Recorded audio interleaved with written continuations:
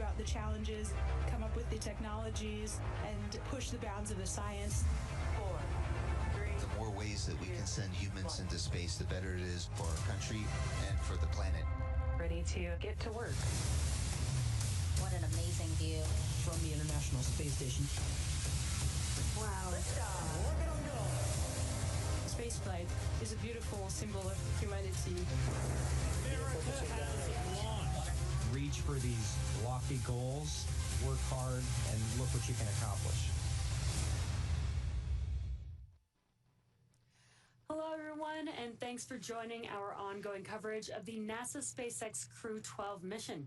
I'm Jessie Anderson, a Senior Production and Engineering Manager here at SpaceX, and I'm joined by Sandra Jones with NASA Communications. We are just under a couple hours away from the final approach of docking of Dragon to the International Space Station. This will be Dragon's 50th visit to the space station, both cargo and crew missions, and its 20th human spaceflight overall. Looking back over the last 30-plus hours, launch day preparations started yesterday for our crew members. About 4 hours prior to launch, the crew completed their final medical checks before joining the SpaceX team to get into their spacesuits. After suit up in the NASA Operations and Checkout building, the crew walked out, waving some final farewells to their family and friends waiting outside. The next destination for the crew was the launch pad. It was a short ride to Space Launch Complex 40 at Cape Canaveral Space Force Station in Florida, where the Falcon 9 and Dragon spacecraft were waiting for them. 2.5 hours prior to launch, the crew ingressed or entered Dragon, walking over the crew access arm and enjoying some last views of the Space Coast, heading into the White Room and into the spacecraft. At 2:15 a.m. Pacific Time or 5:15 a.m. Eastern, the 9 Merlin 1D engines ignited and Falcon 9 lifted off from Space Launch Complex 40, beginning Crew 12's journey to the International Space Station. Following stage separation, the first stage booster supporting the mission performed a boost back burn to bring itself back to the launch site, where it landed at Cape Canaveral Space Force Station on landing zone 40. A couple minutes after that, we had a good orbit insertion of Dragon, followed by a few minutes later by spacecraft separation. And we are currently waiting for the approach initiation burn coming up as our next milestone. But there have been a few burns already that have brought Crew 12 to where they are currently in their journey at this moment. About 45 minutes after liftoff, Dragon executed the first major burn, known as the phase burn, which is performed at the first apogee, or the highest point of the initial orbit, and raises Dragon's perigee, or lowest point, to a higher altitude. This was the first of 5 major burns using the Draco thrusters required to raise Dragon's orbit and position it for approach to the International Space Station. Then earlier today, that sequence of rendezvous and phasing burns continued as Dragon executed the boost burn at 4:13 a.m. Pacific Time, 7:13 a.m. Eastern. The boost burn put the crew where Dragon's apogee, or the highest point of the orbit, was 10 kilometers lower than the station. But raising only the apogee of Dragon's orbit isn't enough for a rendezvous where we want to dock. Before we can approach the station, we need Dragon's entire orbit, not just that highest point, to be effectively shadowing the space station.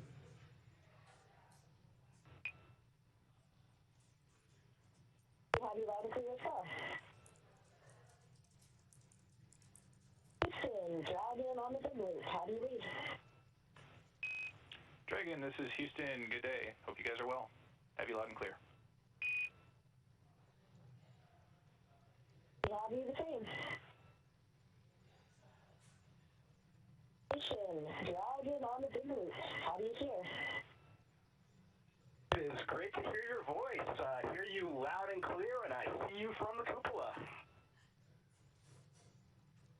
We've got you loud and clear as well, Chris. We were incredibly excited to see the ISS through our docking port window before we even started getting seated, so can't wait to see you, buddy.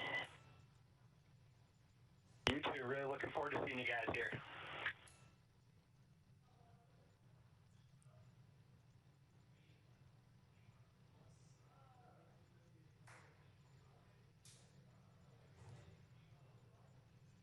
Those were some comms between the Crew 12 crew and the folks on board the International Space Station, as well as the core, which we were seeing there in mission control. Dragon executed the closed burn at 4:59 a.m. Pacific time, 7:59 a.m. Eastern, which was about a half an orbit after its boost burn. The close burn placed Dragon on an orbit roughly co-elliptical with the space station, meaning it was maintaining an orbit roughly 10 kilometers lower than the space station the entire way around the Earth. And again, that's in contrast to only being 10 kilometers lower than the station during Dragon's apogee, or the highest point in its orbit, which is achieved by the boost burn beforehand. Hours later, at 6:41 a.m. Pacific, 9:41 a.m. Eastern, Dragon executed the fourth major burn, known as the transfer burn. This is where Dragon raises its apogee, or highest point of its orbit, to just 2.5 kilometers lower than the space station. Dragon SpaceX on the big loop. Ground is go for approach initiation and has enabled the maneuver. Expected maneuver start time is approximately 1833.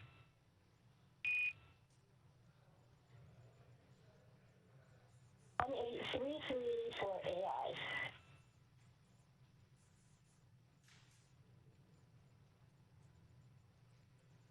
Again, seeing the core there on your screen, communicating with the Crew 12 crew. Dragon then rounded everything out with a final co-elliptic burn at 7:27 a.m. Pacific, 10:27 a.m. Eastern time to once again maintain a constant orbit lower than the station, this time just 2.5 kilometers below. This was a shorter burn lasting about 41 seconds. And then after that, Dragon performed a out-of-plane burn to fully align its orbital track to match that of the space station's. That burn took place at 9:59 a.m. Pacific, 12:59 p.m. Eastern time. As we enter the approach phase, SpaceX flight controllers will work in tandem with the NASA team in Houston to maneuver Dragon to the proper attitude. They will initialize the navigation sensors used for the methodical approach to space station, and they'll also activate and test out a number of systems on Dragon, including bidirectional communications with the station using the C2V2 system. C2V2 stands for Common Communications for Visiting Vehicles, and it sets up a data stream from Dragon to the station, giving another path for Dragon telemetry to come to the ground, and gives additional command capability to astronauts aboard the station. Looking a little ahead at approximately 10:39 a.m. Pacific, 1:39 p.m. Eastern time, Dragon's Draco thrusters will fire for the approach initiation burn. This will take place when Dragon is about 2.5 kilometers below station and about 7 kilometers behind it. The approach initiation burn will bring Dragon about 400 meters or a quarter of a mile directly below the station.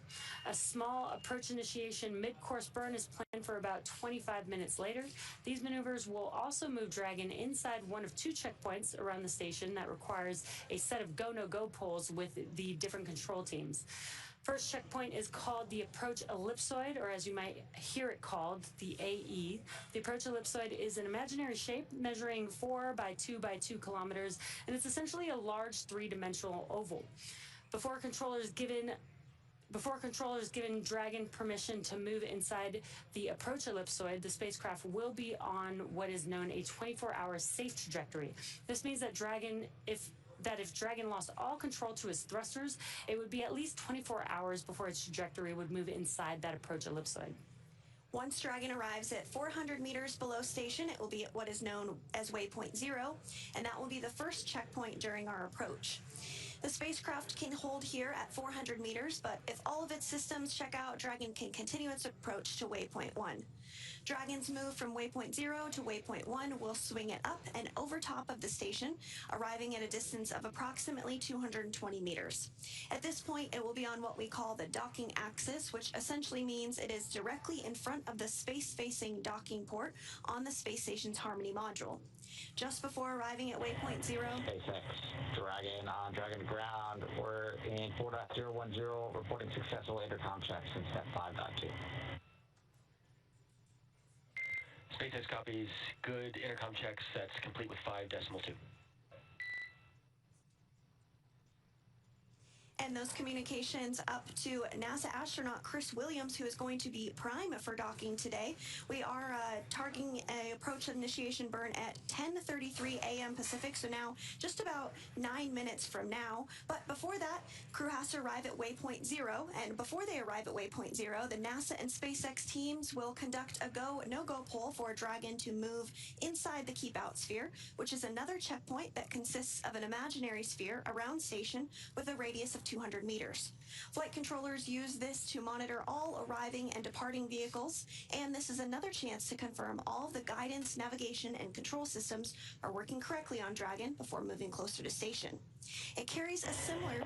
SpaceX Dragon on Dragon to ground. We are complete with 4.010 and proceeding to 4.011.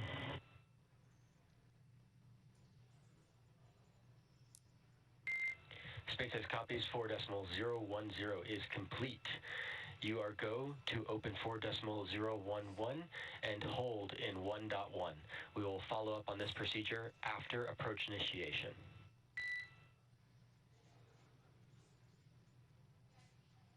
We will... Dragon copies. We are holding on step 1 of 4.011.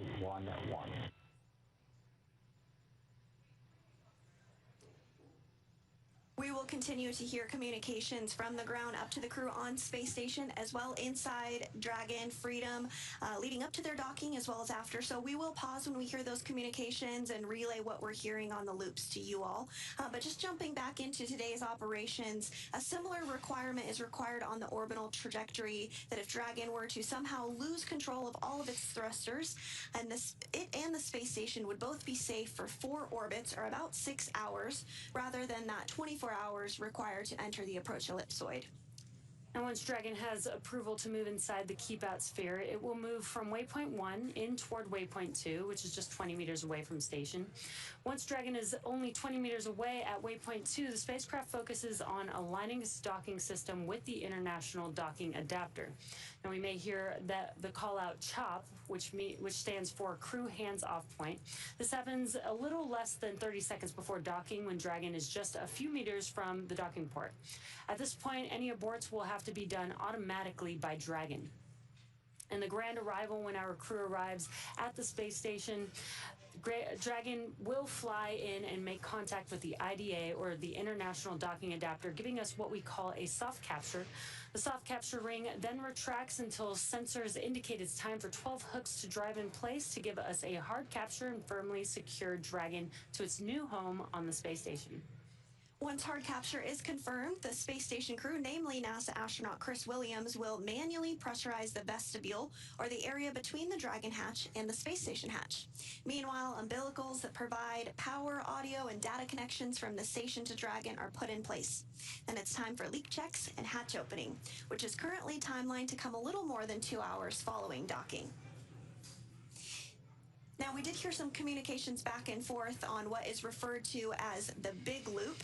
And now that the big loop is configured, it is essentially, as the name suggests, one large loop between the crew on the International Space Station, the crew on Dragon Freedom approaching for docking, as well as ground control teams both in Mission Control Houston as well as here in Hawthorne. And it just creates a singular point for them all to communicate with each other and make sure that they're on track leading up to docking today, targeted for 12:12 p.m. Pacific time.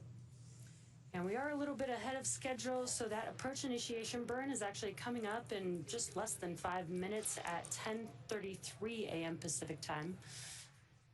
So just a few minutes away from that approach initiation burn, as we've been talking about. And on your screen there on the right is Mission Control Houston in Houston, Texas. The team there is going to continue to monitor operations this morning on a variety of consoles. Of course, we have the flight director who oversees the entire room, but there are other flight controllers, including VVO, or the visiting vehicle officer, who will help monitor Dragon systems alongside the team here in Hawthorne. We also have Cronus, who is responsible for the cameras outside Space Station. So hopefully we'll be able to get some great views of Dragon approaching as it gets a little bit closer to the International Space Station. Dragon is now about 8,700 meters away from the space station, so still a bit away, but of course that will get smaller and smaller as we target an on-time docking today at 12:12 p.m. Pacific.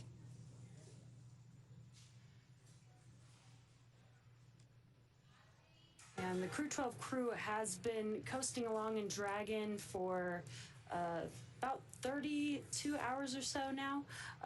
And during their coast phase all the way to the International Space Station, they actually don't need to be in their suits, so they were able to relax outside of their suits. But right now they are suited up, they are strapped in and harnessed into their seats.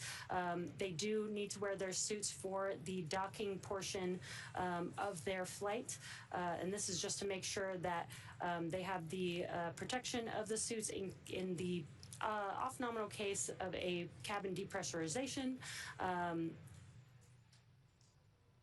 And there you can see on your screen, this is a view from the International Space Station looking at that tiny dot, which is Dragon Freedom with Crew 12 on board. And Crew 12 is comprised of 2 NASA astronauts, an ESA astronaut, and a Roscosmos cosmonaut. Those NASA astronauts are NASA astronaut Jessica Meir. This will be her second flight to the International Space Station, as well as NASA astronaut Jack Hathaway. It will be his very first. And then for ESA, we have European Space Agency astronaut Sophie Adenot, her first flight as well. And for Roscosmos, Andrey Fedyaev, this is his second flight to the International Space Station, and he is actually the first cosmonaut to fly in Dragon twice, and he's one of only a select few that have flown in Dragon more than once. That includes a couple private astronauts, including our NASA administrator Jared Isaacman, Michael Lopez Alegria, as well as Peggy Whitson. We are approaching 2 minutes until the approach initiation burn this morning.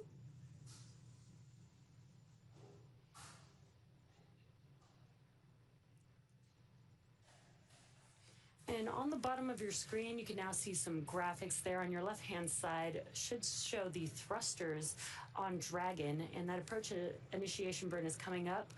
So you might be able to actually see it there live on your screen, but you can also follow along with the thrusters on that graphic to show which thrusters are actually firing at any moment.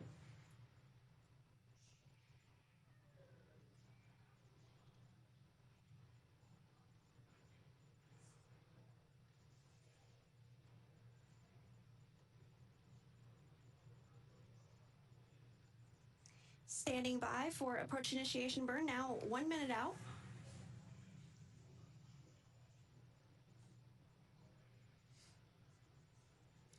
And also on the bottom right-hand corner of your screen, you can also see the range. This is about how far Dragon is from the International Space Station, as well as the rate of approach in meters per second there. So you can see how fast Dragon is moving. And it's going to look very slow and slight on your screen just because of the perspective of the International Space Station to Dragon, but both vehicles are going about 17,500 miles per hour right now around Earth, which is pretty fast. It's so fast, in fact, that the International Space Station orbits the Earth 16 times a day, every 90 minutes. Yeah, if you like sunsets and sunrises, you get a lot of those.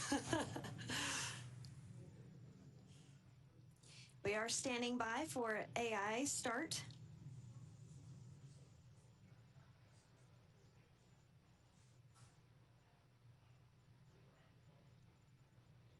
It is a little bright on your screen. Dragon is still there. We're looking at Dragon from the International Space Station's view. It's a little in the top part of your screen where it's a little bright, so hard to see Dragon, but it is there. And there now you can see those burns on the bottom left-hand of your screen on the graphic there. Does mean that the approach initiation burn has begun.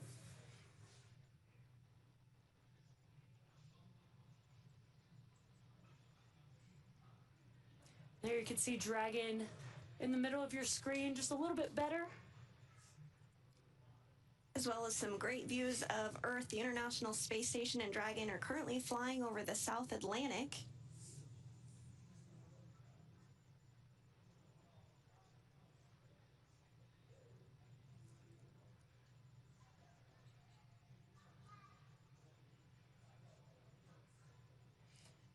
And that graphic is a really cool view because you can see how all these different thrusters are working together. It's not just one thruster or two thrusters firing at all times. It's a few little bursts here and there to help align Dragon to where it needs to go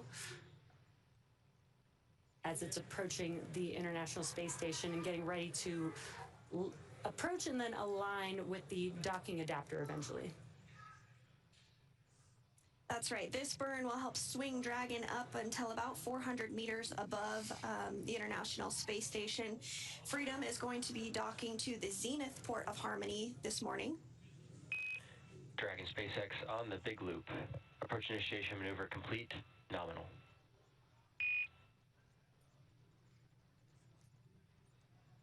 Copies, nominal AI.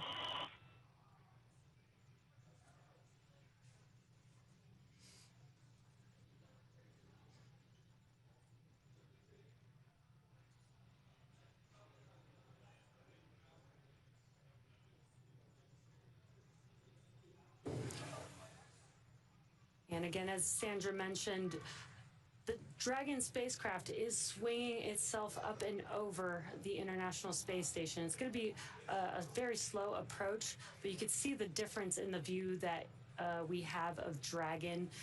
You're starting to see Earth in the background, but eventually Dragon will end up above the International Space Station.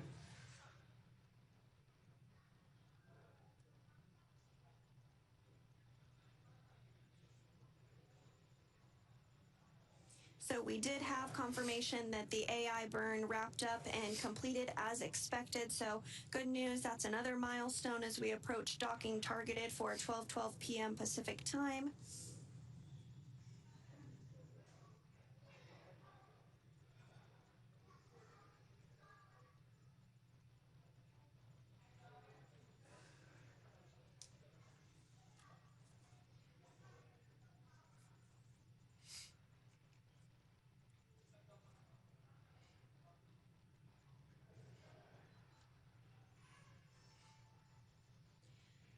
On board, the destination for Dragon Freedom is, of course, the International Space Station, and they're Dragon SpaceX on Dragon to ground for suit leak checks.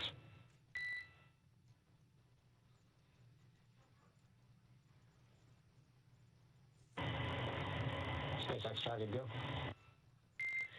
You are go to execute section 1 of 4.011. When you complete section 1, you can proceed into section 2, but then we're going to hold. We're still about 5 minutes from being able to do the suit leak checks while we are still looking at the rest of the vehicle and making sure that we're good for approach.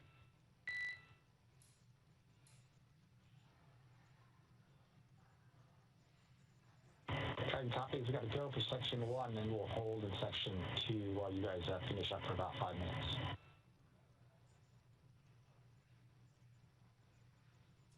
And that was communications with the Corps here in Hawthorne up to Crew Dragon Freedom, namely to the pilot, NASA astronaut Jack Hathaway, as they continue to gear up for suit leak checks. In about 5 minutes from now, the crew is currently seated and suited up in their spacesuits.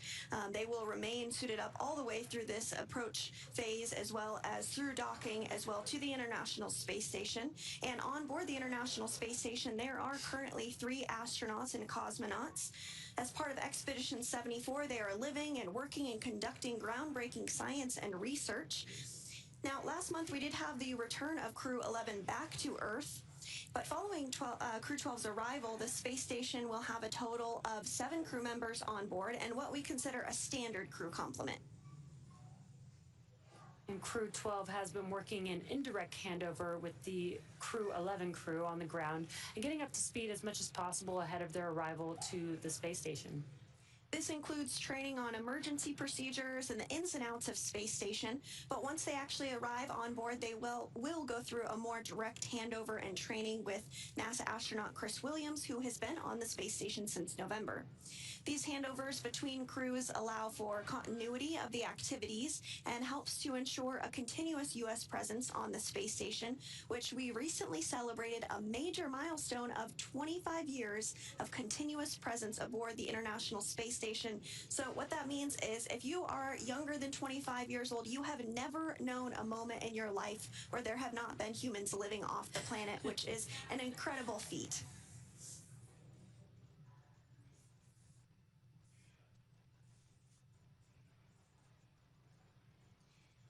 Continuing to get some good views of Dragon Freedom as it makes its approach to the space station. The next burn that we are looking ahead towards is the mid-course burn, which will be at the top of the hour at 11 a.m. Pacific time.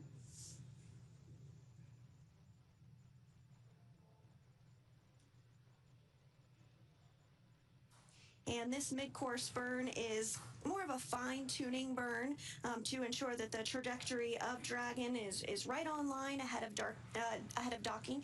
Again, we are targeting docking at 12:12 p.m. Pacific time for Crew 12.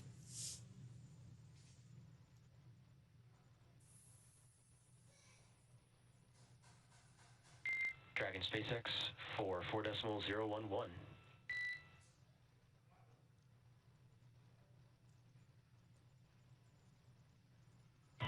SpaceX Dragon, go. Ground is ready for suit leak checks, so you are go to start with step 2.1. Waiting for your call in 2.2, and then we'll give you a go.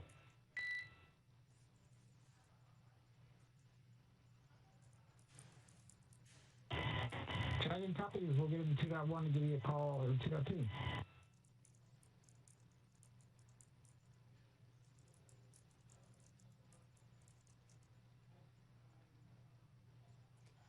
Again, those were just some comms between the core and the Crew 12 crew. They are working through some very specific procedures that they're... SpaceX Dragon, we're ready to pressurize in 2.2.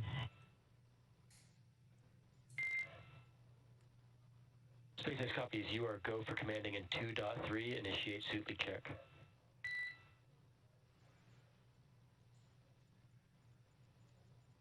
Dragon is initiating suit leak check. Again, the crew is working through some procedures, and as you just heard, they are working through a suit leak check. This is just to make sure that they've got all their suits on, and they're just going to make sure that they have a good suit leak check in preparation for when they close their visors during the approach portion to the International Space Station.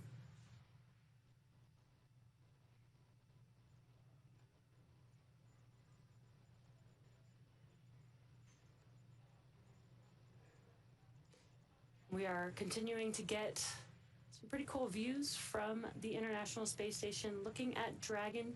That is Dragon Freedom with the Crew 12 crew still on board.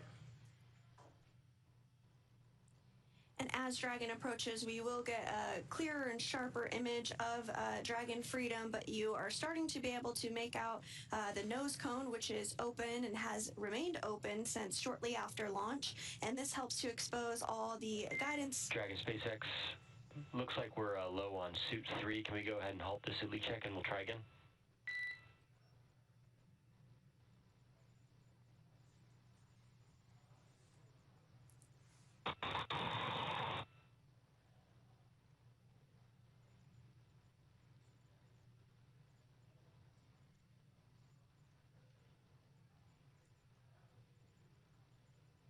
It looks like we are in a brief period of handover between our satellites, and we'll regain views and communication with the crew here shortly. They are continuing to step through those procedures and leak checks, which again, they remain suited and seated all the way through the docking portion. And then once they dock to the International Space Station, they will be able to get out of their spacesuits and work through hatch opening procedures. NASA astronaut Chris Williams is going to be prime for hatch opening procedures on the space station side.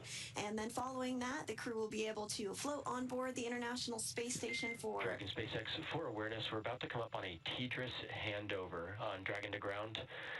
This next TDRS pass will start at about 1849, that's 1849. At this time, I'll have crew execute step 2.8 to investigate suit 3, and we'll follow up for the next suit leak check at 1849.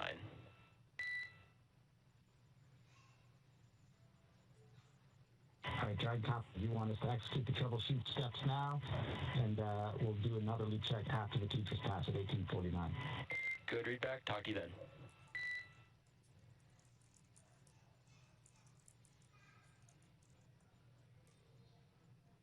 And those were just some comms. They are currently doing or performing suit leak checks. They did have a call that there was a low pressure on suit 3, and they are currently troubleshooting that.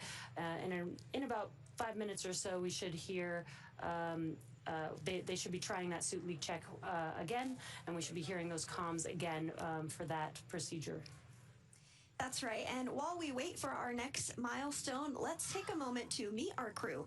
In the commander's seat is NASA astronaut Jessica Meir, who spent a total of 205 days in space on her first space flight back in 2019 and was part of the first all-female spacewalks. She holds a biology degree from Brown University.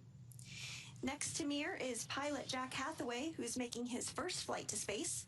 The Connecticut native earned bachelor's degrees in physics and history from the U.S. Naval Academy, and he has more than 2,500 flight hours in 30 types of aircraft and has flown 39 combat missions during several military operations.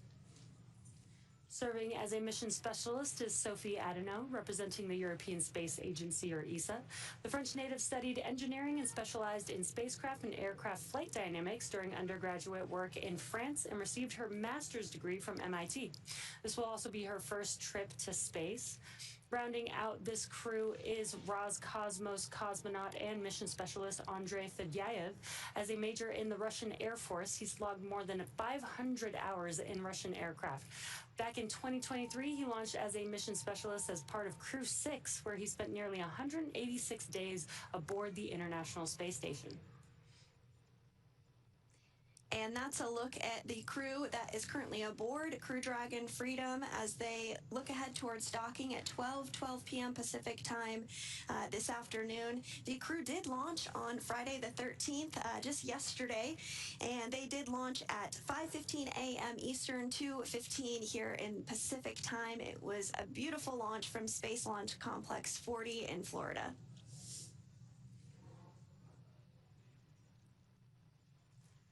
Yeah, and the crew, again, as we were just mentioning, they were performing suit leak checks. They're still currently in that procedure. Again, they had a low pressurization in suit 3, so they are troubleshooting that as we speak. And at the 10:49 minute mark, they're going to try that suit leak check one more time. And again, they do this to make sure that the suits are good and ready to go, that they don't have leaks while they're docking to the International Space Station. So we should see that coming up in about a couple minutes, and we're going to check in with our partner over there at NASA's Johnny Space Center, Leah Cheshire. How's it going, Leah? Hi, good morning, or good afternoon actually, here in Johnson Space Center. We're at the International Space Station Flight Control Room at the Johnson Space Center in Houston, Texas, where everyone here is gearing up for this afternoon's docking and looking forward to having Crew 12 aboard the station soon. So Dragon's approach will be monitored both here on the ground and from the space station's cupola using special software to track the spacecraft's approach and making sure it stays in the expected zones. Now, once Dragon is docked, NASA astronaut Chris Williams will be primed to start hatch opening operations. He's going to start by opening the large hatch on Node 2 Zenith, which is where the spacecraft's docking today, and that'll give him access into the pressurized mating adapter. The crew will also pressurize the vestibule, and that's the small space between the hatch on Dragon and the space station. This area, of course, was previously exposed to vacuum prior to docking, so the crew will need to fill it with air and make sure its pressure is nearly equal with the atmospheric pressure on Dragon and on the station side. Williams will use a small valve on the station's hatch to slowly introduce air into that vestibule, while flight controllers here in Houston will monitor and verify the pressure readings to make sure that everything is leak-free before we get ready to open up the hatches. Today on console in Mission Control Houston, we have NASA Flight Director Brandon Lloyd and the Orbit 2 team on console. For Dragon's approach and docking, to the right of Lloyd is our Capcom, that's the capsule communicator Jacob Lesarge. He is not speaking with the crew on Dragon, but is instead talking with the crew aboard the station. We currently have 3 crew members living and working on the the orbiting laboratory, and of course, that's going to jump to 7 once the Crew 12 crew members arrive. Again, we're really excited to get those crew members aboard soon, and for now, that's the latest from here in Mission Control Houston. So I'll send it back over to Sandra and Jesse in Hawthorne. Thanks, Leah. It's great to hear that everything is proceeding as expected over in Mission Control. We are looking ahead towards that AI mid-course burn 11 minutes from now at the top of the hour at 11 a.m. Pacific. And again, we are just waiting for confirmation of that second suit leak check that the crew will be performing. Should be any minute now that we should start hearing comms about that. And coming up, once Dragon arrives at 400 meters. Dragon SpaceX on Dragon to ground for suit leak checks. Dragon, listen. All right, just want to confirm if you were able to step through all substeps of 2.8 for the suit openings and verified closed, and if you reported anything found. We stepped through everything. It looked like my right glove may have had been only half a white tooth, but that's the only abnormality we found on all the zippers. Okay, copy that. Looking at that zipper, just for my awareness, did we look at the umbilical at all, or the O-rings? Yeah, we did. We looked at the umbilical, the O-rings looked good, all those connections looked good, and then we looked at the suit, the visor as well, and that seal looks decent. Okay, copy. At that point, we're more than likely going to be ready to step into the next suit leak check. Standby 1 will get ready on the ground, and I'll give you a call. If you can go ahead and return to step 2.1 and give me a go when you guys are ready to pressurize, and we'll be giving you that go shortly. Got it.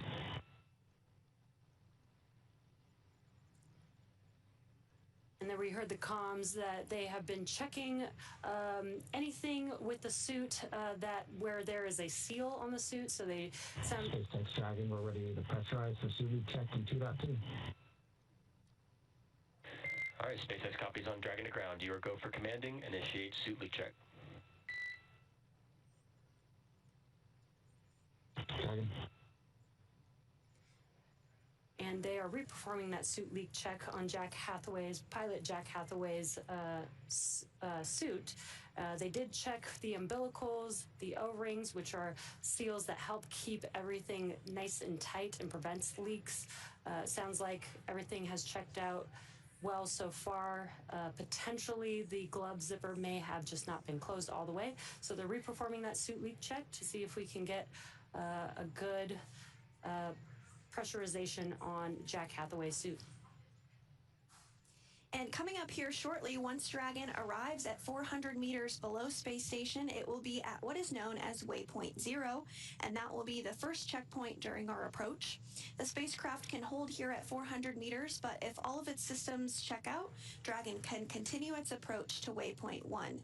Dragon's move from waypoint 0 to waypoint 1 will swing it up and over top of the space station, arriving at a distance of approximately 220 meters. At this point, it will be on what we call the docking axis, which is essentially directly in front of the docking port. The crew are headed to the zenith port on space station, which is the port that is facing space. Dragon has docked to Node 2, also known as Harmony, for all of our crewed missions so far, because that's where both international docking adapters are located. And we did get confirmation that we did get a good suit leak check on Jack Hathaway's suit, so great news. Once Dragon is only 20 meters at waypoint 2, the spacecraft focuses on aligning its docking system with the International Docking Adapter. We may hear the call out CHOP, which stands for Crew Hands Off Point, a little less than 30 seconds before docking, and at this point, any aborts will have to be done automatically by Dragon. And then the moment we've all been waiting for, the grand arrival, when our crew arrives at the International Space Station. Dragon will fly in and make contact with that IDA, giving us what we call soft capture. The soft capture ring then retracts until sensors indicate it's time for 12 hooks to drive in place to give us a hard capture and firmly secure Dragon to its new home on the space station. The station crew, namely NASA astronaut Chris Williams, will then manually pressurize the vestibule, or the area between the Dragon hatch and the station hatch. Meanwhile, umbilicals that provide power, audio, and data connections from the station to Dragon are put in place. Then it's time for leak checks and hatch opening, which is currently timelined to come a little more than 2 hours following docking. And we are just about an hour and 15 minutes or so from that expected docking time with the International Space Station. It's a little bit of a long process. They have been coasting for quite a while now, but I'm sure the crew is very excited to make it to the International Space Station. SpaceX Dragon, 4 nominal seats. SpaceX copies and concurs. Good news, Jack. We see 4 healthy suits. And with that confirmation, we heard... Yeah, we're just as happy about that as well, and that's the end of this procedure. Thanks. SpaceX copies. Exiting 4.011. We'll go back to approach monitoring. Next event will be the mid-course maneuver coming up. Per your forward view, just about 4.5 minutes. Dragon. So again, we did get 4 good suit leak checks on board for Crew Dragon Freedom as we get closer to docking at targeted for 12:12 p.m. Pacific time today. Just before we lost views there, we did see Dragon on our screen briefly. From time to time, we do have handover between our satellites, and so we'll momentarily lose views and communications, but we will regain that here shortly. Yeah, and we did have to reperform those suit leak checks, but we do have, even though they're following very specific procedures, we do make sure that there's time within the procedure to make sure that we have the time to do any troubleshooting that's needed. And we did have that time, and we're able to get some good suit leak checks and no changes to the schedule. Which is exactly why we make sure the timeline is what it is and allow some extra time for, you know, those some small off-nominal things to occur. And the crew is in their spacesuits during what we call dynamic phases of flight. That includes the launch period, as well as when they are approaching the space station and docking to the International Space Station. And so leak checks are done during all of those phases of flight to ensure that the suit can pressurize if need be. And again, we did hear 4 good suit leak checks there. So our crew is well on their way to the International Space Station following their launch from Florida yesterday on Friday the 13th. And we do have views there of our screen. You might see some lights on Dragon. Those red and green lights, they actually indicate the direction of Dragon. So the red is the port side of Dragon, and the green is the starboard side. The white light is the top of Dragon, and the yellow is on bottom. And all of those are exposed because the nose cone is open, and as we discussed previously, that does hold all of the docking equipment and navigational sensors as Dragon continues its approach to the International Space Station. So we are standing by for the mid-course maneuver. That's the next burn that we're targeting about 3 minutes from now at 11 a.m. Pacific.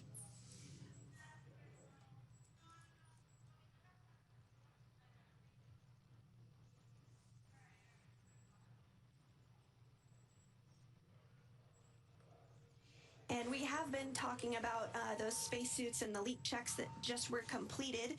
The suit's primary function is to protect the crew in the event of a cabin depressurization.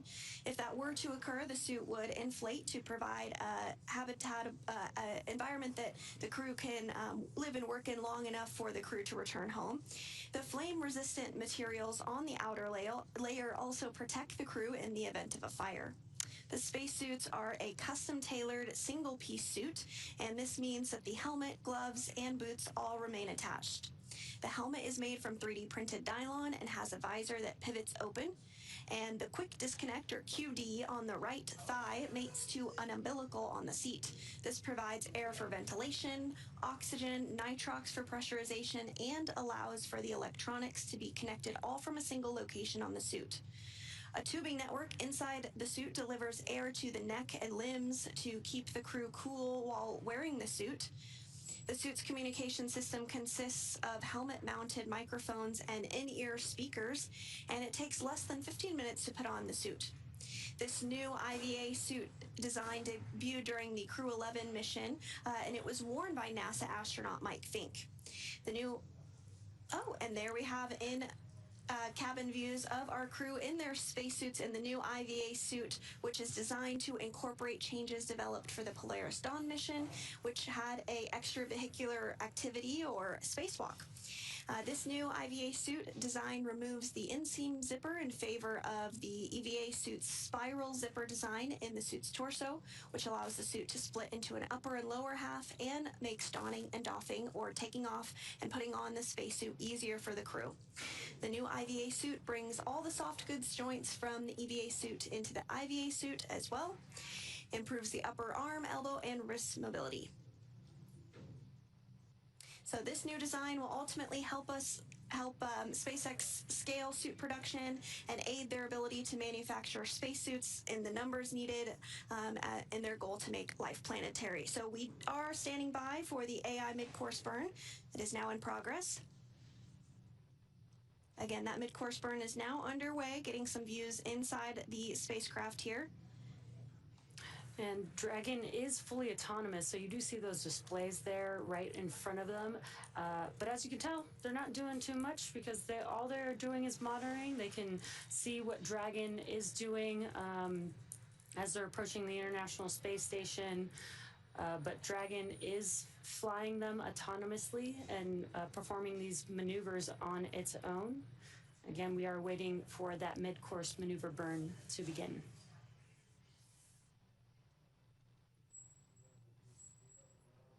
And we did hear confirmation that the mid-course burn has begun, so that burn is in progress.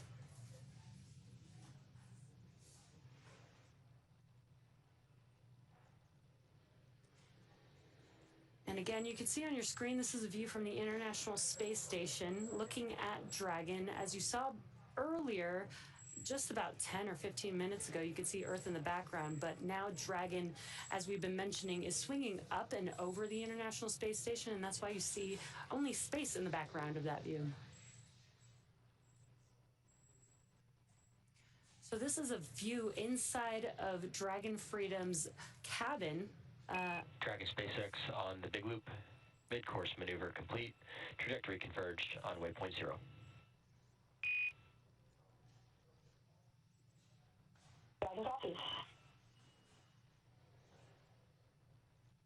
Great news that mid-course maneuver burn is now complete.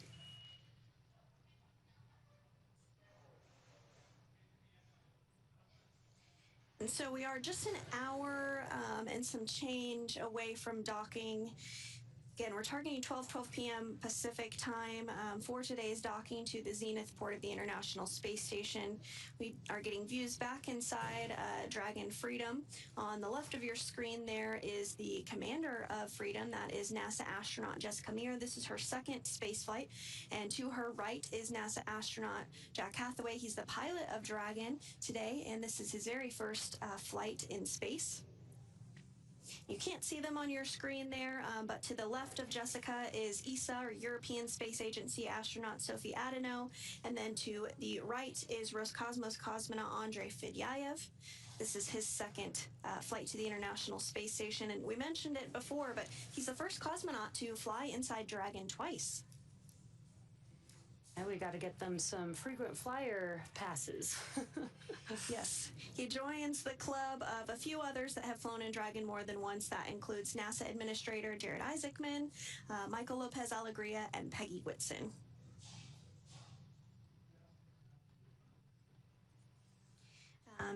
And we have been checking in from here in Hawthorne, but over in Mission Control Houston, the team is working through a poll as we speak for the go, no-go to continue to approach the International Space Station. The team in Mission Control does a variety of polls as we approach docking, and this happens ahead of launch and any dynamic phases in flight to ensure that all the systems are go, all the... Again, with question. SpaceX here on Dragon to ground. SpaceX Dragon timeline. Can you give us a new planned docking time? The updated docking time? Affirm, standby 1.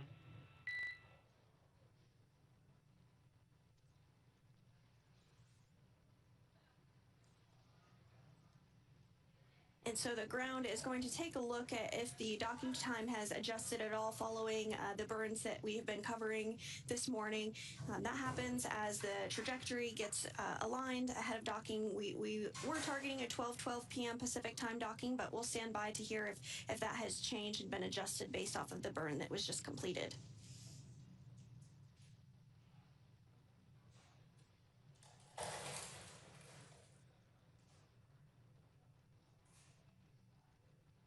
Dragon, SpaceX for expected docking time.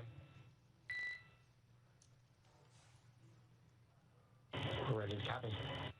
All right, on Dragon to ground, expected time is about 2011. That's 2011. 2011. Thank you, sir. We appreciate it.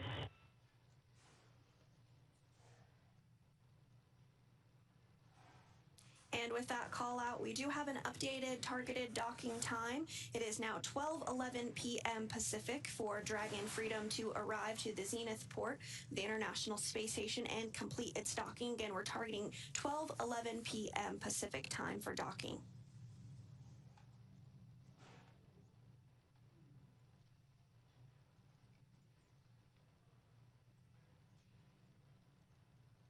So we'll continue to provide updates as we lead up to docking today at 12:11 p.m. Pacific. To take a look back, though, about 45 minutes after liftoff, Dragon executed a phase burn at 3:02 a.m. Pacific, 6:02 a.m. Eastern, to begin fine-tuning its orbit ahead of approach to the International Space Station. Dragon then performed the boost burn at 4:13 a.m. Pacific, or 8:13 a.m. Eastern. This is the first of several major burns required to raise Dragon's orbit and position it for approach to the International Space Station. The boost burn put crew in an orbit where Dragon's apogee, or highest point, is 10 kilometers lower than the space station. But before we can approach the space station, we need Dragon's entire orbit, not just the highest point, to be effectively shadowing the space station. So after that, the close burn at 4:59 a.m. Pacific occurred. That was at 8:59 a.m. Eastern. The close burn placed Dragon on an orbit roughly co-elliptic with the space station, meaning that it was maintaining an orbit roughly 10 kilometers lower than the station the entire way around the Earth. And again, that's in contrast to only being 10 kilometers lower than the station during Dragon's apogee, or the highest point of its orbit, which was achieved by the boost burn beforehand. And from there, at 6:41 a.m. Pacific, 9:41 a.m. Eastern, we executed the third major maneuver known as the transfer burn. And this is where we raised Dragon's apogee, or highest point of its orbit, to just 2.5 kilometers lower than space station. Then we rounded everything out with a final co-elliptic burn at 7:27 a.m. Pacific, 10:27 a.m. Eastern, to once again maintain a constant orbit lower than the station, this time just 2.5 kilometers below. And this was a shorter burn lasting just over 30 seconds. We then had the approach initiation burn, which began the final stages of Dragon's rendezvous with the space station. This is also when we started integrated operations between the Dragon control team here in Hawthorne and the space station flight controllers in Mission Control Houston. The teams entered integrated operations prior to the approach initiation occurring. During the approach, SpaceX's flight controllers work in tandem with the NASA team in Houston to maneuver Dragon to the proper attitude and initialize the navigation sensors used for the methodical approach to station. They also activated and tested out a number of systems on Dragon, including bidirectional communications with the station using the C2V2 system. C2V2 stands for Common Communications for Visiting Vehicles. It sets up a data stream from Dragon to the station, giving another path for Dragon telemetry to come to the ground and giving an additional command capability to astronauts aboard the station. The NASA and SpaceX teams did a go-no-go poll to move Dragon inside the keep-out sphere, which is another checkpoint that consists of an imaginary sphere around station with a radius of 200 meters. Flight controllers use this to monitor all arriving and departing spacecraft, and this is another chance to confirm all of the guidance, navigation, and control systems are working correctly on Dragon before...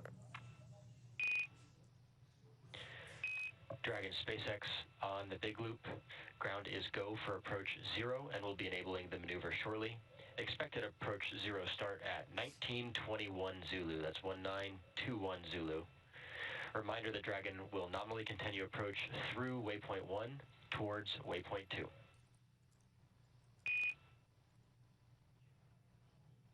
Go for approach 0, 1921.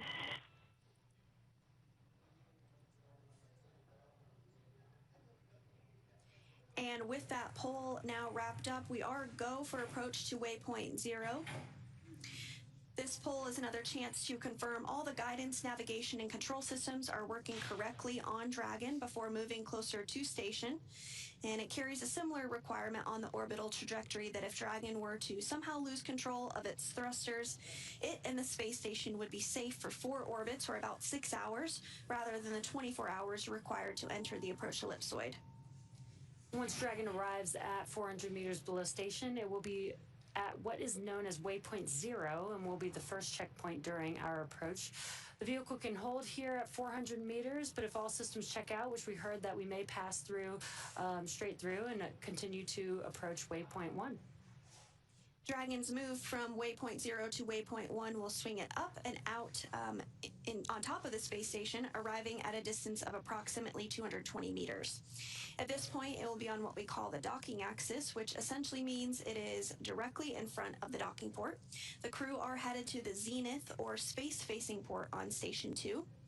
Dragon has docked to Node 2, also known as Harmony, for all of the crewed missions so far, because that's where both international docking adapters are located. Station, this is Houston on the Big Loop. Expect to start monitoring Dragon in approximately 45 minutes for Node 2 Zenith. Additionally, for Chris, we're seeing that the RPOP information is likely no joy, so you'll likely be PCS and potentially centerline camera only for approach monitoring.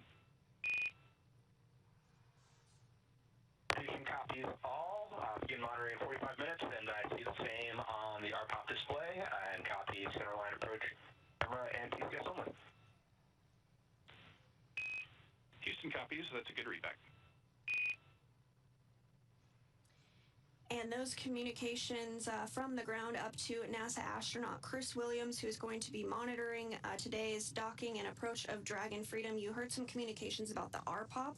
This is the Rendezvous and Proximity Operations Situational Awareness Tool. That doesn't seem to be working today, but no issue. Chris Williams is going to continue to be able to monitor Dragon's approach to the zenith port of the International Space Station today. We're targeting a docking at approximately 12:11 p.m. Pacific time today. And once Dragon is only 20 meters at waypoint 2, the spacecraft focuses on aligning its docking system with the International Docking Adapter. And again, we may hear the call-out CHOP, which stands for Crew Hands-Off Point, a little less than 30 seconds before docking. At this point, any aborts will have to be done automatically by Dragon itself. And finally, we will have the arrival of Crew Dragon Freedom to the International Space Station. Dragon will fly in and make contact with the IDA, giving us what we call soft capture. The soft capture ring then retracts until sensors indicate it's time for 12 hooks to drive in place to give us a hard capture and firmly secure Dragon to its new home on the space station. The station crew, namely NASA astronaut Chris Williams, will work to manually pressurize the vestibule, or the area between the Dragon hatch and the space station hatch. Meanwhile, umbilicals that provide power, audio, and data connections from the space station to Dragon are put in place. Then it's time for leak checks and hatch opening, which is currently timelined to come a little more than 2 hours following docking.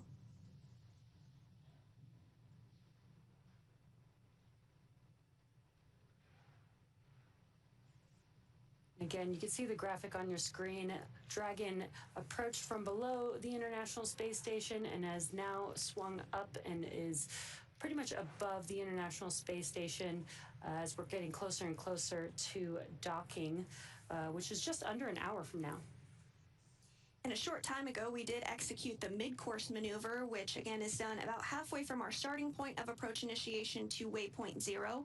It's a small burn just to fine-tune our approach to ensure we're targeting a precise point 400 meters directly above the space station. Once Dragon arrives at 400 meters below station, we'll be at what is known as waypoint 0, and will be the first checkpoint during our approach. The vehicle can hold here if necessary at 400 meters, but if all systems check out, it can continue to approach the waypoint 1.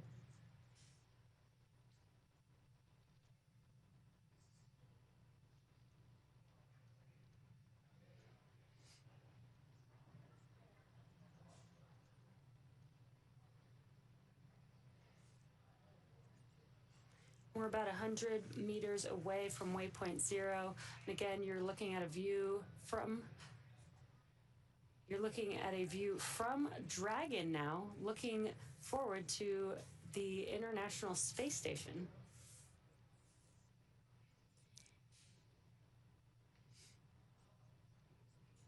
SpaceX Dragon, Dragon to ground. SpaceX ready to copy, Dragon to ground. Just a question, you guys are running our cooling. Is it any chance that we can make it a little bit cooler in here for the rest of the rendezvous, or do we set it to full cold right now?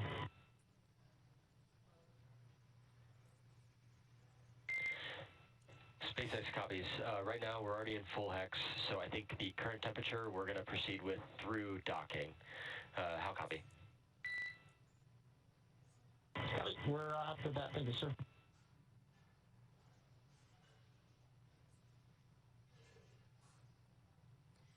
Just some comms between the core and the crew, asking for it to be a little bit cooler. Now they are in their suits, so it does get a little bit warmer, but the suits do have air flowing through them, almost like a portable AC or personal AC system for them.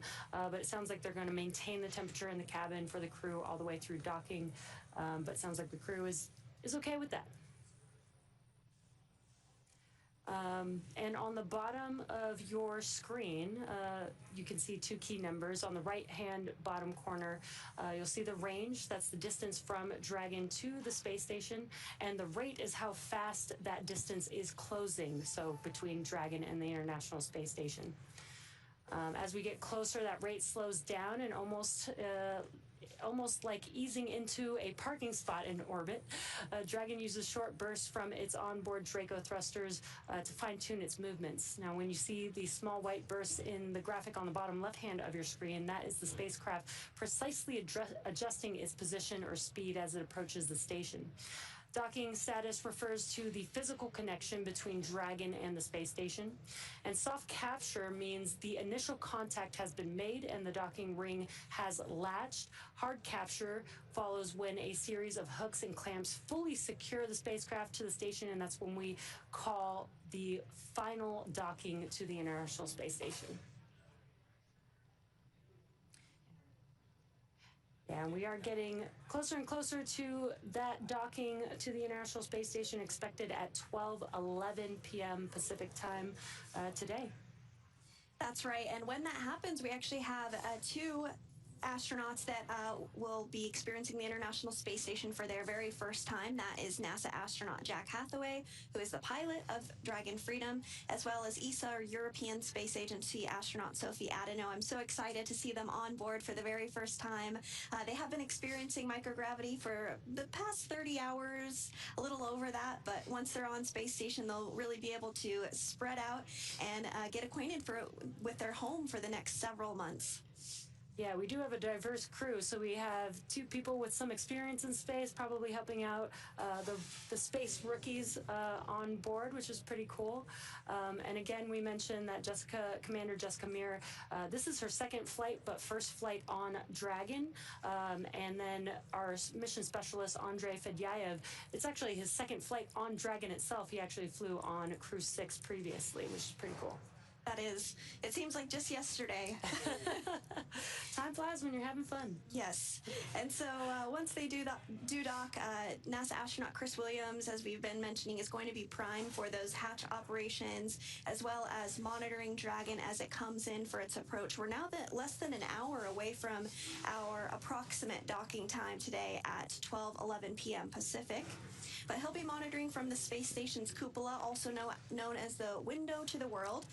This is a contribution from the European Space Agency to the International Space Station and has a series of 6 windows where the crew can look out at the Earth below, as well as take incredible photography. And I've never experienced it myself, but I'm told it's one of the favorite hangout spots for the crew on board the space station, which you could imagine why.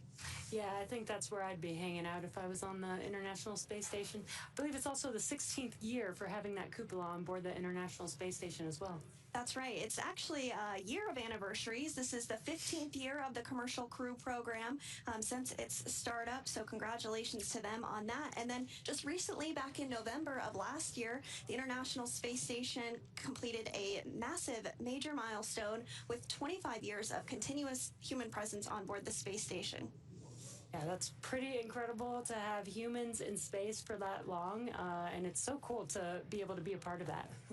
And in that time, we've seen over 270 people fly to the International Space Station, as well as seen several private astronaut missions.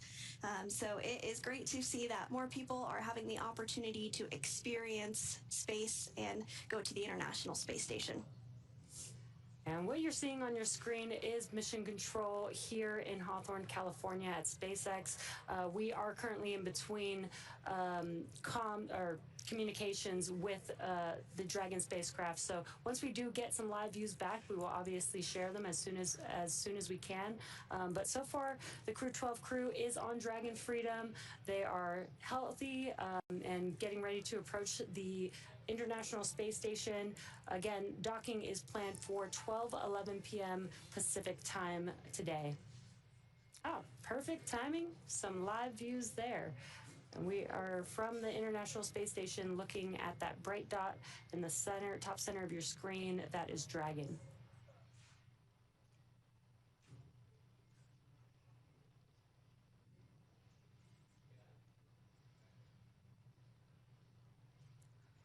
We're going to check in with Mission Control Houston with NASA's Leah Cheshire. Leah, how's it going? Thanks, Jesse and Sandra. We're doing great over here in Mission Control Houston and just heard that we have approached waypoint 0. As you can see, the thrusters on Dragon are firing from this view aboard the space station. Just off to the left of the screen, that's one of the International Space Station's solar arrays.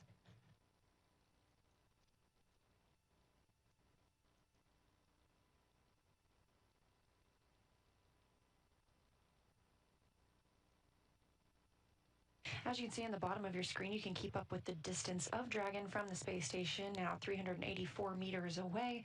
We are at waypoint 0. This is the first of one of these upcoming pauses. We will then move to waypoint 1, expecting that in about 30 minutes before flying into waypoint 2. We typically do a little hold at that point before flying in for contact and capture of Dragon to the zenith or space-facing port of the International Space Station. Dragon won't be the only Dragon aboard the space station right now. We also have SpaceX's 33rd commercial resupply mission still aboard the International Space Station. These continuous resupply missions help keep the crew stocked with all of their consumables, whether that be Dragon food SpaceX or on water. the big loop. Approach 0 is in progress. A trajectory has converged on waypoint 1.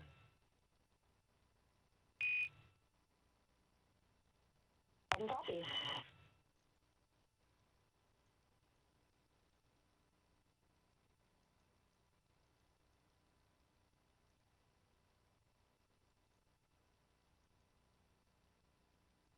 We are less than an hour from the arrival of Crew 12 to the International Space Station today, a mission that began yesterday morning at 5:15 a.m. Eastern Time, 4:15 a.m. Central. And it looks like we are coming into almost an orbital daytime for the International Space Station. As Jesse mentioned earlier, the space station is traveling at approximately 17,500 miles per hour around the Earth and sees 16 sunrises and sunsets a day. So what's happening now is they are crossing the terminator line over the North Pacific Ocean, and that terminator line is what differentiates between day and night when you are in space.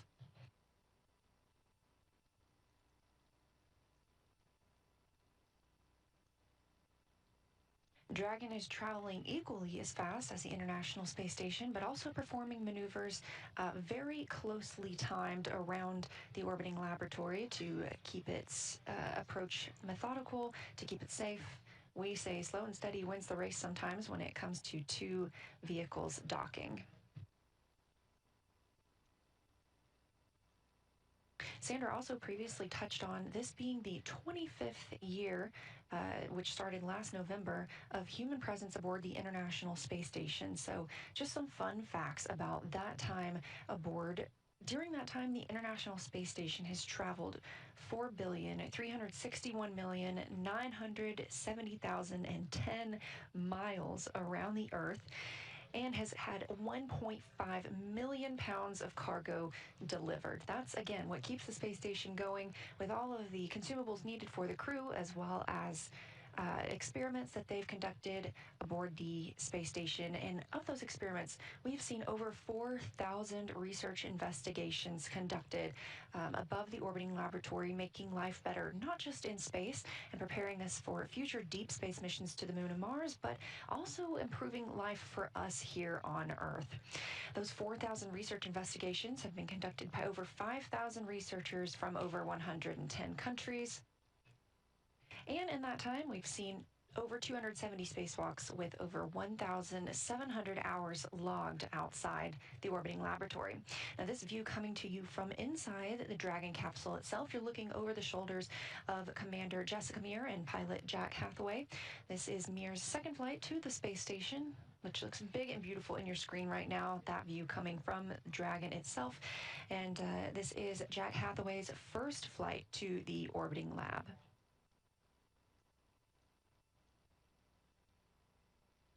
And if you look at the very top of the space station, top as in up toward the top of your screen, you'll see that other Dragon that's currently docked. Again, that's the Commercial Resupply 33 mission, SpaceX's 33rd commercial resupply mission to the space station. What you see in front of the crew are their crew displays. They're able to monitor the entire flight to the space station, and again, once they begin their journey home, not for several months from now, but they are suited and seated. We consider these dynamic operations. We also consider these integrated operations. So that big loop is established, allowing all of the parties at play here to communicate with each other. That includes the Capcom here in Mission Control Houston, the core at SpaceX, and both the crews aboard the International Space Station and aboard Dragon itself.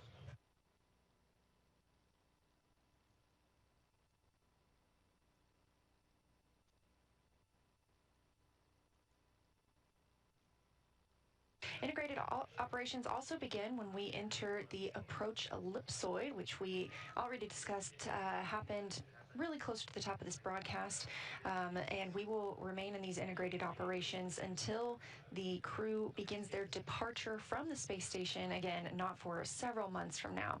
During that time, they're going to stay busy working with the research aboard the space station, living and working aboard our orbiting laboratory.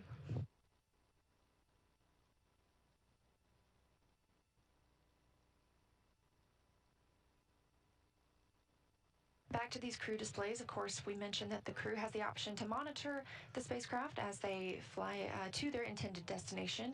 They also have the capability to take over command if they needed to of Dragon, but the entirety of the flight is intended to be autonomous, and the crew steps back and monitors. This is a great view of the space station, and if you look closely on those solar arrays, those 8 large solar arrays, you'll see on top of some of them we have a smaller, what looks like second array, and that's what it is. It's the International Space Station Rollout Solar Array, also known as IROSA, helping to provide additional power to the International Space Station.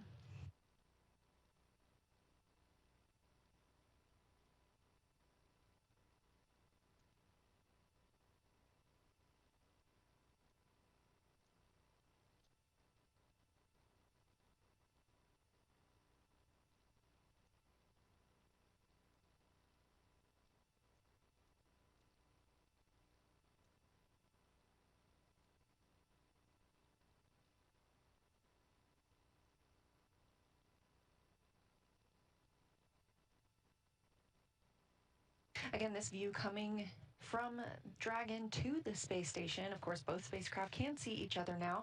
NASA astronaut Chris Williams will be monitoring Dragon's approach to the station from the cupola. As Sandra put it, the window to the world. We have 3 crew members living and working aboard the space station right now that arrived on the Soyuz MS-28 spacecraft.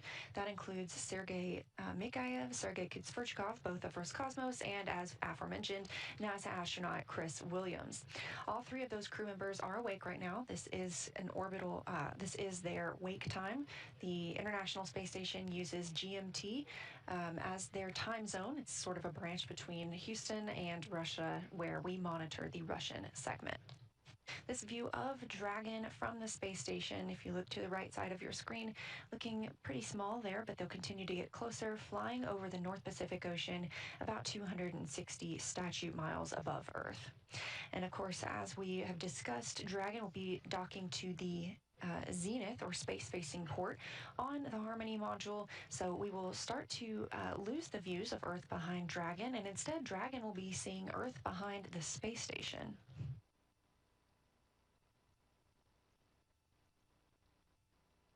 And if you've ever been interested, you can indeed see the space station with your own eye. We have a tool that helps you do that as well. It's called Spot the Station. If you just go online to nasa.gov, check out Spot the Station. You can input your location and you'll receive a list of upcoming visibilities at dusk and dawn when the International Space Station is flying over your area.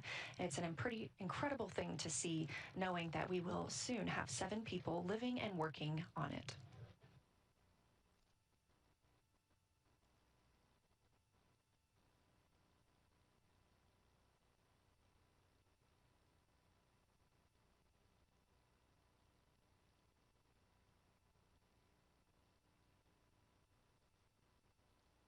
Coming up on just 400 meters away from the International Space Station, again, the next milestone for Dragon will be to reach waypoint 1.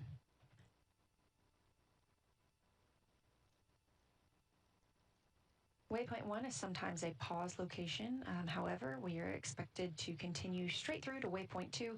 That can be that is about 20 meters away from the space station. That's the final hold point before the crew gets the go to move in toward the docking hatch. Now, if you are paying attention to the bottom left side of your screen, you can see where the thrusters on Dragon are firing to keep it in its proper location as we continue the slow and steady approach to the International Space Station. You can also see a little map of Earth. As I just mentioned, we're flying over the North Pacific Ocean, both the International Space Station and Dragon, and they are just about to cross south of Portland, Oregon, and down through the southwest of the United States into the Gulf.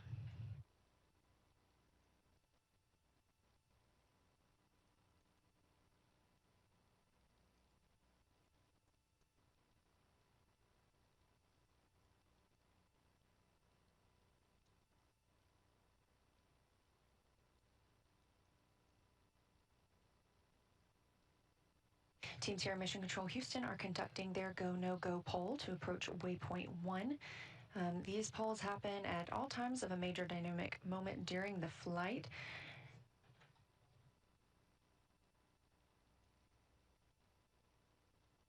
Again, Flight Director Brandon Lloyd leading the teams here today. This is the Orbit 2 team on console. The International Space Station is staffed 24 hours a day, 365 days a year, as we have crew living on board the space station at all times.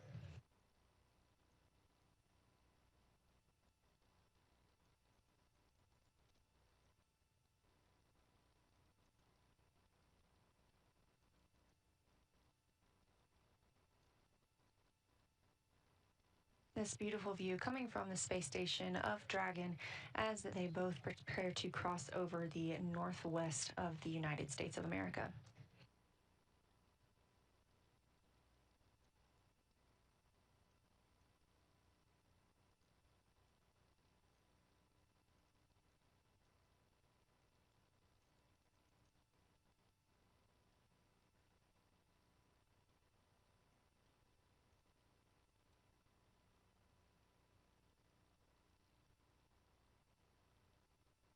As you can see, the Dragon capsule has already changed its positioning with the International Space Station. You previously could see the outline of that commercial resupply Dragon docked to the space station, but now we can't. We have moved up, and we will continue to move up toward that zenith or space-facing port on the Harmony module of the International Space Station.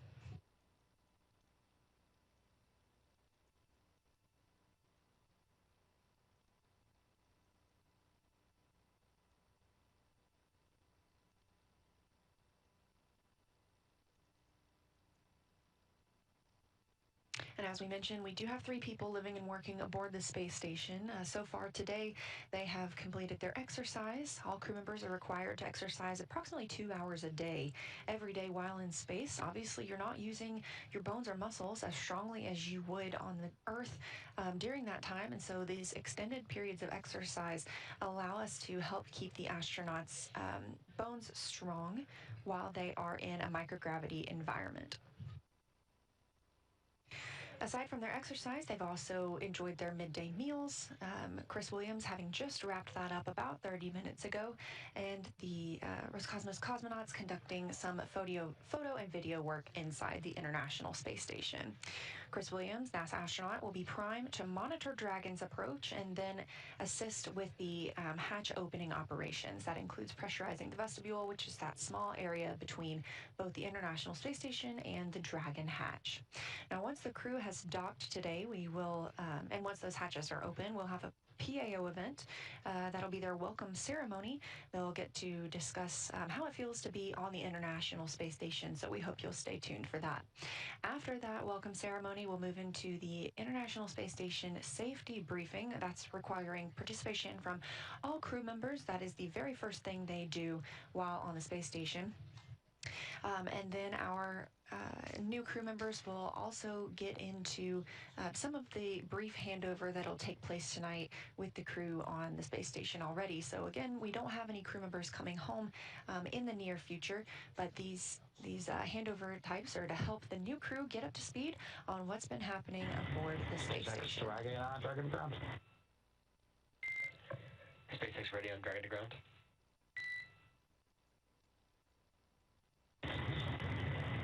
Yeah, we during the PMC we had a little bit ago, we made a tentative plan to do another PMC as soon as possible after the docking, and we're going to go forward with that plan. So if you just have the surgeon ready for us after we get all docked, we would appreciate that.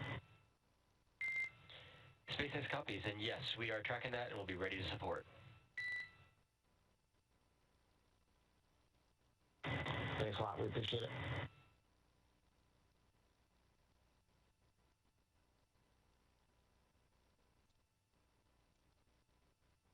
And as you heard, the crew called down to the International Space Station Flight Control Room here in Houston, Texas. They have requested another PMC. That's a private medical conference. We keep our flight doctors on standby for these during a mission. Of course, this is something that happens frequently aboard the International Space Station and aboard our spacecraft. Is we prepare for private medical conferences. We have those standard, and so the crew is able to request one at any time.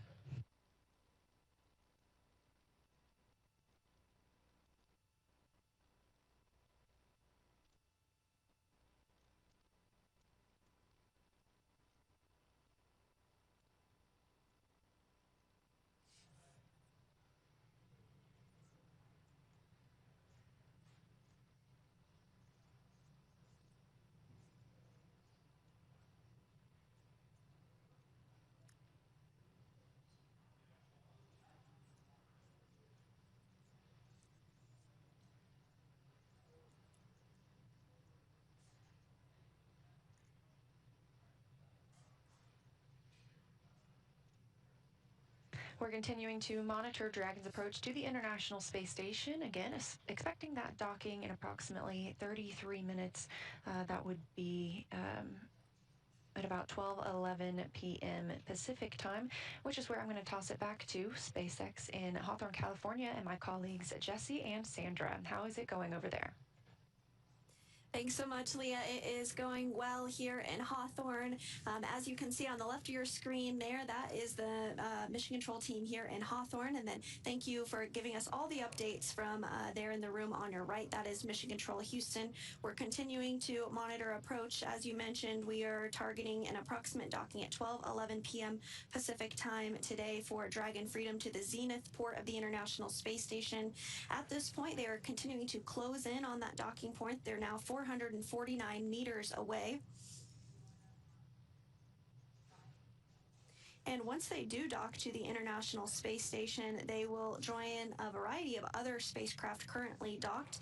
In fact, there are 6 other spacecraft currently docked to the International Space Station. That includes NASA's SpaceX Cargo Resupply Mission 33, the 33rd Cargo Resupply Mission, as well as JAXA, or Japan Aerospace Agency astronauts HTV-X1, Northrop Grumman Cygnus NG-23, Soyuz MS-28, which brought up NASA astronaut Chris Williams in November, who we have been mentioning multiple times is going to be prime for monitoring approach and docking today, as well as 2 Progress cargo spacecraft from Roscosmos, Progress 93 and Progress 92 rather. And once we do regain views of the International Space Station, you'll see those various cargo spacecraft on your screen as they occupy the space station's docking ports. And we have been talking quite a bit about milestones that have been achieved over the past few years and months. It seems like we're hitting a lot of firsts in spaceflight, which is great. One of which that I did want to mention is that back in December, for the very first time ever, all 8 of space station's docking ports were fully occupied.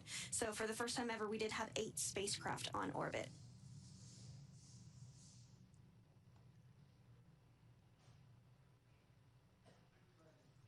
And although we're not getting any live views, you can still follow along with Dragon. In your bottom left-hand corner, you can see that some of those thrusters are firing.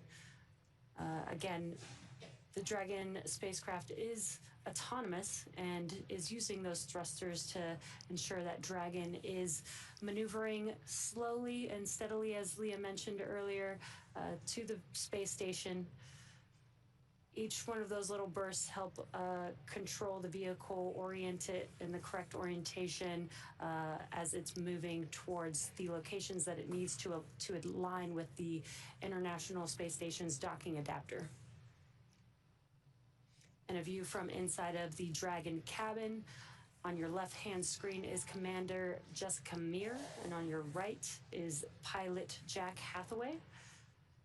And as they're monitoring the autonomous vehicle on their display screens, and another view from the Dragon spacecraft looking at the International Space Station.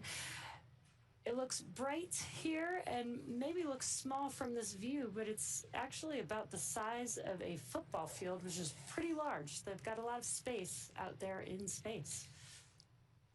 That's right, and the International Space Station and Dragon are actually flying over the continental United States as we speak. They're right overhead of Laredo, Texas, so if you're outside in Laredo and you're watching this, step outside and wave up to our Crew Dragon Freedom crew members as they approach their new home for a long-duration science and research mission aboard the International Space Station.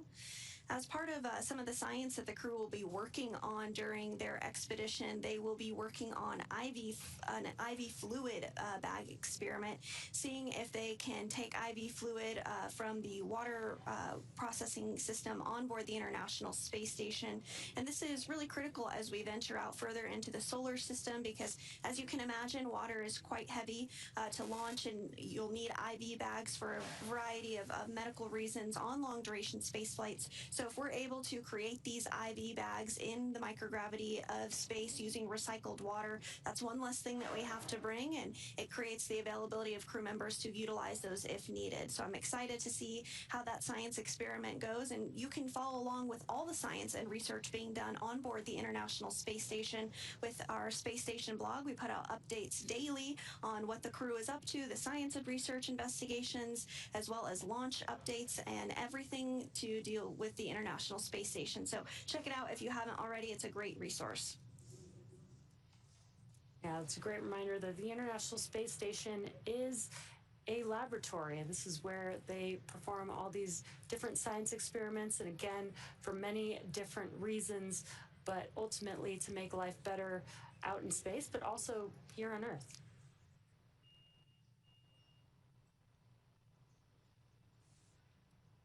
So continuing to get an even more clear view of the International Space Station there. You can see the solar arrays as well as the augmented solar arrays, the IROSAs, or the ISS rollout solar arrays. They're the smaller arrays stacked on some of the arrays you see there. And while they're smaller, they actually generate more power than the large arrays due to enhanced technology that has been developed since the time that those initial solar arrays launched.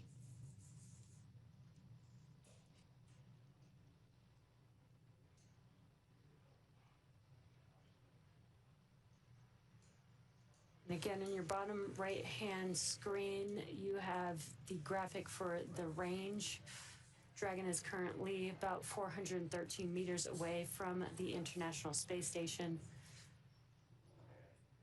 Again, we do have some great views switching between seeing the vantage point of Dragon looking at the International Space Station, as well as views from inside of the cabin as the crew is patiently awaiting their approach to the International Space Station.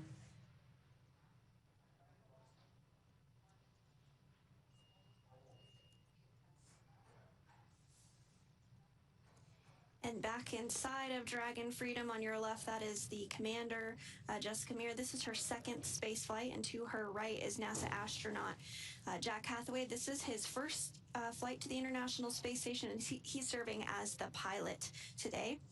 And then you can't quite see them, but there are two other members on board Dragon. To the left, European Space Agency astronaut Sophie Adenot, her very first space flight.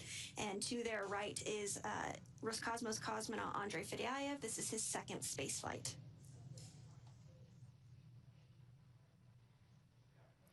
And as you saw, the crew is still suited up in their spacesuits, harnessed into their customized seats for each of the astronauts. And they'll remain in their spacesuits. When we do get closer to the International Space Station, they will close their visors in preparation for docking.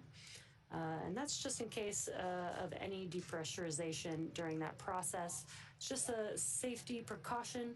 But if everything goes well, they will dock to the International Space Station, get out of those seats, and get out of their suits and get comfortable before they're able to float their way onto the International Space Station. And so we did reach waypoint 0, which means that Dragon is 400 meters directly below station. And we are continuing to see views of it now coming from Dragon of the International Space Station, as well as there's a view of Dragon from the International Space Station as it continues its approach, now less than 400 meters away.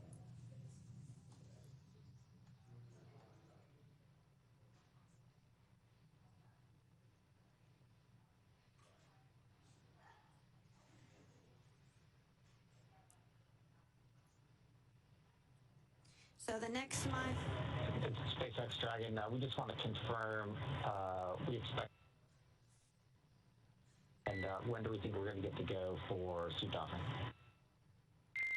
A firm docking at about 2011. Go for suit docking will be immediately following hard capture complete, approximately 10 minutes later. Okay, that's what we're tracking to. Appreciate it.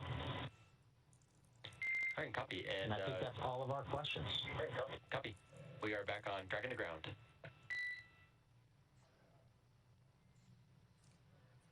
And just some comms there, the crew asking when they'll be able to doff or get out of their spacesuits. Sounds like it'll be about 10 minutes after hard capture, which is when the 12 hooks that connect with the International Space Station fully engage and create a hard capture between Dragon and the International Space Station.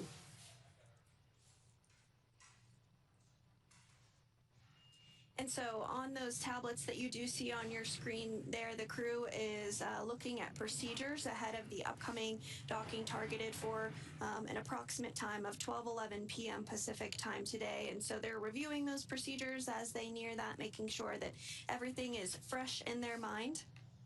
And in addition to tablets, the crew actually had the opportunity to bring iPhones with them on board the flight for the very first time. So they'll be able to capture some imagery of the Earth, of themselves, of what they're doing as they are living and working aboard the International Space Station. And I'm looking forward to seeing all that they'll be able to capture with a camera in their pocket, just like all of us here on Earth. There are high-definition cameras on board the International Space Station as well that the crew receives training on as part of their training ahead of their launch, but I think it will be nice to see the imagery that is maybe a little bit quicker just to grab and point and click.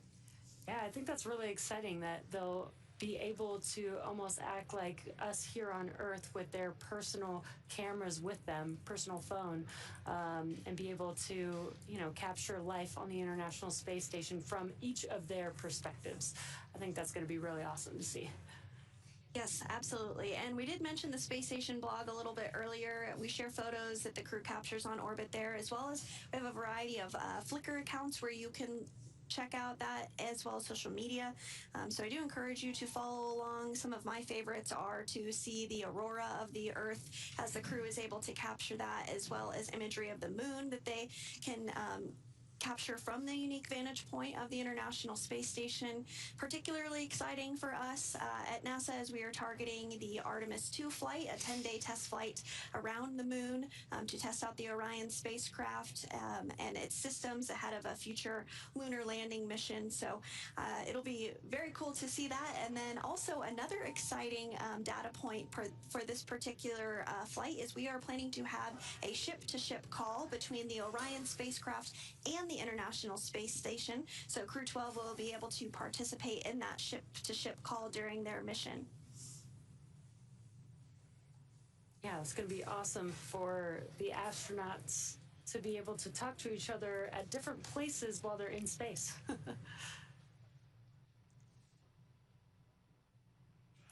So Dragon is that small white dot that you see on your screen there. And you can also see a little bit of the Canadarm too. That is a robotic arm that can be maneuvered from the ground and can be utilized it's used during spacewalks as well as during cargo spacecraft operations.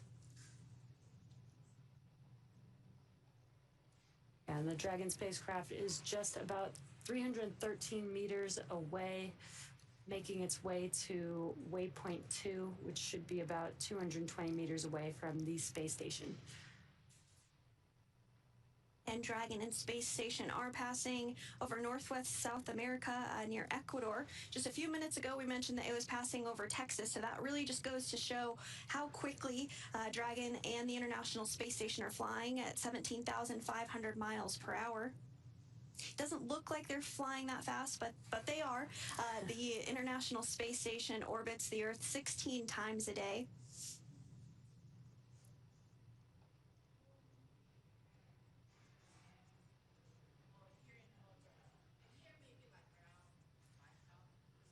And again, it doesn't look like it's doing much from this view, but you can follow the Dragon thrusters in your bottom left-hand corner with that graphic. You can see that the thrusters are firing as needed to maintain the trajectory that it needs to approach the International Space Station.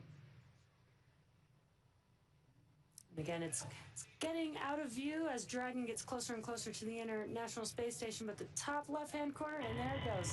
That was Earth. SpaceX Dragon, what's the question? SpaceX is here on Dragon to ground.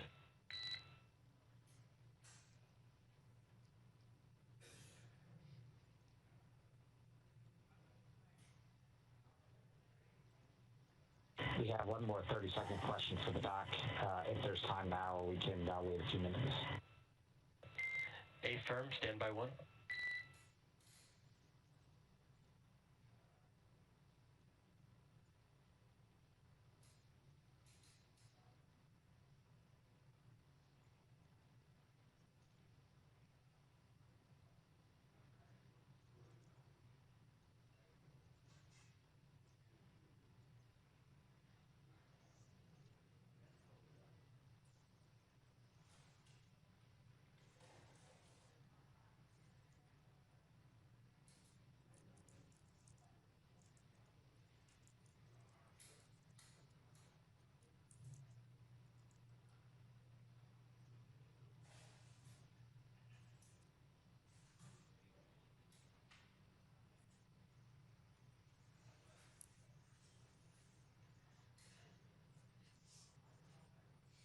And as we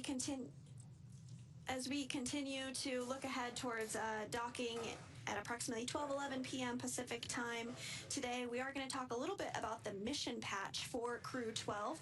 Most people are familiar with the idea of a mission patch, but you might not know how they come to exist.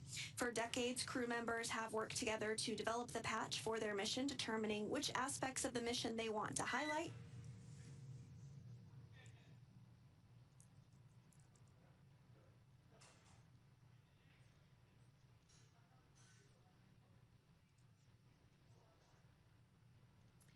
So again, you do see Crew 12's mission patch on your screen. For decades, crew members are able to work together to develop the patch for their mission, determining which aspects of the mission they want to highlight and any special details they'd like to include. The crew themselves can design their patch, or they can share their design ideas with an artist who makes it come to life. Crew 12's patch sets the scene of the crew's odyssey through an enchanted forest where adventure awaits around every corner. The trees with fresh buds emerging manifest both the crew's love and respect for nature and their hope and optimism for the future. Bright stars shine in the sky, lighting a path for each crew member, surrounded by smaller stars embodying their offspring. A mythical dragon breathes fire to fuel the trajectory of Dragon and set this crew on their mission to the International Space Station, invoking the delicate balance and connections between living things and the technology that supports them, and the spirit of partnership between NASA and SpaceX. The flags of the crew members' home nations stand along the curvature of their one home planet, demonstrating the solid foundation and relationships that have supported them throughout their individual and collective journeys.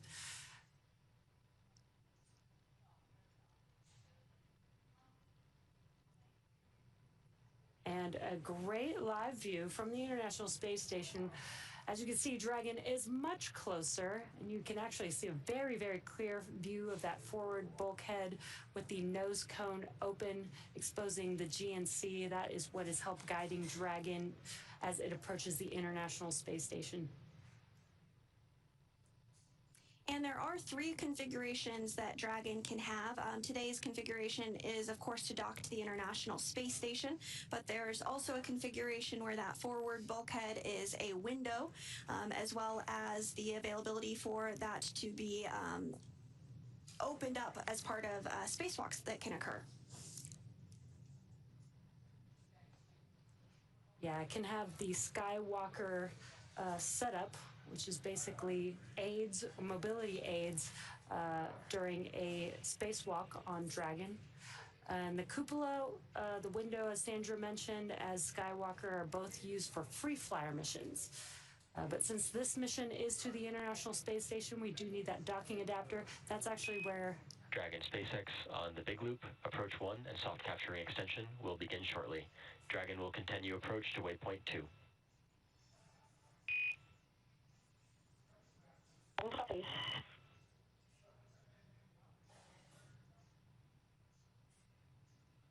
Great news.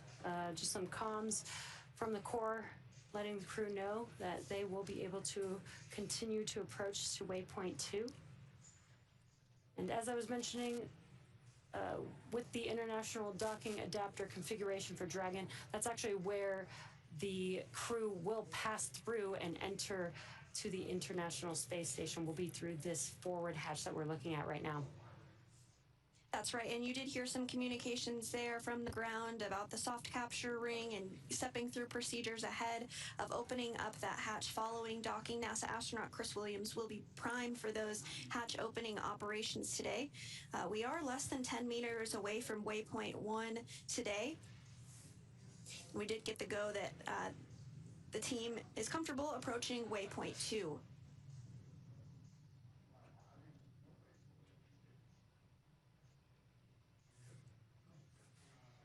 Currently, Dragon Freedom and the Crew 12 crew are about 221 meters away from the International Space Station. Waypoint 2, just to give some perspective, is just about 20 meters away from the station. And once we get to waypoint 2, the vehicle, the Dragon spacecraft, will align itself with the docking adapter in preparation for that final approach for docking. Again, expected at 12:11 p.m. Pacific time, just about 12 minutes away. Station Houston on the Big Loop. Please monitor approach per step 3 of 1.102, Dragon approach and retreat monitoring. Chris, let us know when your review is complete and when you are ready for docking. Station copies all, picking up step 3, 1.102. You got it, good read.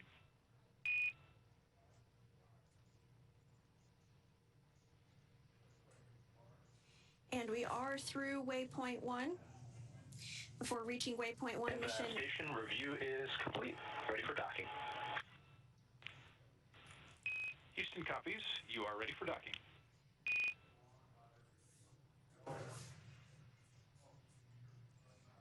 And again, some good communications, everything looking good for docking, targeted here at approximately 12:11 p.m. Pacific.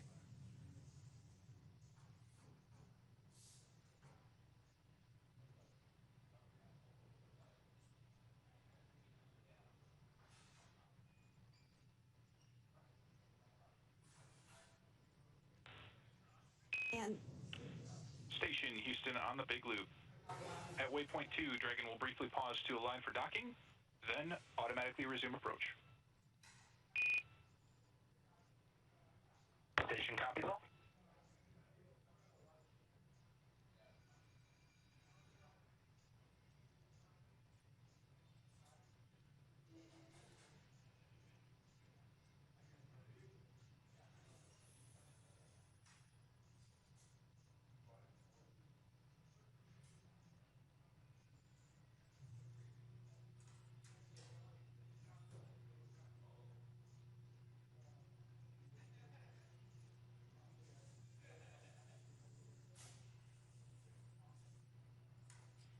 At this point, we have passed through waypoint 0 as well as waypoint 1. Initial contact between Dragon and the International Space Station is expected at about 12:11 p.m. Pacific time or 3:11 p.m. Eastern. And before reaching waypoint 1, mission operators conducted a go, no-go poll to allow Dragon to begin its approach to waypoint 2, which is located inside the keep-out sphere about 20 meters away from the space station. as mentioned previously, all visiting vehicles take this phased approach to station, stopping at predetermined gates for teams to run quick checks on vehicle performance before approaching station. When it comes to bringing two spacecraft together, slow and steady really does win the race, as docking operations require a great deal of precision to make sure we're keeping the spacecraft and the crew safe. At the 20-meter distance from station's docking adapter, Dragon's approach will slow, and it will begin to align itself with the adapter to come in for the final approach. Dragon will first make initial soft contact with the adapter's soft capture ring, which will then retract to bring Dragon in for the hard capture sequence. As a further precaution, Dragon's soft capture system includes a set of rotary spring dampeners to lessen the force of the contact between the spacecraft and the station. So with that, let's check in with Leah Cheshire in Houston for an update on Space Station. Leah? Thanks, Sandra. Right now, the crew aboard station is preparing for the upcoming docking of Dragon. Again, we're expecting that just a little over 10 minutes from now. So everything is continuing to look good here on the space station side. Flight Director Brandon Lloyd just polled the rest of the room to make sure that we are all go, and Mission Control Houston is. NASA astronaut Chris Williams will be in the station's cupola using special software to track Dragon's approach and make sure it stays in its expected zones. He'll also be primed for the hatch opening procedure operations once Dragon is docked.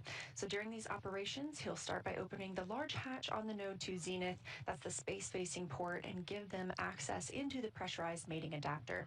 The crew will pressurize the vestibule, and that's the small space between the hatches on Dragon and the space station. Of course, this was previously, or currently still, exposed to vacuum prior to docking, so the crew will need to fill that with air and make sure its pressure is almost equal with the atmospheric pressure on Dragon and the space station. Chris Williams will use a small valve on the station's hatch to slowly introduce air into the station's vestibule. Now, flight controllers here in Houston will monitor and verify the pressure readings to make sure everything is leak-free before we get ready to open up those hatches. And this is, again, another slow and steady process, so it can take a couple of hours to complete. We are tracking docking coming up at 2:11 p.m. Central, 12:11 p.m. Pacific.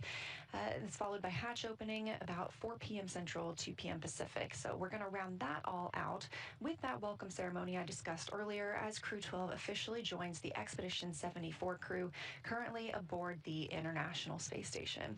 Again, everything is go from here in Mission Control Houston, so sending it back over to Hawthorne for docking. Dragon SpaceX. SpaceX Dragon on the big loop, please. SpaceX Dragon on the big loop, please. Visors down. All right, SpaceX copies, visors down, and I can confirm soft capture ring extension complete. We are not planning to hold at waypoint 2. We'll go through approach 2 prep.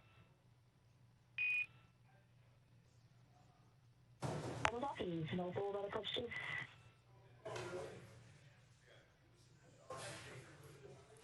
Just another indication that we are getting closer and closer to docking. We did hear that call out that they can put their visors down.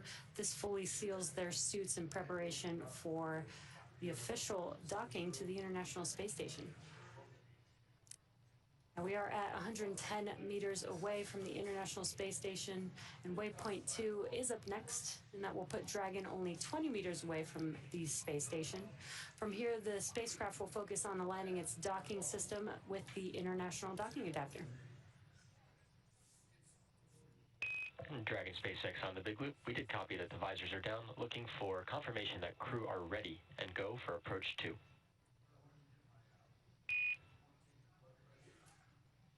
Crew is ready for approach 2.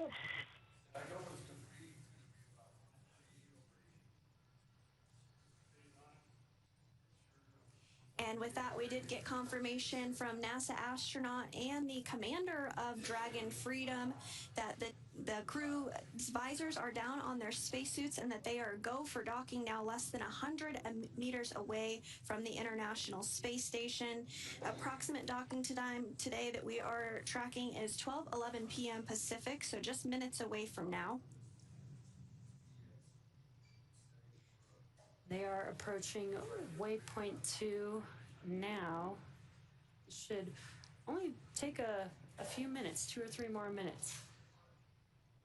You can follow along with the distance. It was moving pretty slow, but now you can see the range there in your bottom right-hand corner, almost at 80 meters away from the International Space Station. And just prior to docking, you will hear a call out for CHOP, which stands for Crew Hands Off Point. That occurs. Dragon SpaceX on the big loop. Ground is go for approach 2, and we'll be enabling approach 2 shortly.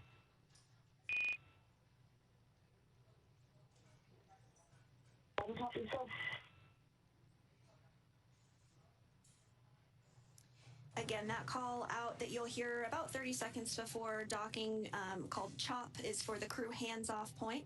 So any directions that would need to, any actions rather that would need to be taken would happen manually by the spacecraft autonomously versus manually by the crew.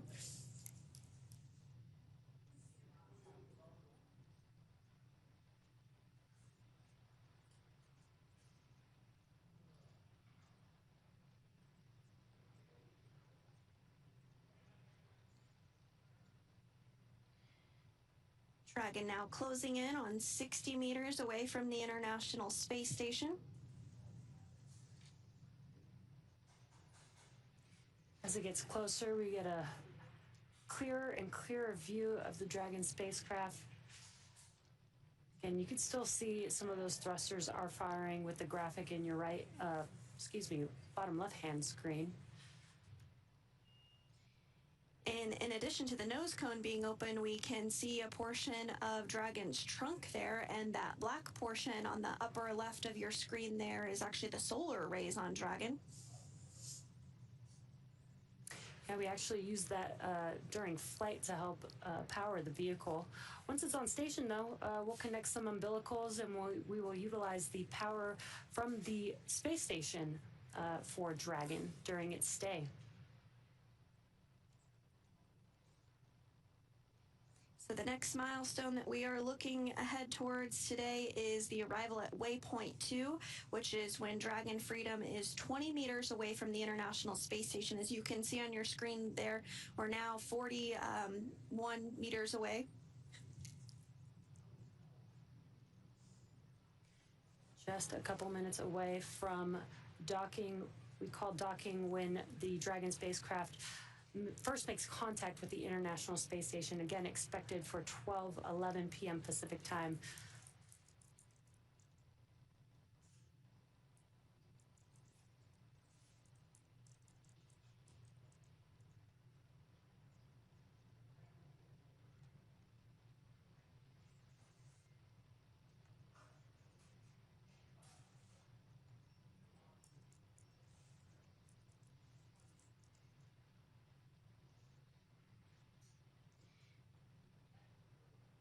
And now you can see in the bottom right-hand corner, that is the docking adapter.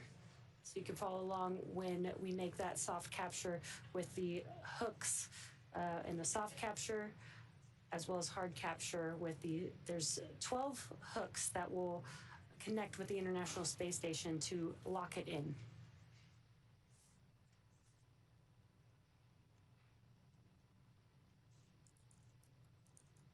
The range is now on your left bottom corner. We are just at waypoint 2, just about 20 meters away from the International Space Station.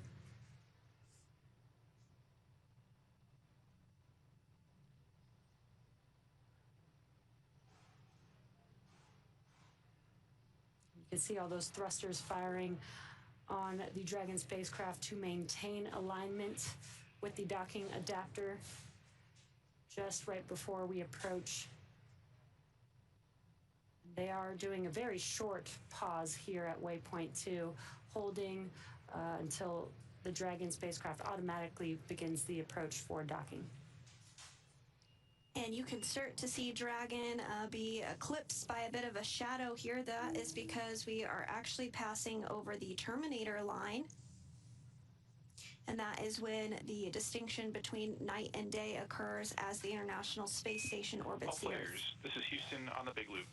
Dragon is on final approach and is go for docking. Please monitor per steps 5 and 6 in 1.102. Dragon approach and retreat monitoring.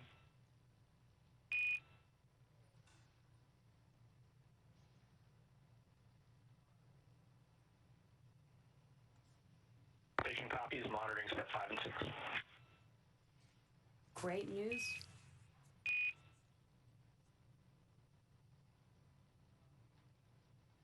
Great news. We did get that confirmation that we are go for docking. And that go coming from the Capcom, or going up to the crew rather, that is Capcom Jacob Lesarge.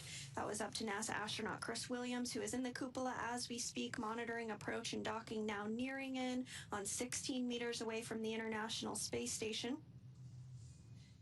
About 30 seconds prior to docking, we might hear the call out, or we will hear the call out for CHOP, which stands for Crew Hands Off Point.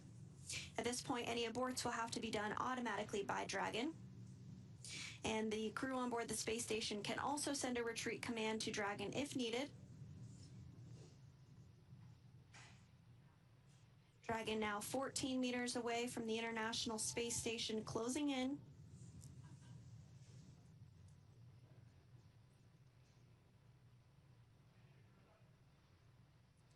Again, what you can expect after Dragon makes contact with the International Space Station is that 12 hooks will be deployed, 6 at a time.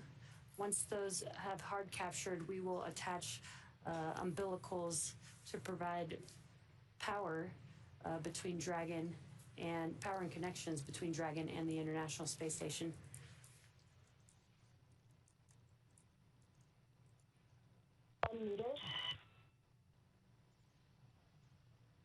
Copy, 10.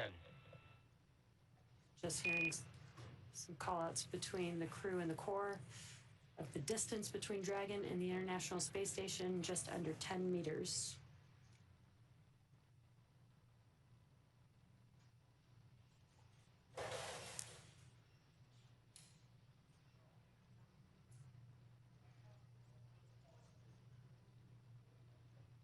Closing in on 8 meters, we'll stand by for the call out of CHOP. That's that crew hands-off period.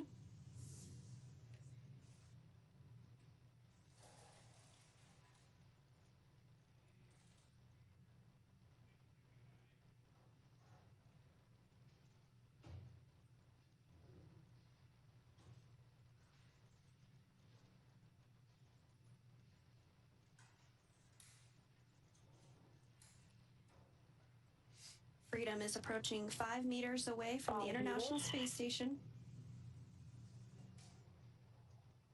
Copy, 5.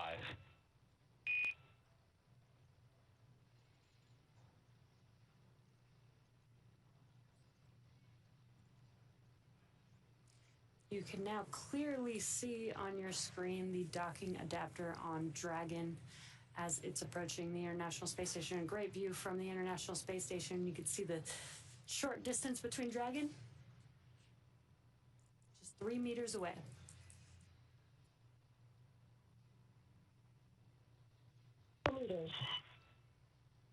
Copy, 2.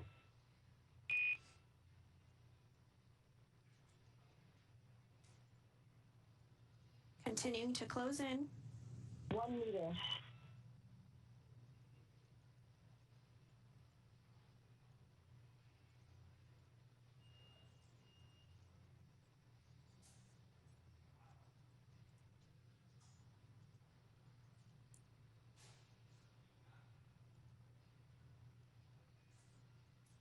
Dragon SpaceX on the big loop. Dragon contact and soft capture complete. Soft capture complete. And contact confirmed. Dragon made contact with the International Space Station at 12:15 p.m. Pacific time, flying 277 statute miles over South Africa. And there are still a few steps to complete before Dragon is securely attached to station. We'll complete the soft capture ring retraction, and just a few minutes later, the hard capture sequence will begin. And about 10 minutes after that contact moment, Dragon SpaceX on the big loop. Ring retraction in progress.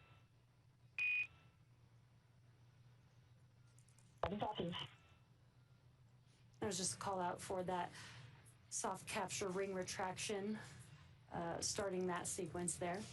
Again, about 10 minutes after first contact will be when Dragon hard docking is completed. That's when all 12 of the hooks on Dragon have connected with the International Space Station.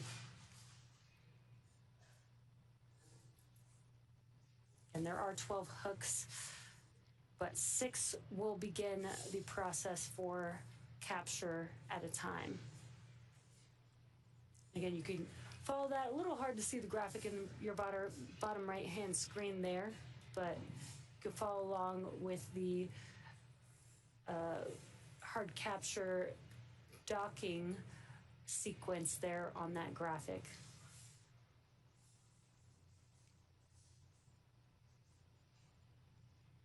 And there, that's a little bit better view of that bottom right-hand corner hard capture graphic there.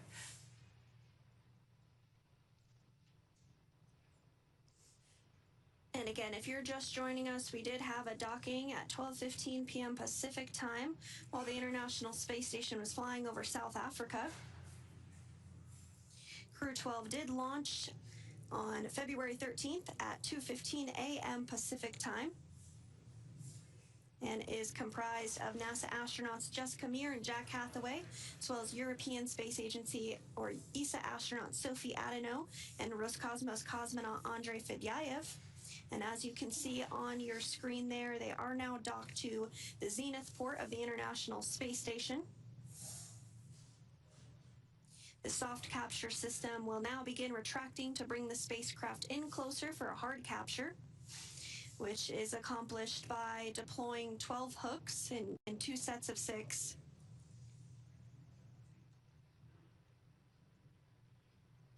And the crew is still seated in their seats all the way through hard capture.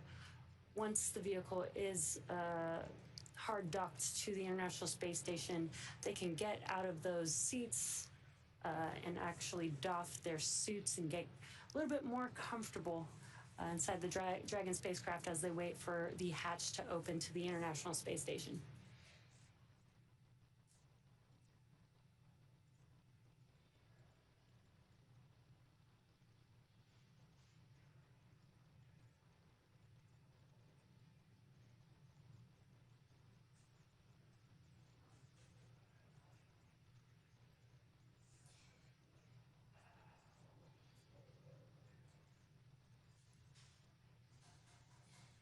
So Dragon's soft capture system will now begin retracting to... Dragon SpaceX on the big loop. Bring retraction complete. Docking sequence holding for MCS. Reconfiguration.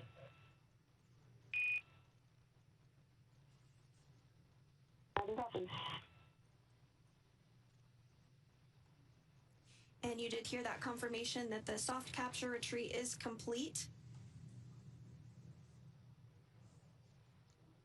Next up will be hard capture, which is accomplished by deploying 12 hooks, 2 sets of 6 hooks to firmly hold Dragon in place. And that process does take about 15 minutes or so. Then once all docking events are successful, flight controllers will configure Dragon for docked operations and connect power and data to the spacecraft. At that point, the crew will be able to get out of their spacesuits and set them up to dry and begin operations to get the hatches open and join the expedition crew on board the space station.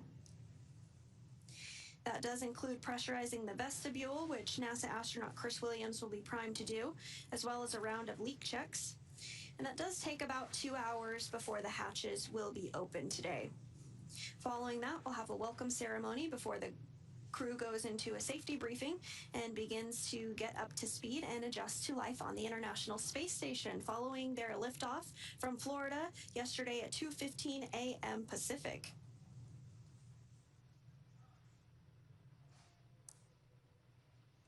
It's been an approximately 34-hour rendezvous for Crew 12 following their liftoff. They did dock today at 12:15 p.m. Pacific while flying south of South Africa.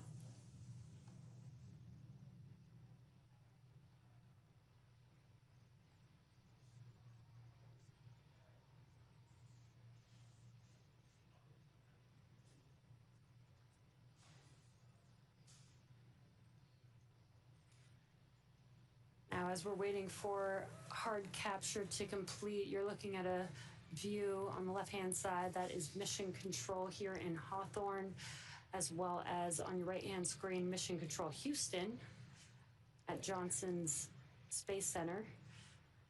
The teams are still working in tandem together while the crew is still on board Dragon, but once that hatch is open and the crew can make their way onto the International Space Station, Johnson will take it from there.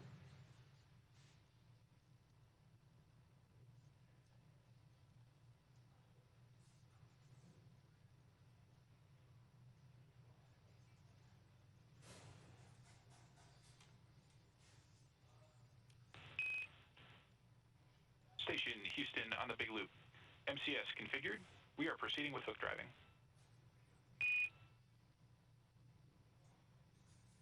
Station copies. Great news. That means that the hard capture sequence is now beginning. This takes just a few minutes, about 4 minutes, to complete that hard capture. It'll be 6 hooks at a time for 12 hooks total to complete that hard docking.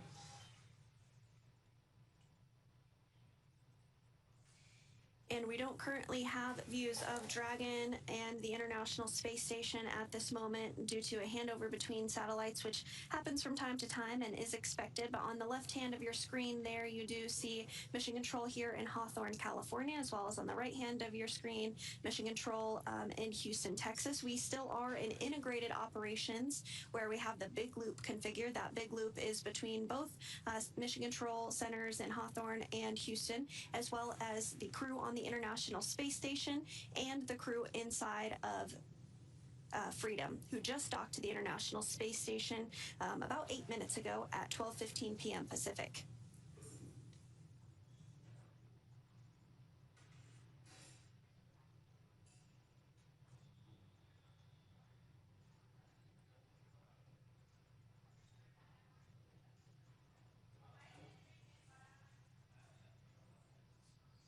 Hooks are continuing to drive and work through the procedures for that hard mate between Dragon, Freedom, and the International Space Station.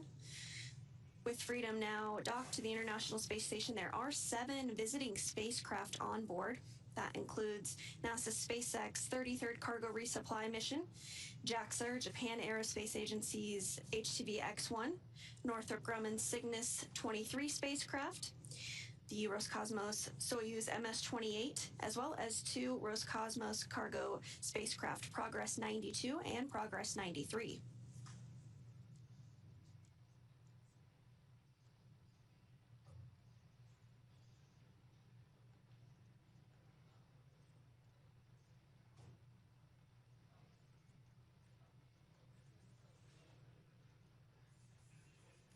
As Sandra mentioned, we don't have any live views at this moment, so we are just waiting for confirmation of the hard capture, that is the 12 hooks latching on to the International Space Station. We should just have a couple minutes left in that sequence.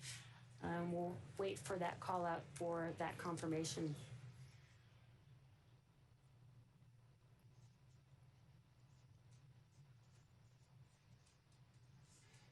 And once Crew 12 gets on board the International Space Station, they will complete some training as part of emergency procedures and get acquainted with their new home for the next 8 months.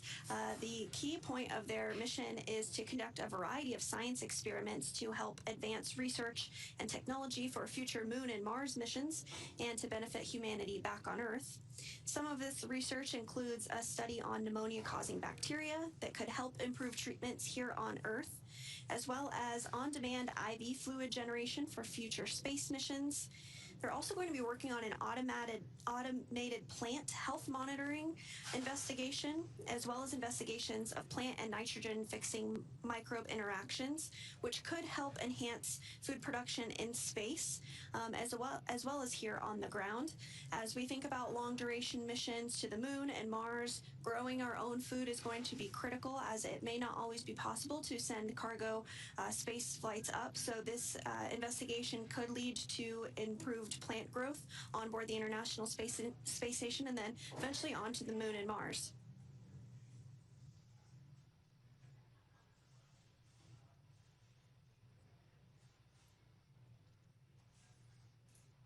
The first set of hooks is now closed, and the second set is traveling. SpaceX on the big loop, hard capture complete. And at this time, you are go to step into suit doffing.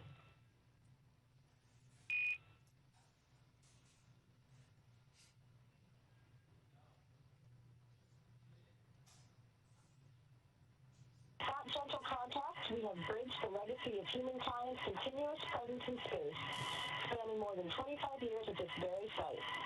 The International Space Station is more than a structure. It is a promise kept, decades in the making, built by nations, sustained by trust and partnership, empowered by science, innovation, and curiosity. As we look back at Earth from these windows, we are reminded that cooperation is not just possible, it is essential. Up here, there are no borders, and hope is universal. I want to thank the teams at NASA, SpaceX, ESA, ESA, JAXA, and Roscosmos. Your work has guided us safely here across the vastness of space to this outpost where all of humanity lives and learns together. Crew 12 is honored to join our Expedition 74 friends and colleagues, Sergei Kucherchkov, Sergei Mikhaev, and Chris Williams, to add our chapter to the story of the International Space Station. Maintenant, un mot pour les Français. Bonjour les Français depuis la capsule Dragon SpaceX avec l'équipage Crew 12. Un grand merci à toutes les équipes de SpaceX, de la NASA, de l'ESA, du CNES, de Roscosmos, de la CSA et JAXA qui contribuent directement au succès de cette mission. Nous venons nous amarrer à la Station Spatiale Internationale après 34 heures de vol libre. Tout se passe de manière nominale et la Terre est vraiment, vraiment belle depuis là-haut. Merci à vous de votre soutien et de votre enthousiasme. Ça nous fait chaud au cœur. Je suis fière d'embarquer la France et l'Europe dans cette incroyable aventure qui dépasse les frontières. Comptez sur moi pour en partager toutes les étapes avec vous et faire briller les étoiles dans les yeux des Français. Prenez soin de vous et à bientôt. Over to Andrey. Отличная работа, ребята. Всем большое спасибо. Grateful to be on board and we're ready to get to work.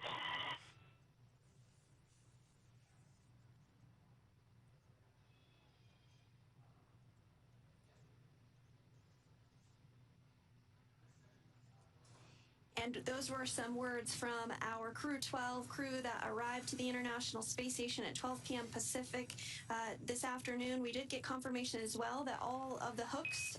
Dragon SpaceX on the big loop. Good words there. We're going to continue monitoring the docking sequence, and I'll maintain awareness with you. You are go to doff suits per 4.012 and begin cabin configurations in 4.400 in parallel. For awareness, we will have big loop comms only until 2038. So again, we're big loop comms only. And at this time, I can report docking complete.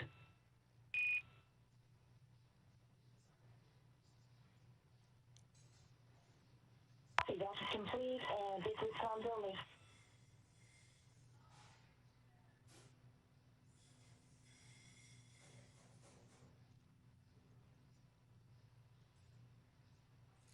Great news. Docking is officially complete. Now that Dragon has completed its docking sequence, the spacecraft must undergo a handful of checks before the hatch is opened. The crew on board Dragon will now get a chance to get out of their suits and get comfortable before moving into hatch operations. That's right, and things will be picking up inside the space station too as NASA's Chris Williams gets the hatch on the station side ready to be opened and starts pressurizing that area known as the vestibule between the Dragon and station hatches. With Dragon docked, that's going to do it for us here in Hawthorne, but our coverage for Crew 12 won't stop here. In a minute, we're going to toss it over to Leah in Mission Control Houston to take us through the vestibule depressurization and hatch opening, when we'll see NASA astronauts Jessica Meir and Jack Hathaway, European Space Agency astronaut Sophie Adenot, and Roscosmos cosmonaut Andrey Fedyaev float into the International Space Station. But first, let's have a quick recap here. They got suited up and took a very short ride to the launch pad, ingressed on Dragon, and then yesterday, February 13th at 2:15 a.m. Pacific time, 5:15 a.m. Eastern, the 9 Merlin 1D engines ignited and Falcon 9 lifted off from Space Launch Complex 40, beginning Crew 12's journey to the International Space Station. Our Stage 1 vehicle came back down to Earth and landed at our newest recovery site, Landing Zone 40 at Cape Canaveral Space Force Base. Dragon then separated from Falcon 9's second stage, allowing Dragon to fly free with Crew 12 on board.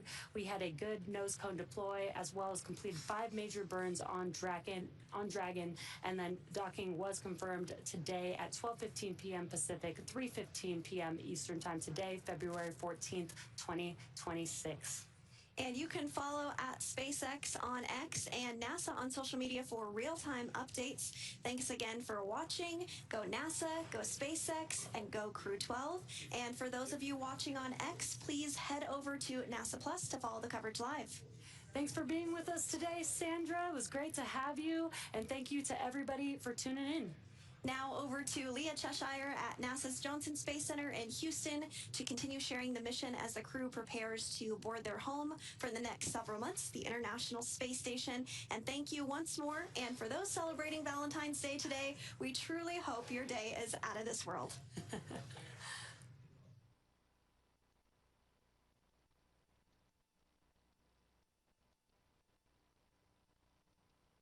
Happy Valentine's Day indeed here in Mission Control Houston.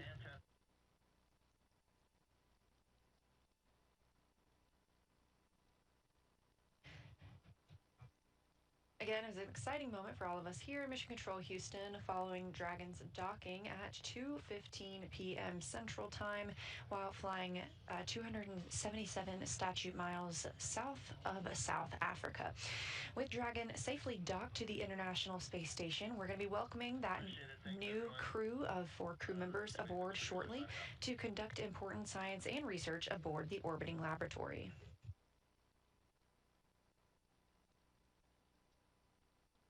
As we've been discussing, NASA astronaut Chris Williams is prime on the space station side for these upcoming and ongoing operations. He's securing some hardware and then moving right into those hatch preparation operations. First thing he will do is open the large hatch at the Node 2 Zenith. That's where the Dragon spacecraft docked today and where they will remain until they get ready to go home several months from now. That Zenith port is the space-facing port on the International Space Station, and opening that hatch will give Williams access inside the pressurized mating adapter. The team will work to pressurize the vestibule. That's the small area between the Dragon and the space station hatch. It is now no longer exposed to the vacuum of space, but it needs to be filled with air and make its pressure nearly equal to what is aboard the station and Dragon. So Chris Williams is going to use a small valve on the station's hatch and slowly introduce air into that tiny space, the vestibule. The flight controllers here at Mission Control Houston are monitoring these operations as well as that pressure and the temperature readings inside. We're going to pause for a leak check once they have filled that space with air and then get ready to open up the hatches. This is a process that takes a little bit of time. We expect it to take about an hour and a half, maybe 2 hours to get everything pressurized and checked out before we open those hatches, and we're targeting 4 p.m. Central Time for that. We will be live here the entire time and can't wait to see that crew float through the hatch. Once we open the hatch, the crew will configure Dragon for their on-orbit operations, and they will complete the space station safety briefing. This is the first order of business for a crew when they arrive on the space station, and they will be participating in that with the 3 crew members who have been living and working aboard the orbiting laboratory. Just before that safety briefing, though, we will get to hear from the crew themselves in their welcome ceremony. And shortly after the safety briefing, the USOS crew members will transfer some emergency equipment from Dragon to the space station. They'll also participate in a little bit of a crew handover period. We usually have another commercial crew aboard the International Space Station when we have a new crew dock. Crew 11 returned a little bit earlier than planned last month, so they have completed a lot of their handover here on the ground, and this will allow the crew that's living aboard the space station to get the new crew members up to speed with what's been happening. We'll get into the evening on the space station at that point, and that'll be the crew's pre-sleep and sleep period. Again, the International Space Station operates in GMT, and so it is currently 8:46 p.m. if you are living and working on the space station.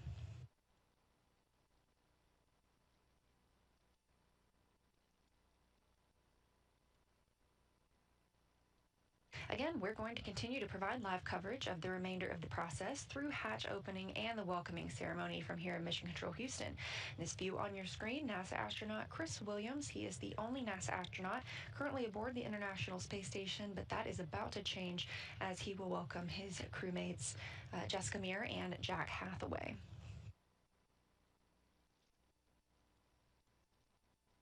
The other 2 crew members currently living on the International Space Station that arrived on Soyuz MS-28 with Williams are Sergei Kudzverchkov and Sergei Mikhaev.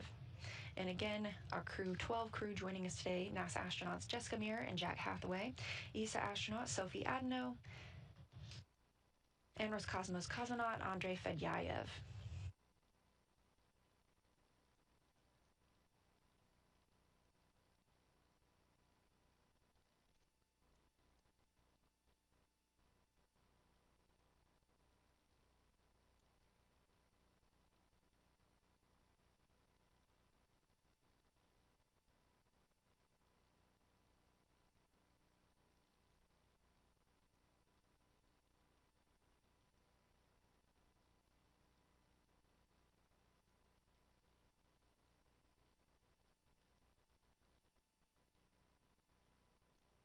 The Crew 12 crew joining today are going to be part of Expedition 74 on the International Space Station. That began on December 8th, 2025. It'll continue through the departure of the Soyuz MS-28 crew later this year. And as we have discussed previously in this broadcast, we are celebrating 25 years of human presence aboard the International Space Station, meaning if you are under 25 years old, there has never been a day in your life that all humans have been on the Earth. We've always had somebody living in space.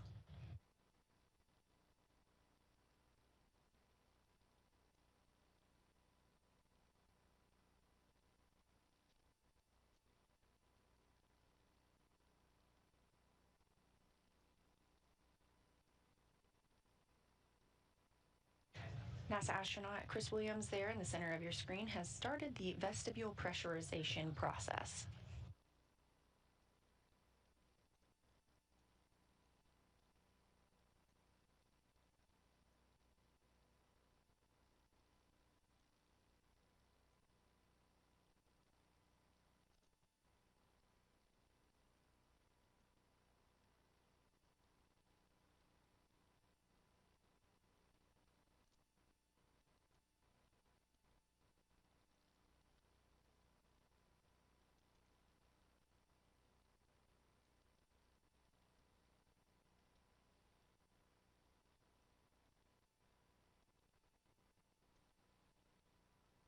We are in a handover period aboard the International Space Station. We hand over our satellites from in the tracking and data relay satellite system. So these are all monitored and expected handover periods. We'll regain communications with the International Space Station very shortly.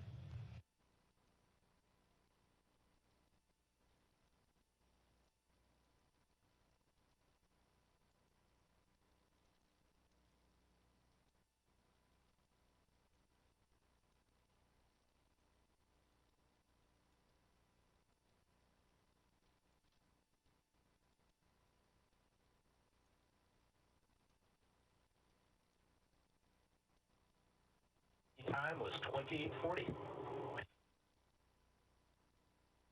Houston copies 2040 and we have regained those video communications with the space station. Again, this view looking into the Node 2 Zenith or space-facing hatch and port. That is where Crew 12 docked in the SpaceX Dragon spacecraft at 2:15 p.m. Central Time.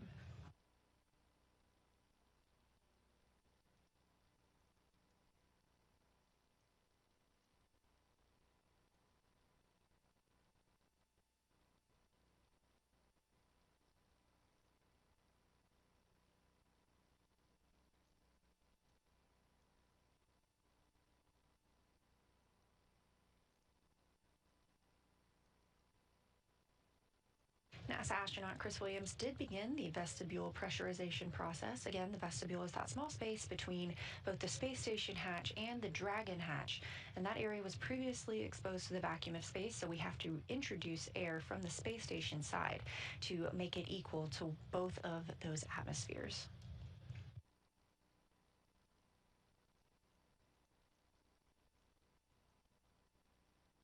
Throughout this time frame, the teams in Mission Control Houston have they pause for leak checks in this vestibule.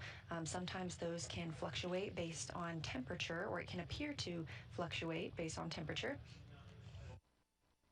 So these help us ensure that the atmosphere is leveled out once we have begun pressurizing that area.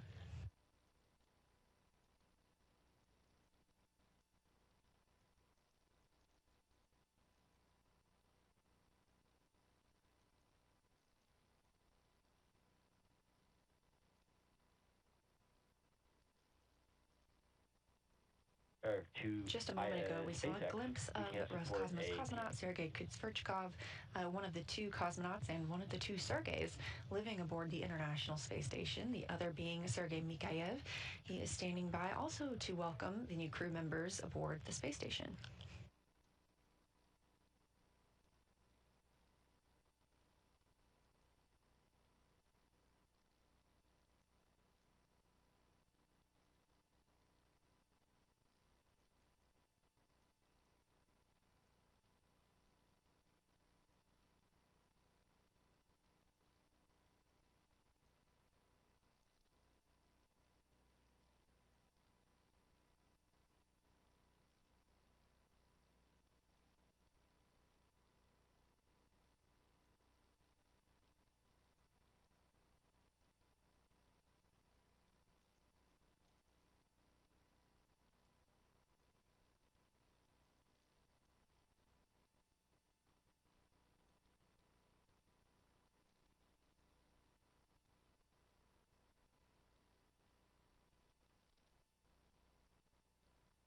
SpaceX Dragon, come check on Dragon to ground.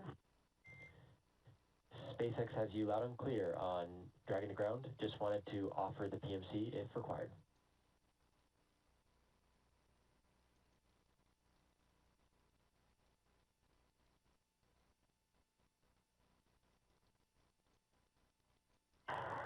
So, suggestion is to set up the PMC, but for now, procedure in work.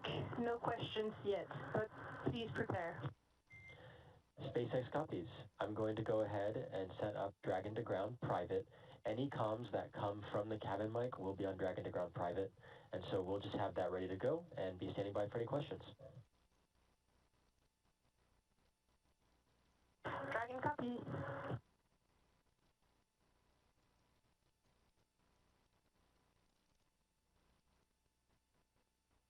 That voice coming from inside Dragon is ESA, or European Space Agency astronaut, Sophie Adenot. She is a French astronaut.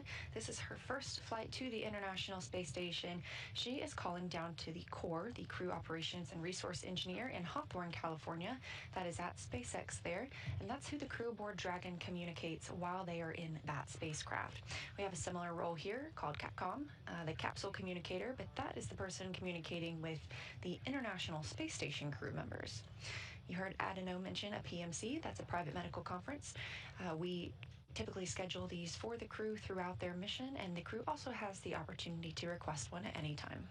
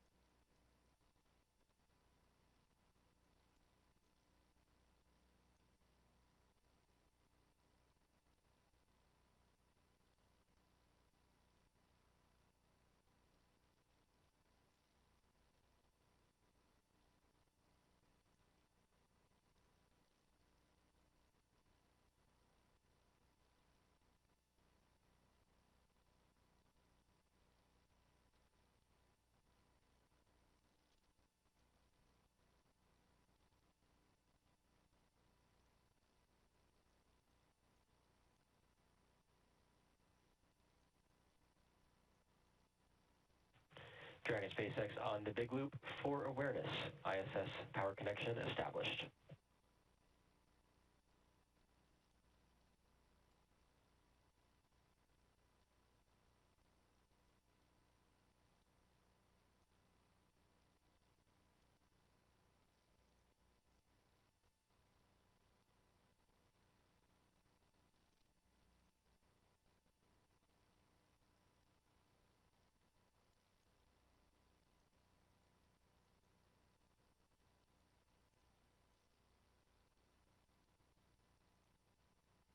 екіпаж МКС ЦУПу Москвы в Канаде.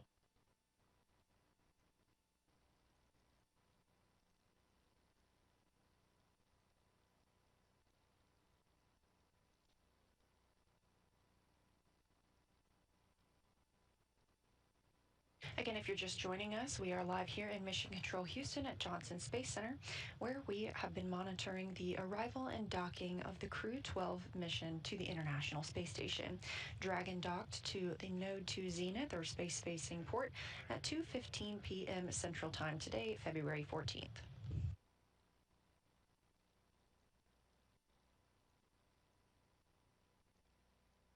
NASA astronaut Chris Williams is pressurizing the vestibule. He is the prime on the station side for these hatch opening operations.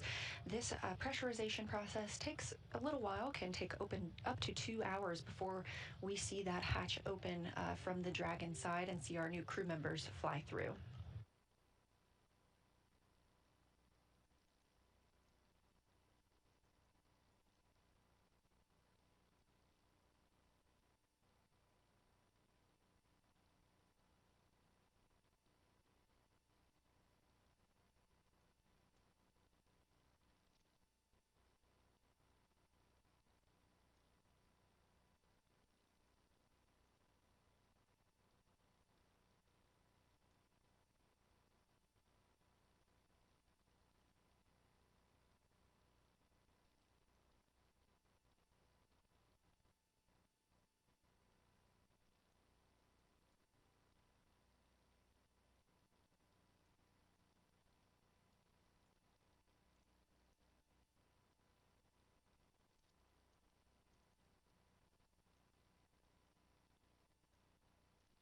Two views. On the left side of your screen, you have the Dragon spacecraft docked to the International Space Station, and you just saw the lighting change a little bit. We are preparing to cross over that terminator line, the difference between day and night on the space station. Again, Dragon docking at 2:15 p.m. Central Time, and it's currently flying over the border between North and South Korea, 260 statute miles over Earth. The International Space Station travels 17,500 miles per hour. That's about 5 miles a second, and sees 16 sunrises and sunsets a day. And if you've been watching throughout the broadcast, you've probably noted a few of those.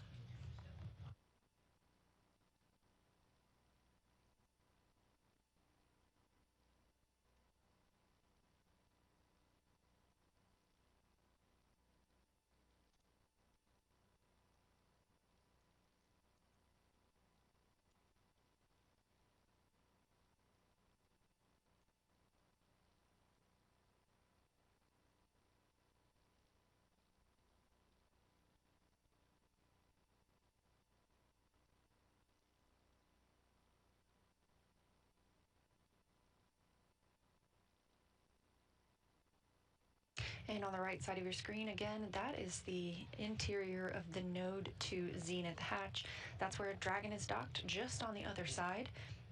NASA astronaut Chris Williams is pressurizing the vestibule, small space between both the Dragon and the space station hatch. We are conducting leak checks as standard procedure. This helps us ensure that the pressure is equal in that space and is not caused by any temperature fluctuations. Once we have confirmation that the vestibule is pressurized, we will get into those hatch opening operations, and we'll see our new crew members enter the space station.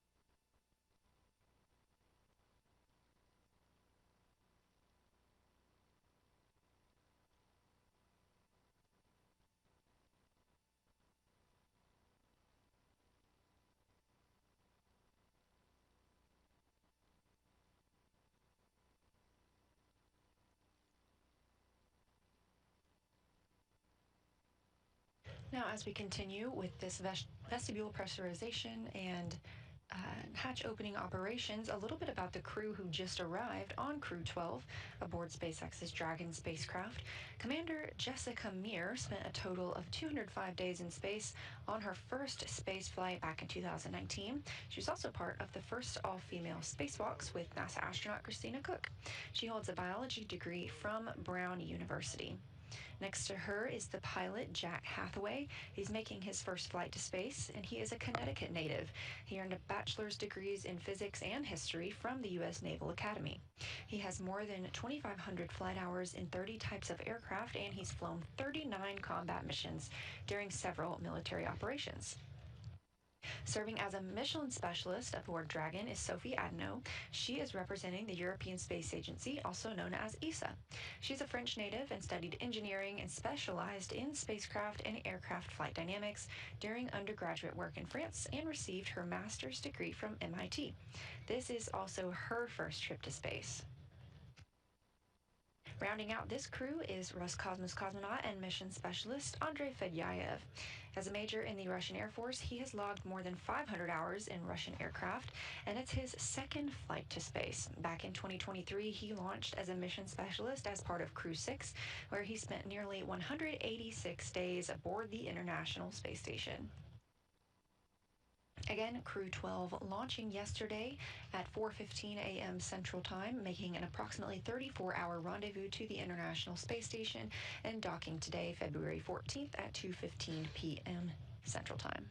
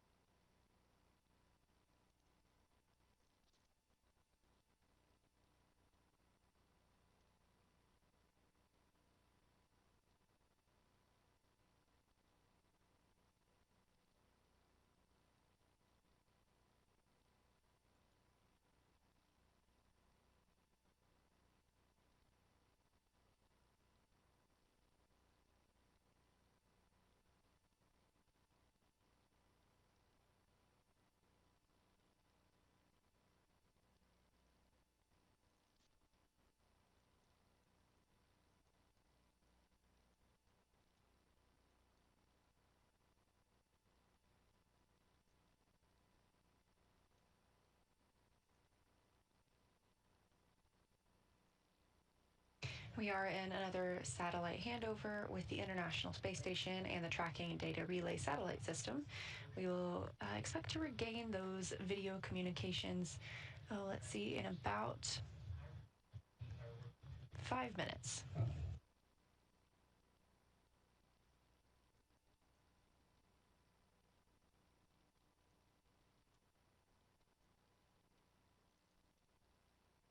Again, this view in Mission Control Houston at Johnson Space Center as all flight controllers continue to monitor systems aboard the International Space Station.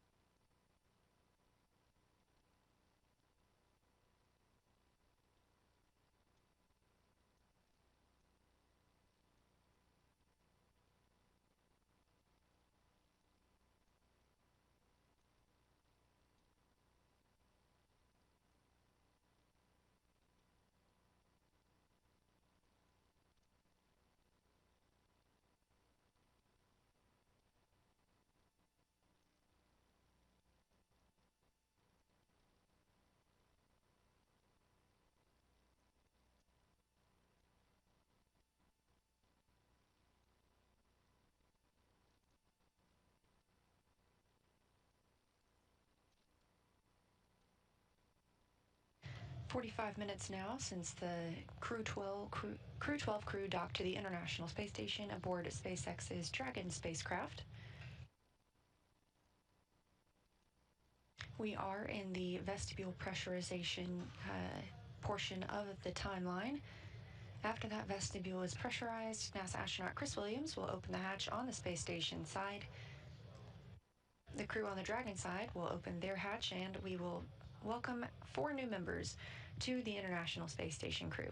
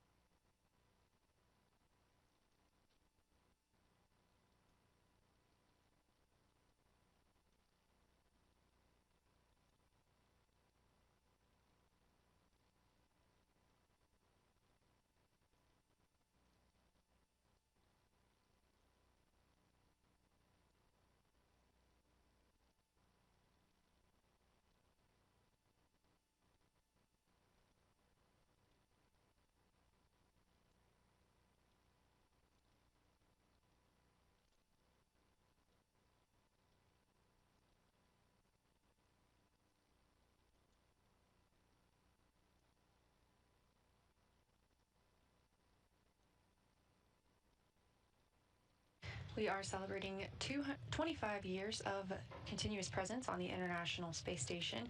While they're aboard the space station, Crew 12 will participate in more than 200 research and technology demonstrations. These include studies of pneumonia-causing bacteria to improve treatments, on-demand intravenous fluid generation for future space missions, automated plant health monitoring, investigations of plant and nitrogen-fixing microbe interactions that enhances food production in space, and research on how physical characteristics may affect blood flow during flight. The science that Crew 12 will conduct helps to directly advance research and technology for future Moon and Mars missions, but it also benefits humanity back on Earth.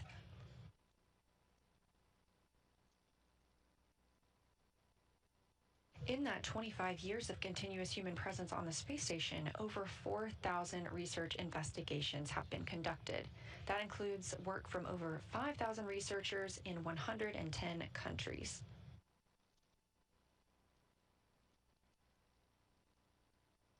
During that time, we've seen 1.5 million pounds of cargo delivered to the space station, and in some of that includes 20,100 packages of food delivered. Those cargo resupply missions also provide those research experiments that the crews work on, as well as fuel for the International Space Station reboosts. On the right side of your screen, NASA astronaut Chris Williams. This is his first spaceflight. He launched last year on the Soyuz MS-28 rocket.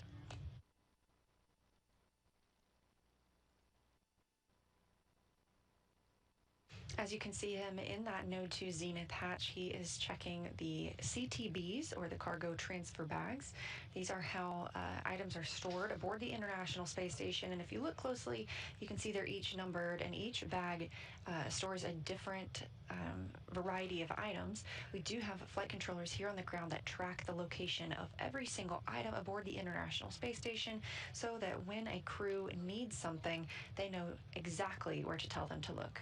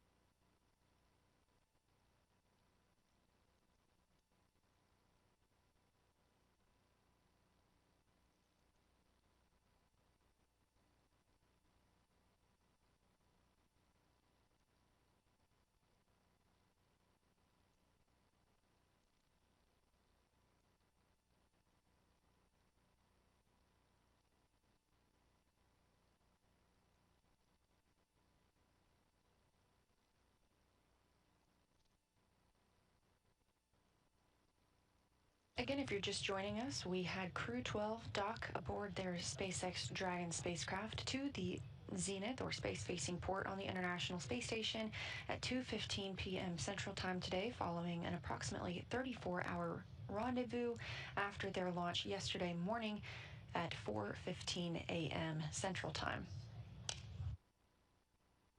We are in the process of pressurizing the vestibule, that space between the Dragon and space station hatch. That was previously exposed to vacuum, so we have to introduce air from the space station side to make sure that the pressure equals out with both of these spacecraft. This process can take up to 2 hours. NASA astronaut Chris Williams is working this on the space station side. And we're standing by as they continue this process. We're expecting hatch opening at approximately 4 p.m. Central Time. We are in another satellite handover from the tracking data and relay satellite systems, and we expect to regain that communication shortly. This is Mission Control Houston and all of the flight controllers monitoring the mission today.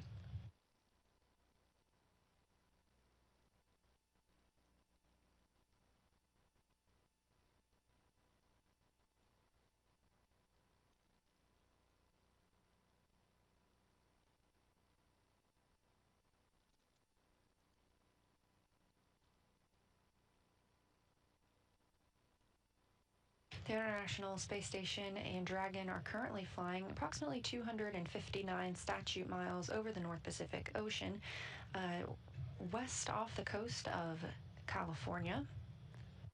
They are in an orbital daytime, and you can see the International Space Station with your naked eye if you just know when to look. So if you look up Spot the Station on nasa.gov, you can type in your location and receive updates whenever the International Space Station will be visible to you at dawn or dusk.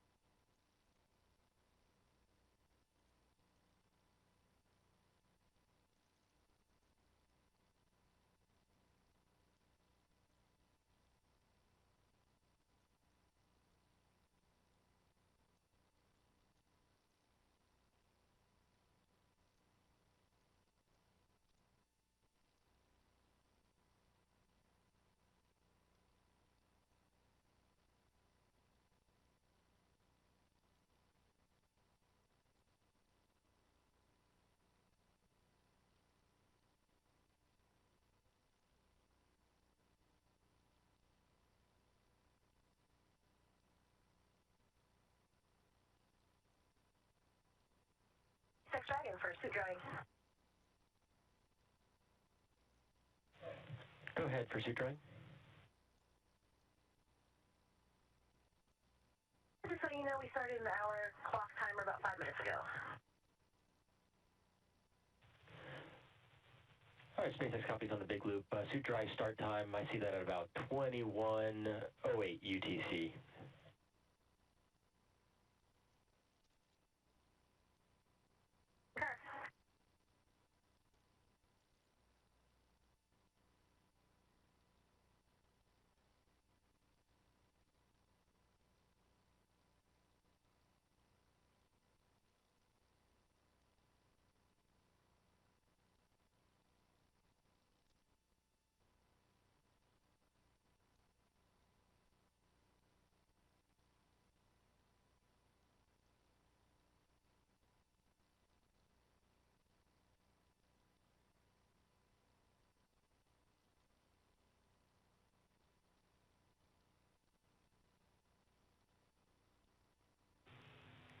Station Houston on Space to Ground 2. Chris on the big loop for the hatch open. Station's with you on Space to Ground 2. Hey Chris, whenever you're ready, we are ready now for you to execute procedure 2.102. That's Crew Dragon arrival, part 2, step 3, go. We expect equalization to take 4 minutes.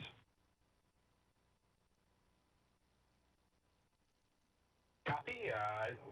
Executing part 2 and go, and copy 4 minutes.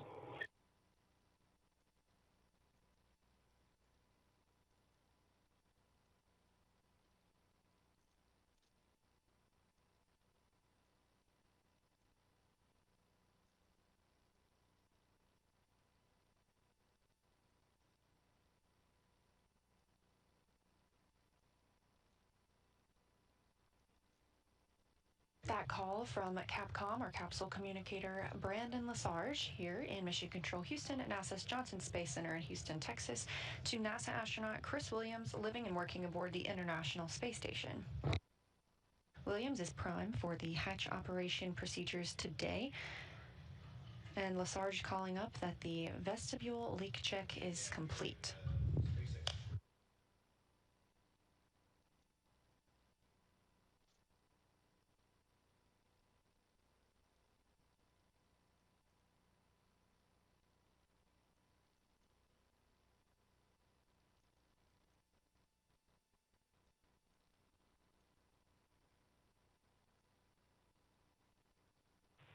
Dragon SpaceX on Dragon to ground. Can you confirm which suit you had the observation on the glove on? Seat 4. Copy.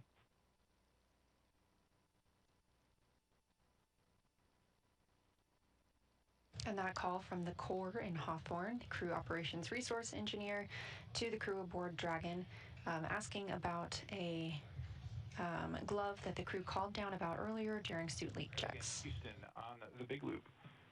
Wanted to pass you some big picture words on status. The vestibule leak check inside the station was good. The Node 2 Zenith hatch is open, and Chris is currently working on the rest of the procedure to open the APAS hatch.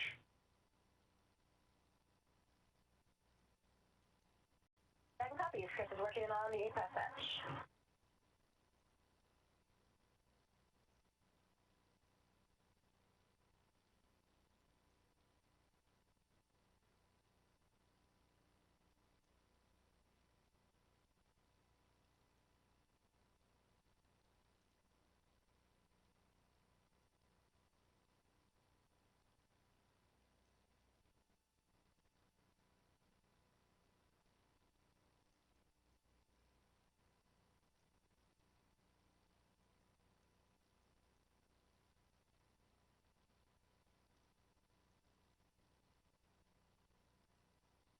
SpaceX Dragon on the loop. SpaceX on the big loop.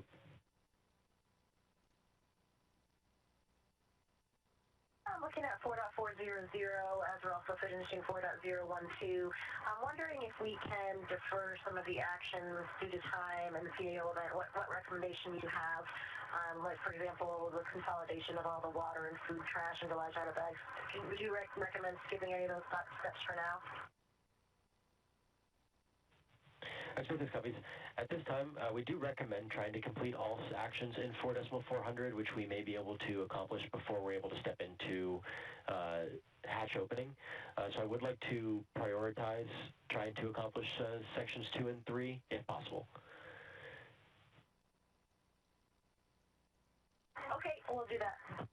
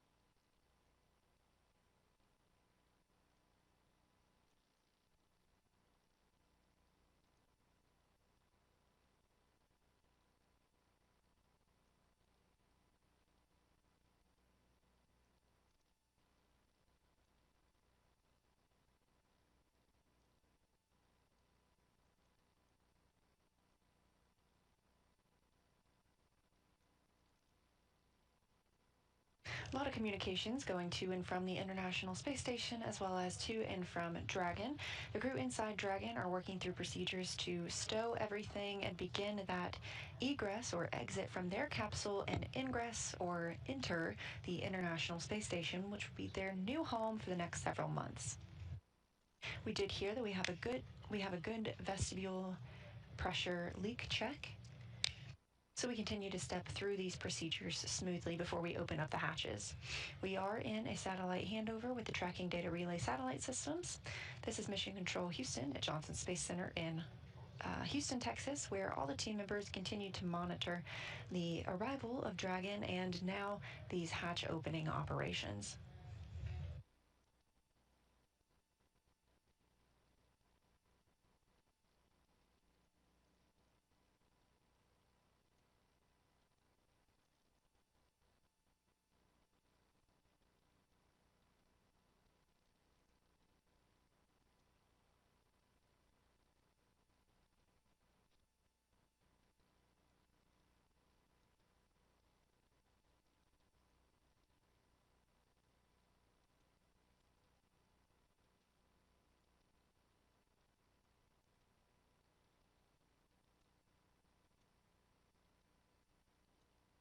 And if you're just joining us, it's been a little over an hour now since Crew 12 docked to the International Space Station. Again, that docking.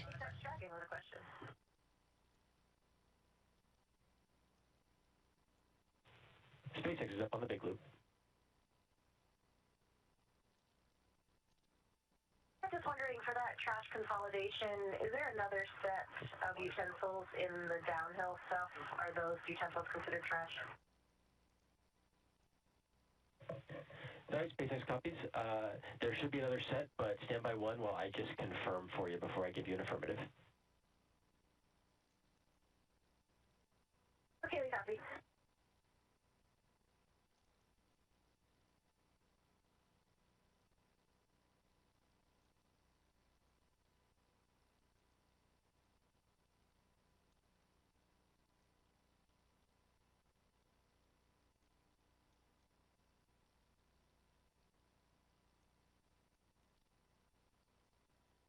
Now a view from both sides of the spacecraft that we are monitoring today. On the left, you have Dragon docked to the zenith or space-facing port of Node 2 on the International Space Station.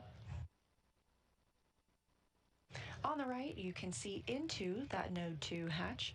Chris Williams, NASA astronaut on his first mission, has been pressurizing the vestibule, that space between the Dragon and space station hatch. We recently received word that they had a good leak check and that pressure is equal to the International Space Station.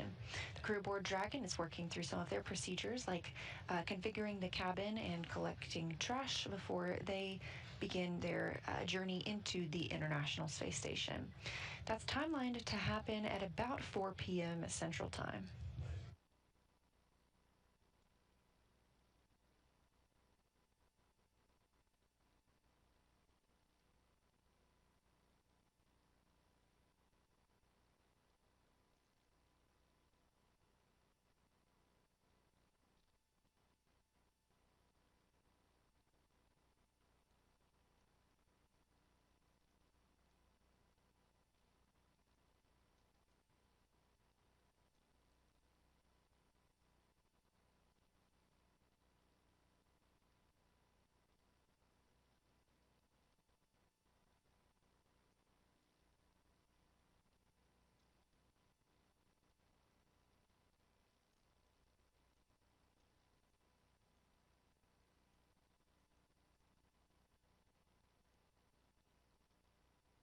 SpaceX Dragon ready for the inventory.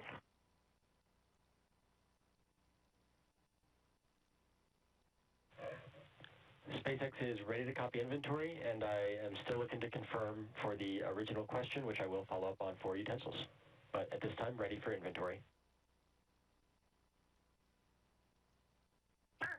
So for the inventory, water, bag number 2010, bag number 202, 0, bag number 203, 0, and bag number 204, 1.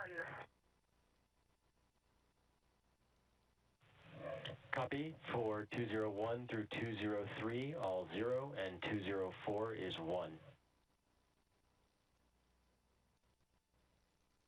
Yes, that's correct. And for food, bag number 301, 302, 301, 302, 0.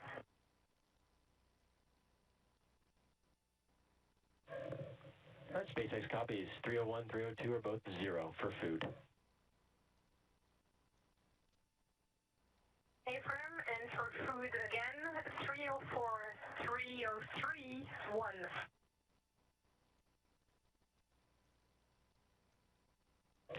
Copy 1 for 304 and 303.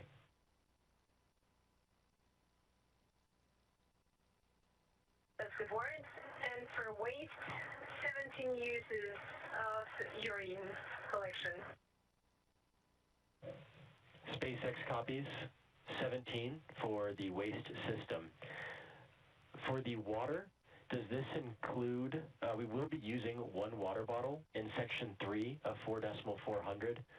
So want to confirm if your previous inventory accounts for that, or if you will use that bottle that's remaining in 204 for the waste system flush.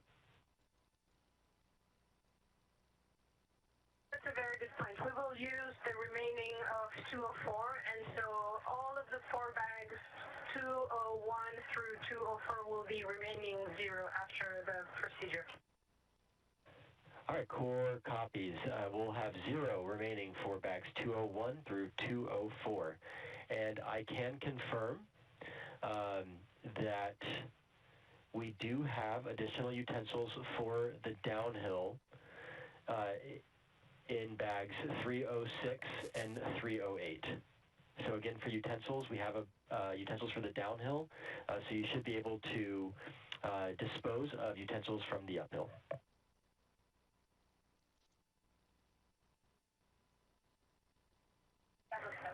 Copy.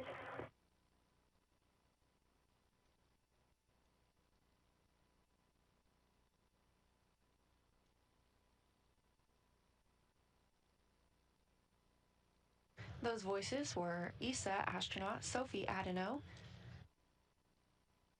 and the SpaceX core in Hawthorne, California. Adenot was reporting all of the inventory that they used aboard Dragon during their 34-orbit rendezvous to the International Space Station. As previously mentioned, everything aboard the space station is meticulously tracked, and the same is true for Dragon. This view in the center of your screen is NASA astronaut Chris Williams working through the hatch opening process. First up on the list was vestibule pressurization,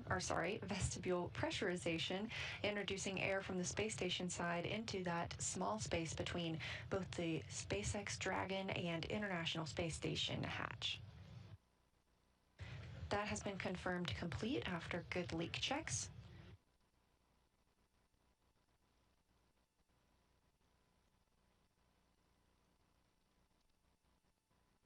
Again, we had docking today at 2:15 p.m. Central, and we are expecting hatch opening at about 4 p.m. Central.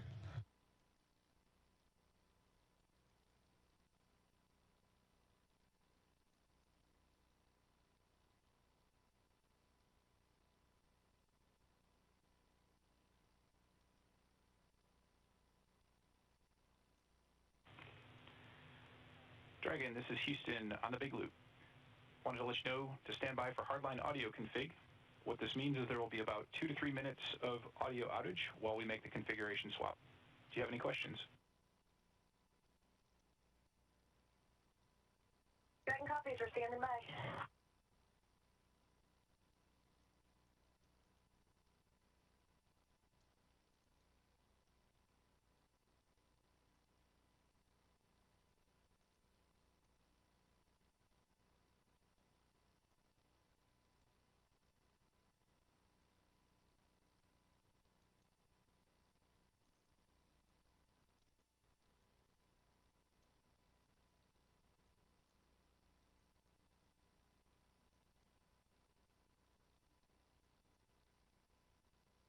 As you heard that call to the crew from Houston Mission Control to the crew aboard Dragon, we have been using the C2V2 Common Communications for Visiting Vehicles link. It's an audio loop. Also, we call it the Big Loop, that allows us to talk to all of the crew members in space aboard the orbiting International Space Station, as well as aboard the SpaceX Dragon, with Mission Control Houston and Mission Control in Hawthorne, all on the same loop. Once Dragon arrives to the space station, we reconfigure that loop so that we all have individual again.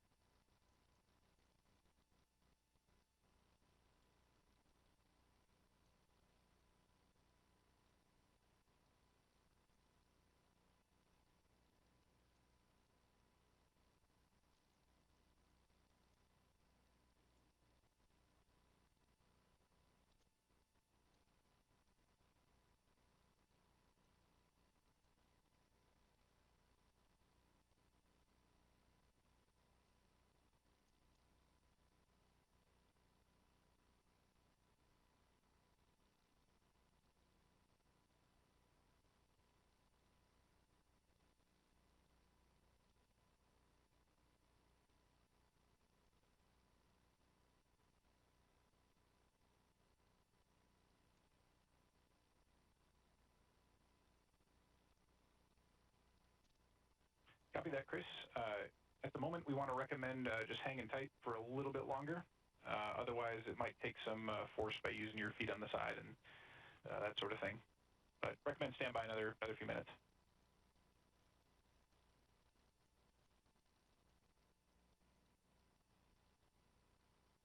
Copy all. I'll stand by another few minutes, and then I can really give it some force. Copy. And naturally, our inclination is to want to check to make sure that the APAS or the valve there is still open too. Affirm. Valve is open, and the rollers are retracted. We copy. Thank you. Communications between Jacob Lesarge, the Capcom here, Mission Control Houston, and NASA astronaut Chris Williams, you see on your screen, on the International Space Station. With the vestibule pressurized, we are letting that level out before he attempts to open the APAS hatch. That helps make it a little bit easier to open that hatch. Requires a little less effort once that has leveled out with the pressure aboard the space station.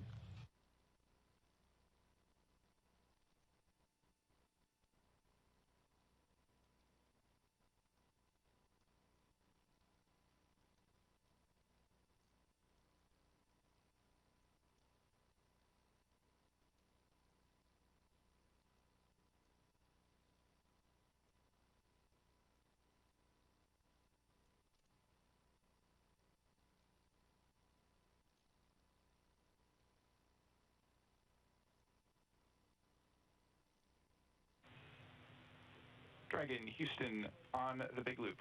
Com check. Hardline audio reconfig is complete. We've got you loud and clear on hardline. We have you same. Sounds good.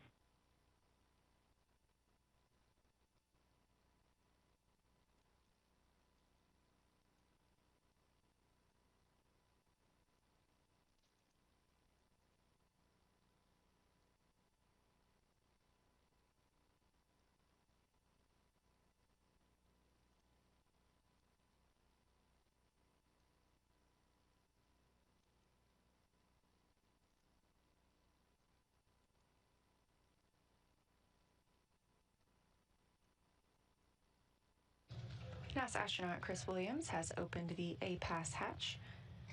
That exposes the vestibule that he was previously pressurizing, and through that vestibule is the SpaceX Dragon spacecraft with the awaiting 4 Crew 12 crew members. Is with you on the big loop. Again, they're docking coming at 2:15 p.m. Central today. We've got all of it out and just temp stowed right now. Is this coming in cessation with us now? We're just leaving it temp stowed? Is that the plan?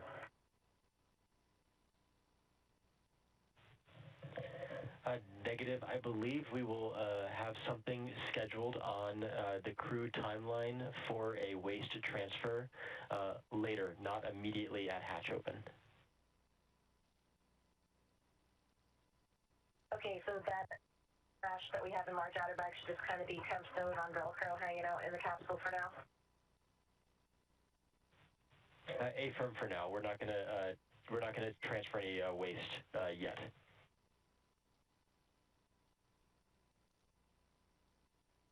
Okay, we copy, and just an FYI, we'll have to give you a slight update for water consumption and toilet use, flush count in a few minutes after we all finish with those laps.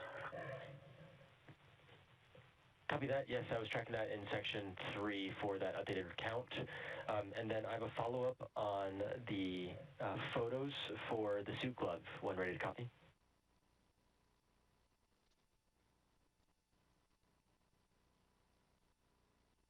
Ready to copy. All right. If it is possible and they are accessible, it is allowed to airdrop the photos from the tablet to the SpaceX iPhones, which are in Dragon. We do have an app there where we can downlink media. However, if that is hard to get to right now, I'm going to say let's not do that at the moment, and we can look at another opportunity to downlink the photos later on after we have you guys in ISS, and we can get that scheduled.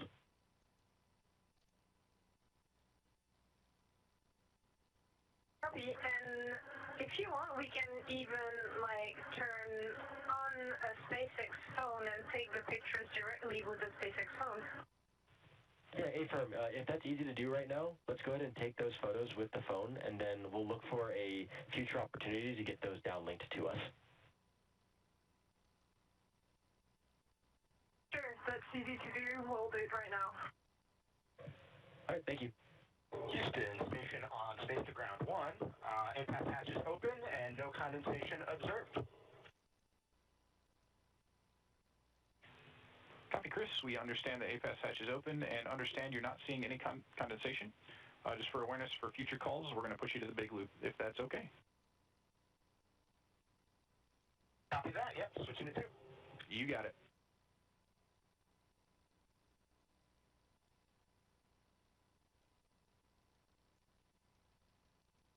That's NASA astronaut Chris Williams communicating with the Capcom here in Mission Control Houston, discussing the APAS hatch, and that is the hatch you see he just opened. One of the portions of their checklist is to check for any condensation on the hatch. Williams reported there was none, and so they are continuing to step through those procedures. You also heard some communications with the crew aboard Dragon and the core in Hawthorne, California.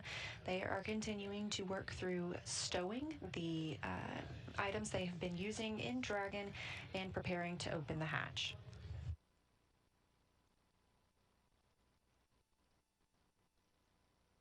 Williams has just removed the docking target that's on the APAS hatch. This is what is used aboard a Dragon spacecraft when preparing to dock to the International Space Station.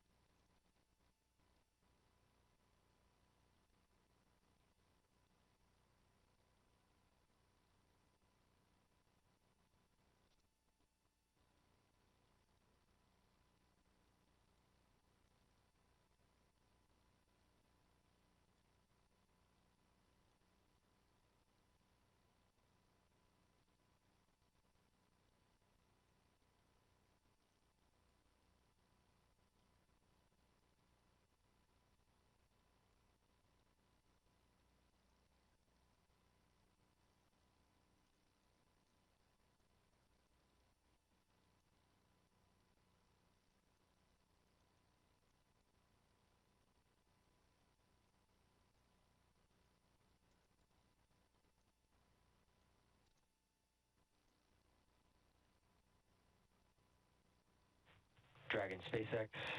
Over hardline. S-band will be deactivated shortly. Dragon to ground will no longer be available. Verified push-to-talk destinations are all set to ISS.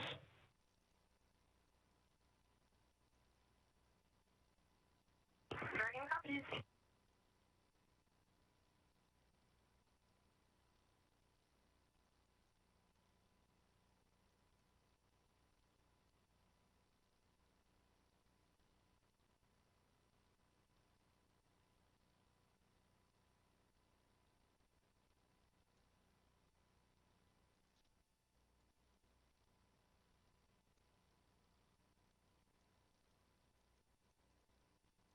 NASA astronaut Chris Williams stepping through the hatch opening procedures. He is installing the APAS hatch cover, having recently removed that docking target.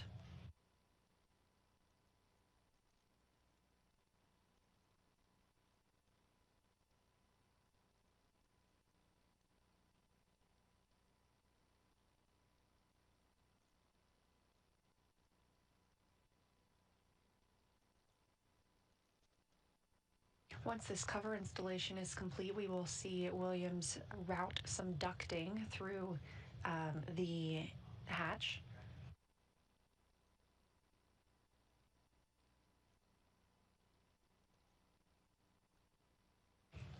That ducting will allow for hatch equalization and keep the atmosphere in the International Space Station side flowing through toward Dragon.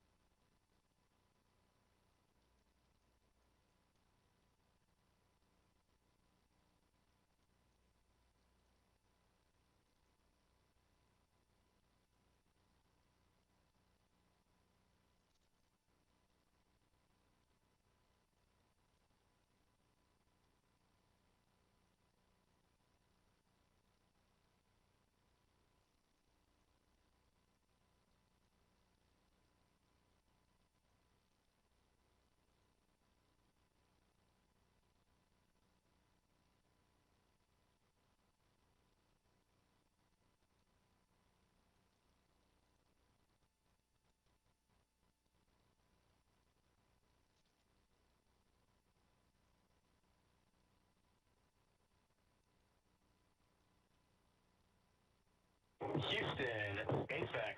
This is the space station on the Big Loop. We're complete through 4.9 of 2.102. Station is ready for Dragon hatch equalization.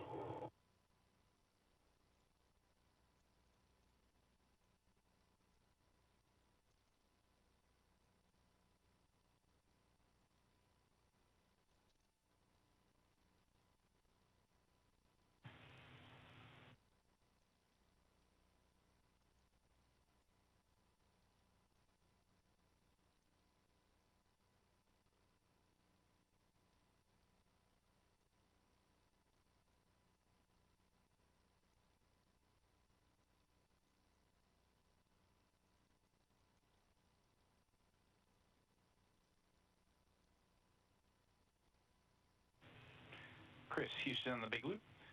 Dragon is still working on hatch equalization procedures. Expect another maybe 10 minutes until we're ready for equalization.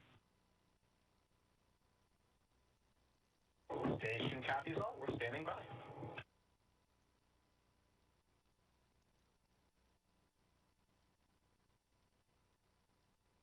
As you can see, NASA astronaut Chris Williams has completed installing the ducts previously mentioned. These are intermodule ventilation ducts and help to perform that hatch equalization that was discussed. We expect that to start in about 10 minutes as the Dragon crew continues configuring their cabin.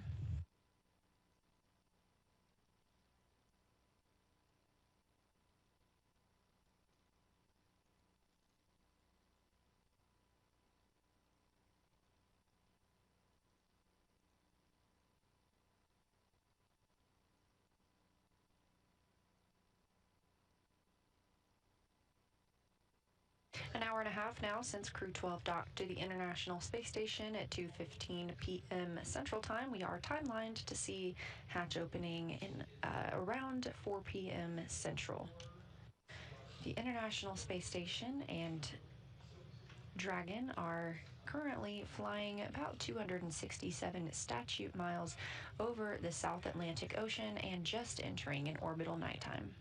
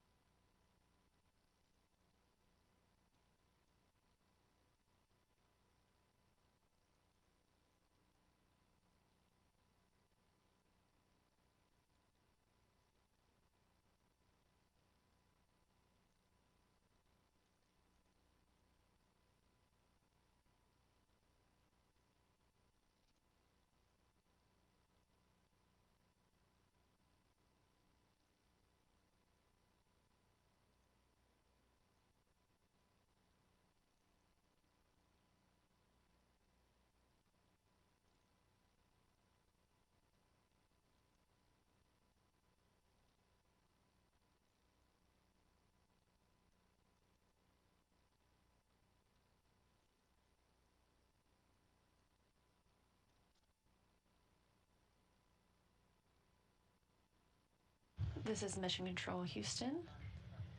A view on your screen now of Sergei Mikhaev aboard the International Space Station, one of the 2 Sergeys living on the space station, joined by NASA astronaut Chris Williams. Williams has been working to configure hatch operations as we prepare to welcome Crew 12 aboard the orbiting laboratory. The crew aboard Dragon is still working through their checklist to ensure they're ready to enter the International Space Station, which will be their home for the next several months.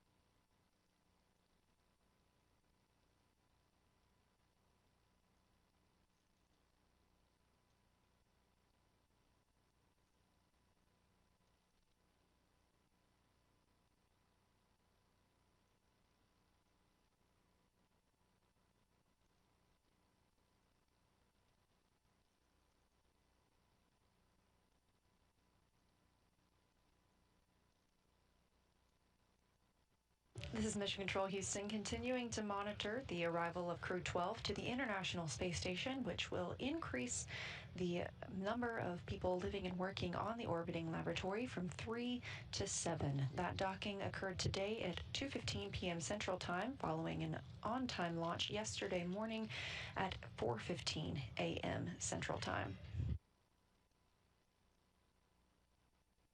That's an approximately 34-hour rendezvous where Dragon was making its way to the International Space Station, everything moving very smoothly for that on-time docking today. The crew aboard Dragon is continuing to step through their procedures as the International Space Station side is ready to begin opening the hatches once that's complete. We'll also hear a few words from the crew members during a welcoming ceremony shortly after they've arrived on board, so we hope you will stay tuned. We are currently in a satellite handover here in Mission Control Houston. We use the tracking and data relay satellite system to communicate with the International Space Station. We continuously monitor when these handovers will take place, and we look forward to regaining communications with the space station shortly.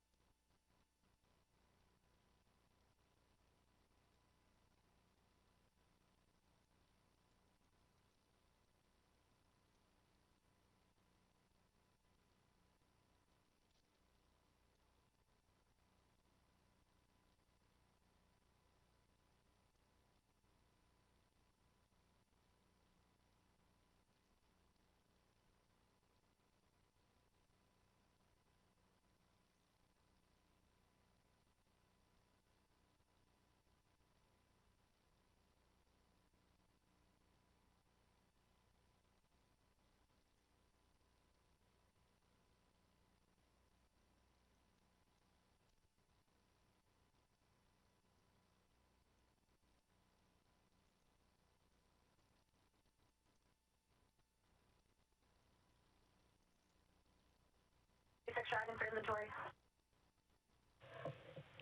SpaceX is ready to copy updated inventory.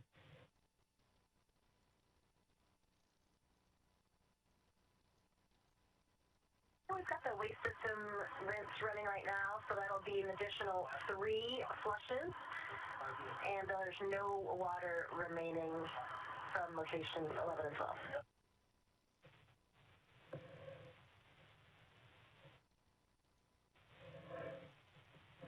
All right, SpaceX copies. Additional 3, so that puts what I count up to 20 uses for the system, and that puts us down to 0 remaining in bag 204. So zeros across the board for the waters.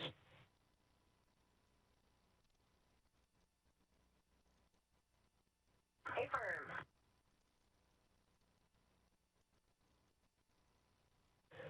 And Dragon SpaceX for additional follow-up.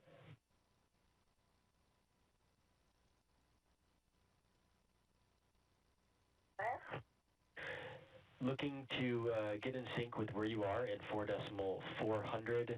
Are we complete through section 2 with section 3 now in progress for the waste system flush, or are we complete up until the waste system flush, which is in progress now?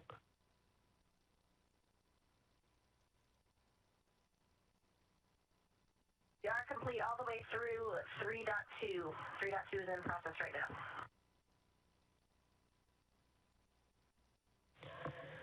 All right, SpaceX copies.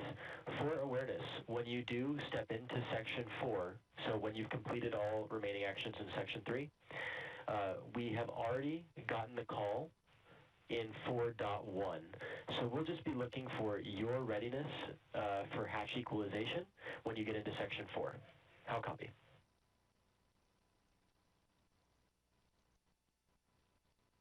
Okay, we copy. Looking for our call in section 4.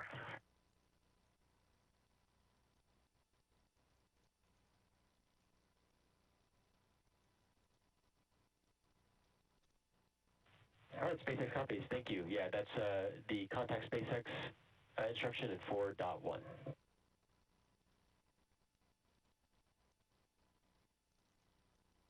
Okay, we copy. We have the bill in 4.1, and we still have the suit drying timer going as well, but I assume that we can continue into step 4, 4.400, even though we haven't closed out 4.012. Affirm. We'll go ahead and start stepping through section 4 while the suits continue to dry.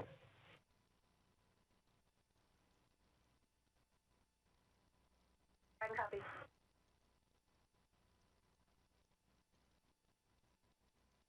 A lot of communication between the core in Hawthorne, California at SpaceX headquarters and SpaceX Mission Control with the crew aboard Dragon as they prepare to open the hatch and join the crew aboard the International Space Station.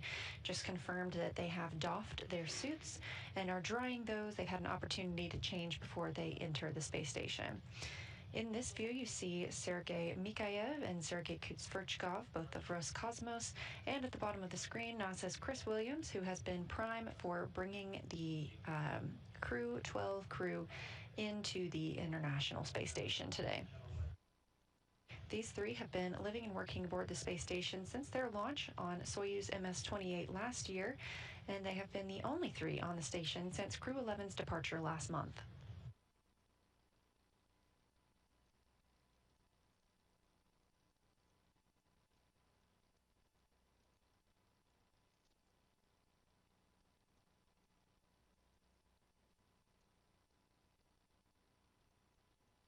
The time zone used aboard the International Space Station is GMT, and it is just past the 10 o'clock hour at this time.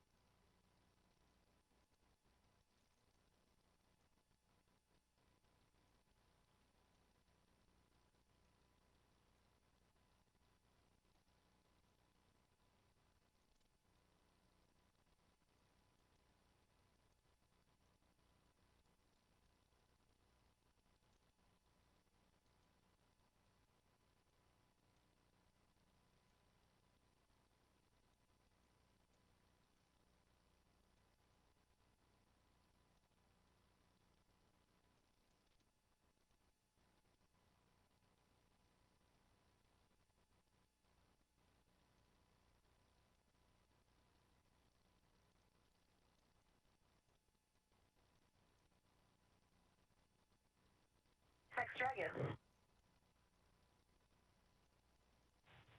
SpaceX is ready to copy.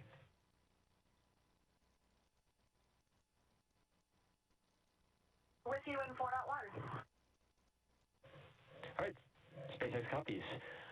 The ISS crew has reported that they're ready for Dragon hatch equalization. Can you confirm that Dragon is ready for hatch equalization?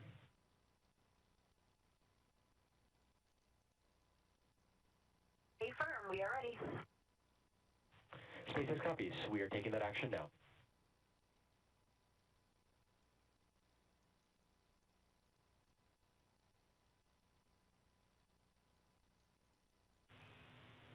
Station and Dragon, stand by for equalization. It is expected to take 4 minutes.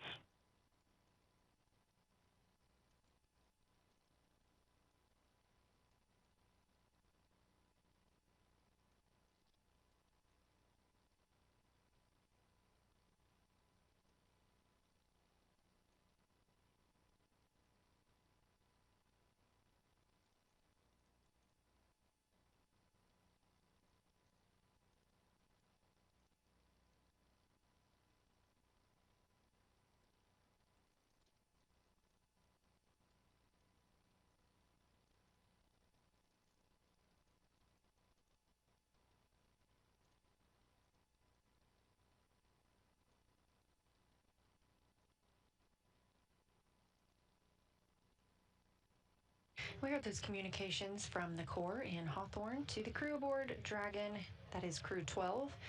Confirmation that they are ready to begin hatch opening operations. Again, this view of Roscosmos cosmonaut Sergei Kutsverchkov on the left, NASA's Chris Williams in the middle, and Sergei Mikhaev on the right. That's the current crew of Expedition 74 that are being joined by Crew 12 and bring the total of people living and working on the space station up to 7. As you can see, it appears that they are looking up. That's the direction toward the Node 2 Zenith, or space-facing port. Node 2 Zenith is where Crew 12 docked today, and that coming almost 2 hours ago, 2:15 p.m. Central Time. Dragon SpaceX on the big loop.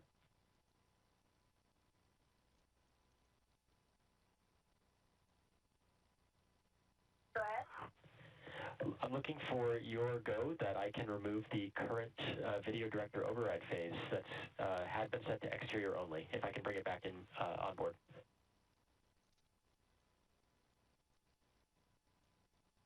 Affirm, you've got our go.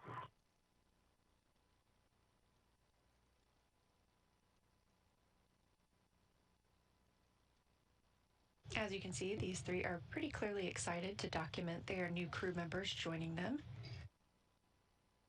Already getting some waves through that docking hatch window before the hatch is actually opened.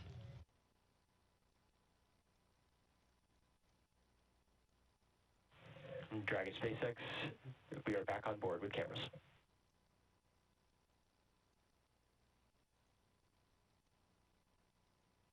Hello.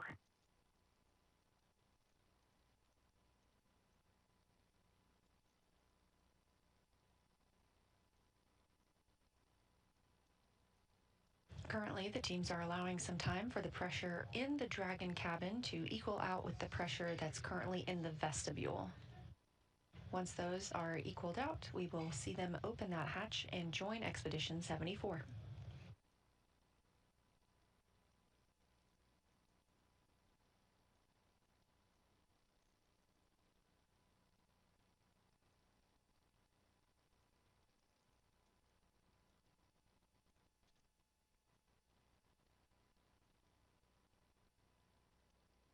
And on the left side of your screen, the inside of the Dragon spacecraft, where Crew 12 is preparing to exit and join the other Expedition 74 crew members on the space station side. As you can see, they've had time to get out of their suits and start to dry those out. This is what they do after having worn them on the ride uphill. They've also been working inside the cabin to make sure everything is properly stowed for their long-duration mission on the space station.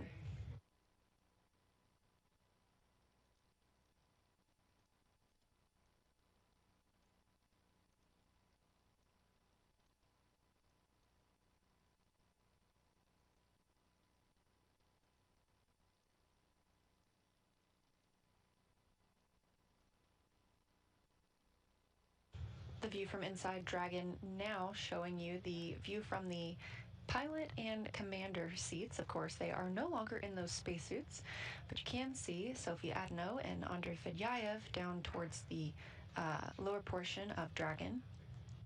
And another view of those screens. Those are the screens that the crew uses to monitor during the flight to the space station.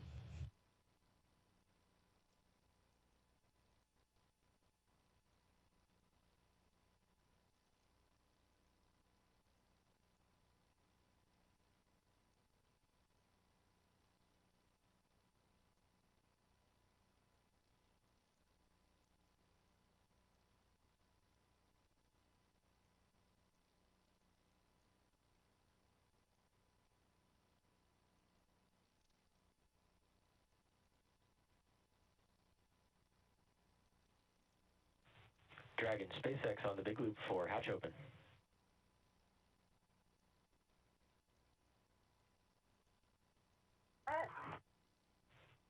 You are go for hatch opening per the decal, followed by the remaining actions in procedure 4.400. After 4.400 is complete, transition to NASA procedure 2.102.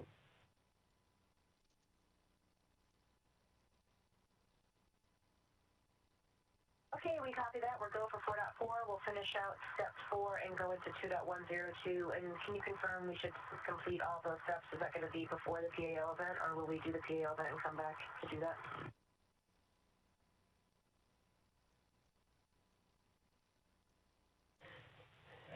SpaceX copies. Good question. We're going to complete the 2.102 steps prior to the PAO.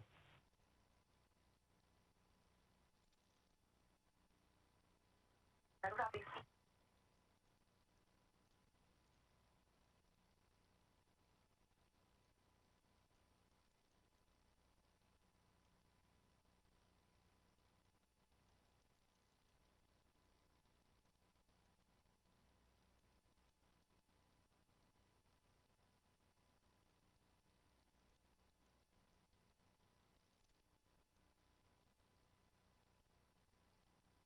And on the left side of your screen, you see the crew members beginning to open the Dragon hatch.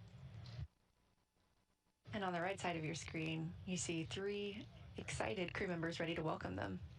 Dragon hatch is open at 4:14 p.m. Central Time.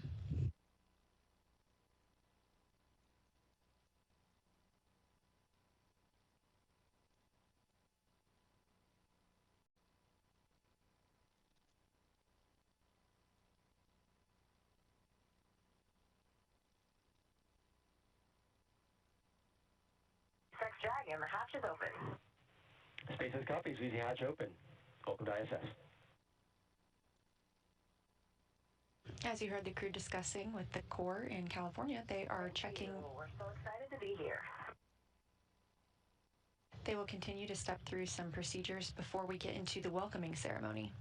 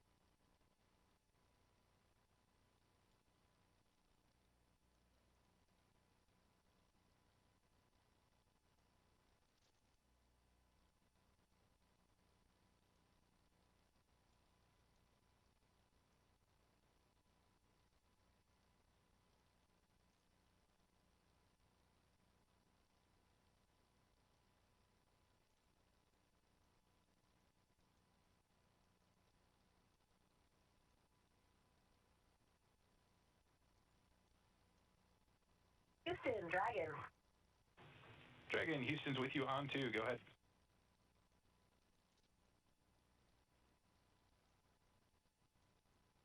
IMV duct installation is complete. We're go for IMV fan activation. Houston copies. Understand we are go for IMV fan activation.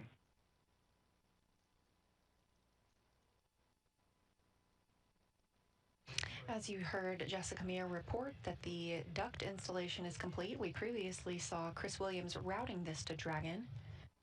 This allows for IMV, or intermodule ventilation.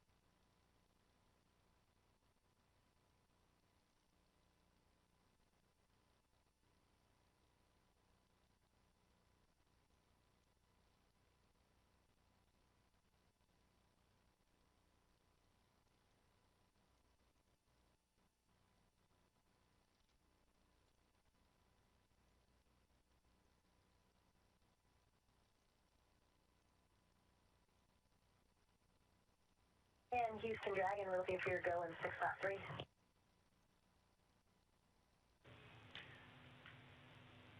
Hey, Jessica. Houston's with you on 2. You have our go in step 6.3 for location 23.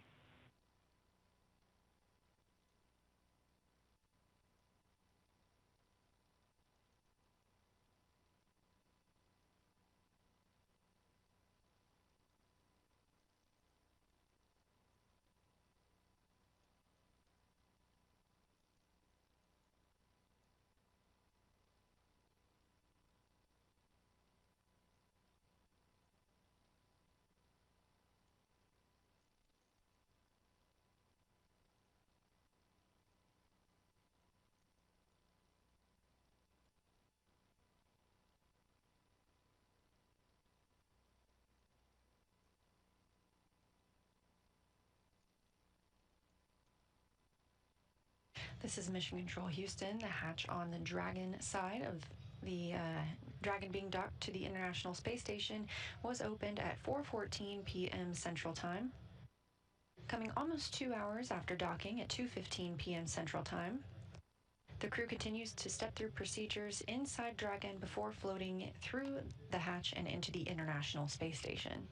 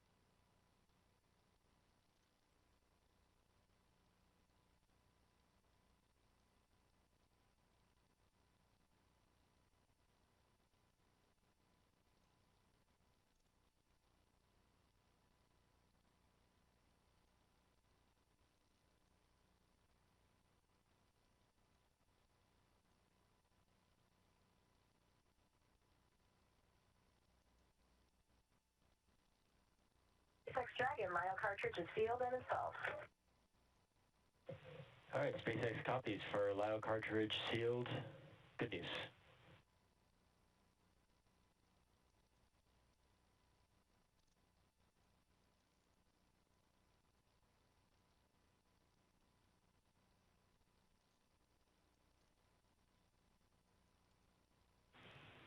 Station, Houston on 1 for Chris and PAO event.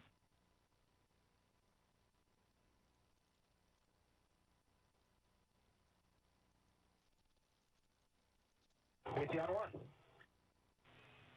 Hey Chris, let us know, but we were just talking, and if you need if you guys need a few extra minutes prior to starting the PAO event from the nominally scheduled time, just let us know.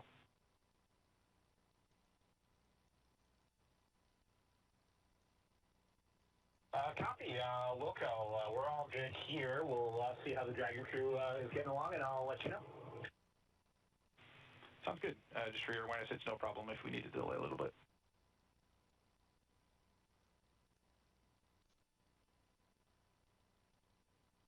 Yeah, thanks for that.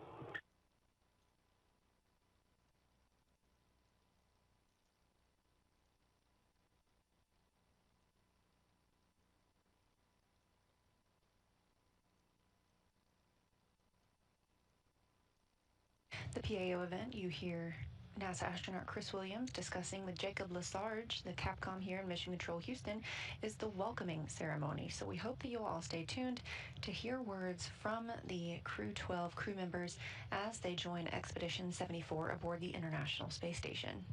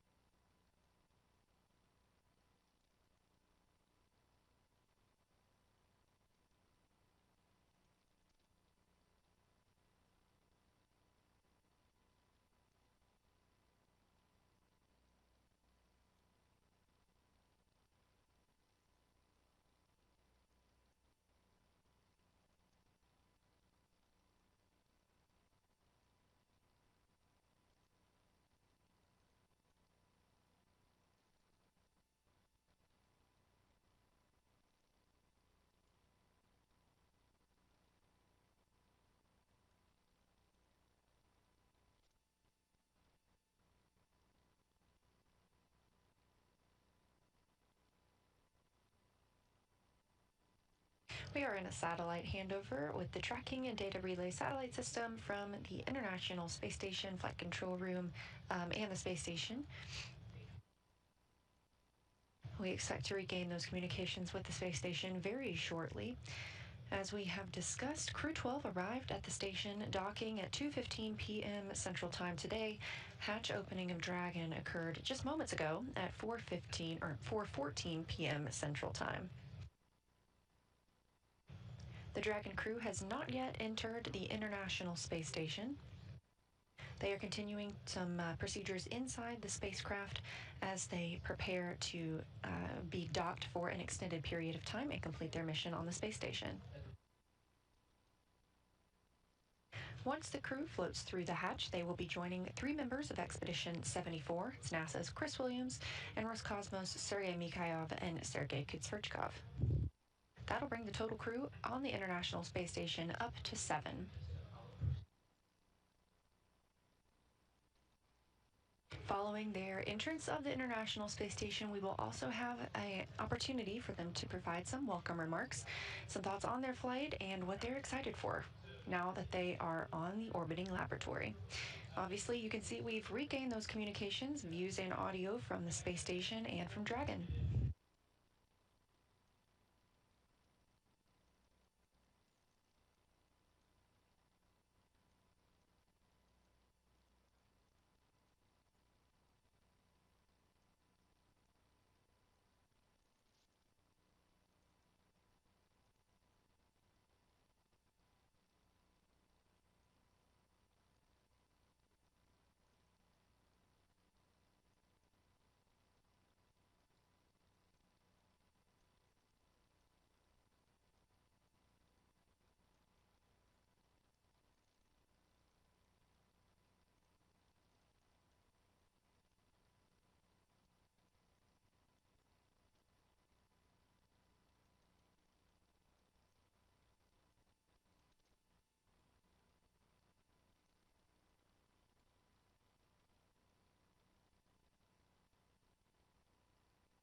On the left side of your screen, you can see the Dragon crew continuing to work through their procedures before they enter the space station. They are not in their suits.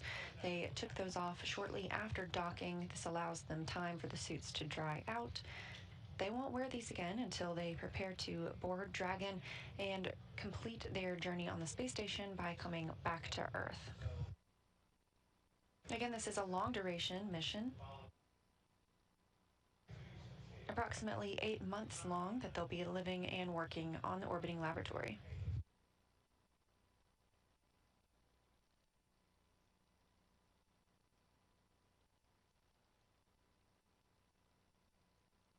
Currently most visible in Dragon. Configuration is complete.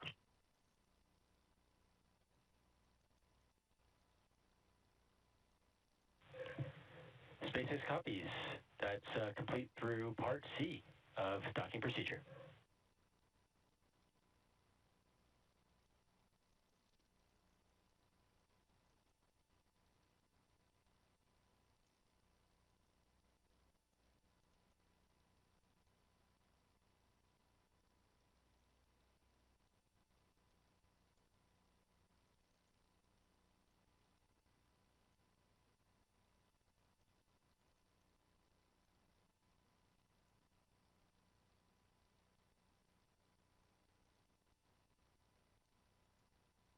And SpaceX Dragon, we will proceed into ISS and come back to finish the last step of the suit stuff. That works for you guys? SpaceX copies. No concerns. We'll track the last step open for 4.012, and we can follow that up on that later. Hey, firm. Thank you, guys. It was a wonderful ride. It was our pleasure, Jessica. Have a good stay there, Crew 12.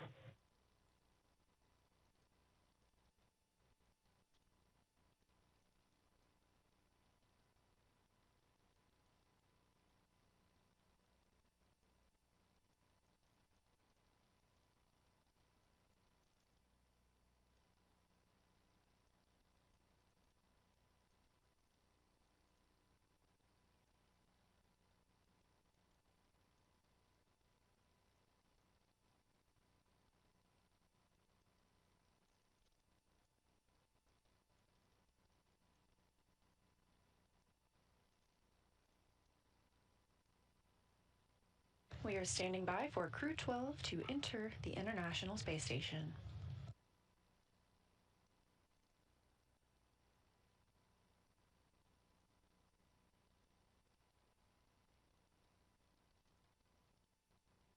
First through the hatch is ESA astronaut Sophie Adenot on her first trip to space.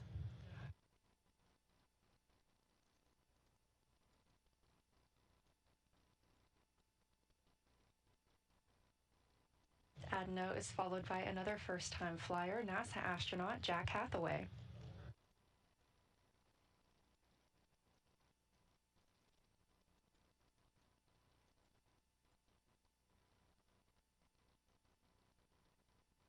Roscosmos Andrey Fedyaev is next to join the Expedition 74 crew on the space station, and NASA astronaut Jessica Meir makes her return to the space station as well.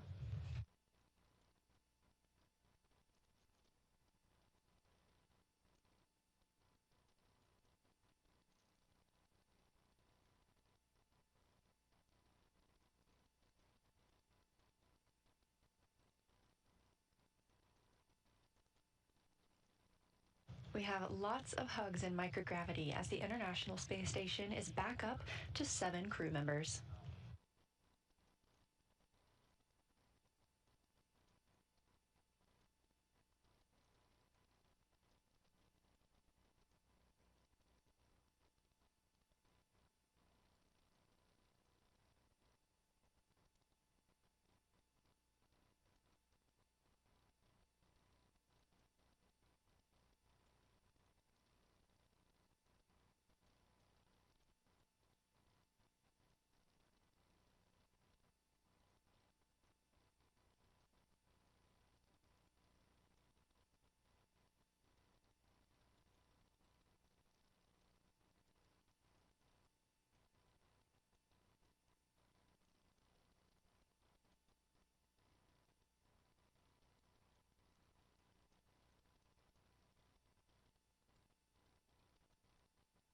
Houston, station on 1 for the PAO event.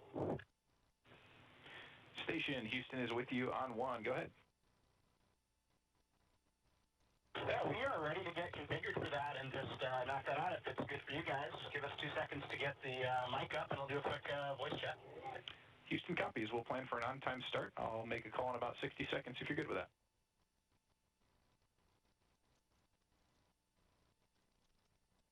And works for us. Cool. Just for your awareness, I'll be coming up on Space Ground 2.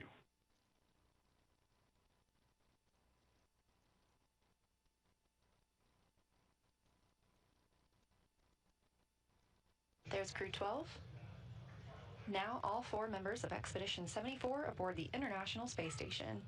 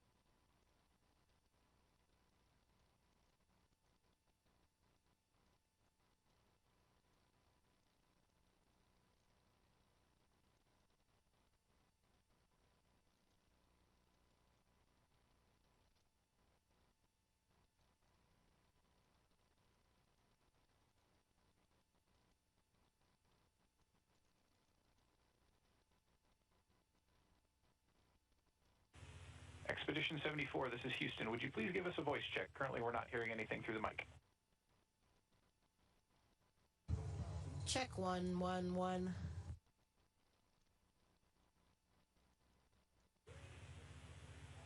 Okay, Houston copies. That's a good voice check. Stand by 1.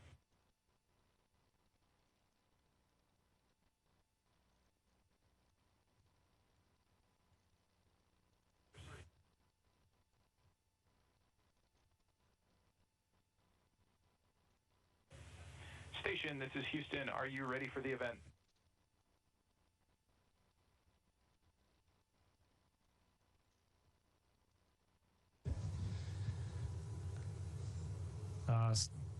Houston Station on 1, and we're ready to say welcome to Crew 12 today, and we are happy they all arrived safe and sound. And we've been waiting for this moment for a very long time.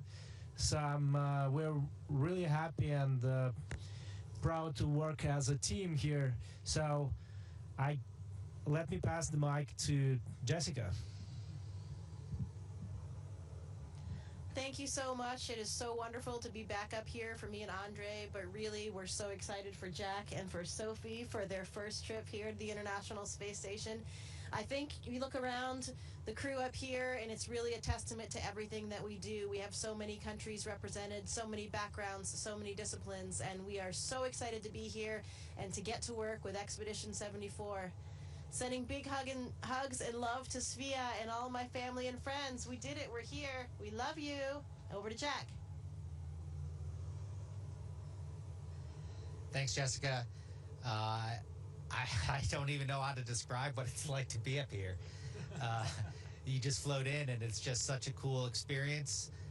It's been a great trip with my great Crew 12 friends. I'm so excited to join Expedition 74, see my classmate again. Yeah, I'm really excited. I'm going to pass over to Sophie. Thank you, Jack. Yeah, well, I would say that was quite a ride, but very fun. It was also great to have the help of Jessica and Andrey, two experienced. They are very generous in sharing all of the advice for us, so very grateful for them. The first time we looked at the Earth was, wow, mind-blowing. The Earth is so beautiful from up there. And literally, we see no lines, no borders. And it was, yeah, a very big moment for us, Jack and me, to see that for the first time. So we're happy to share it with you in the future events. Over to Andrey. Я скажу по-русски. Всем большой-большой привет. Очень рад, на самом деле, быть здесь опять, чувствовать этот ни с чем запах, запах МКС, который ни с чем невозможно перепутать. Большое спасибо команде SpaceX. Большое спасибо всем тем, кто провожал наш экипаж в Хьюстоне, потом в центре Кеннеди. Отдельное спасибо всем тем, кто занимался моей семьей и именно провожал меня. Family support, Kelly, thank you so much. I know this very hard job for you, but you do it very well and excellent. So thank you so much for my mom, for my wife, for my kids. Сергей Прокопьев, тебе тоже большое, огромное спасибо отдельное за мою маму, да, за то, что ты с ней очень много времени провел. Большое спасибо, искренне тебе. И также ребята, кто меня провожал, тоже вам большой привет. Саша, Татьяна, увидимся через какое-то время.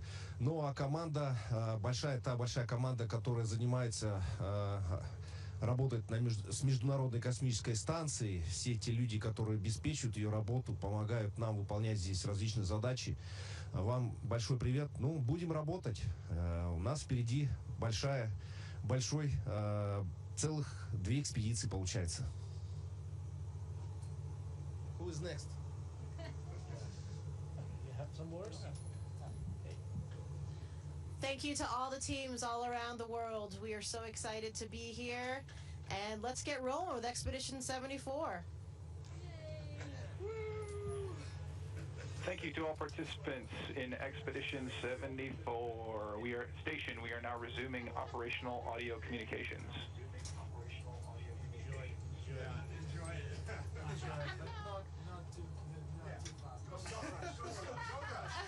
Don't rush. To see if I still had it. Yeah, I'm that's back good. for my first go back.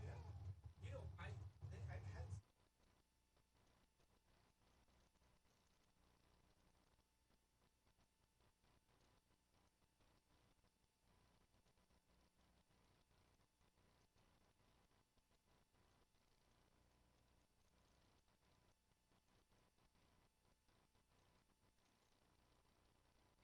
Seven smiling faces aboard the International Space Station now that we have all of our crew members aboard.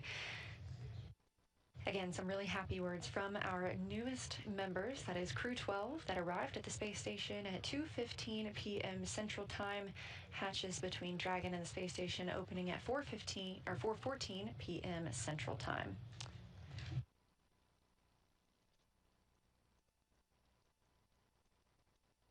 Thank you for joining us today for Crew 12's arrival to the space station. After launching at 5:15 a.m. Eastern yesterday morning, Friday the 13th, the space station got a sweet Valentine today with their docking at 2:15 p.m. Central. This crew will work on integrating into daily life aboard the orbiting lab, which has additional operations coming up. Those include the departure of SpaceX's 33rd commercial resupply mission, followed by departure of JAXA's HTV-X as well. Later this spring, we'll see a couple of spacewalks, so check nasa.gov for the latest updates. Of course, we're also gearing up for the Artemis II launch to send humans around the moon, with March as the earliest potential launch window. It's obviously an exciting time for NASA. We really hope you follow along. Happy Valentine's Day, and this is Mission Control Houston.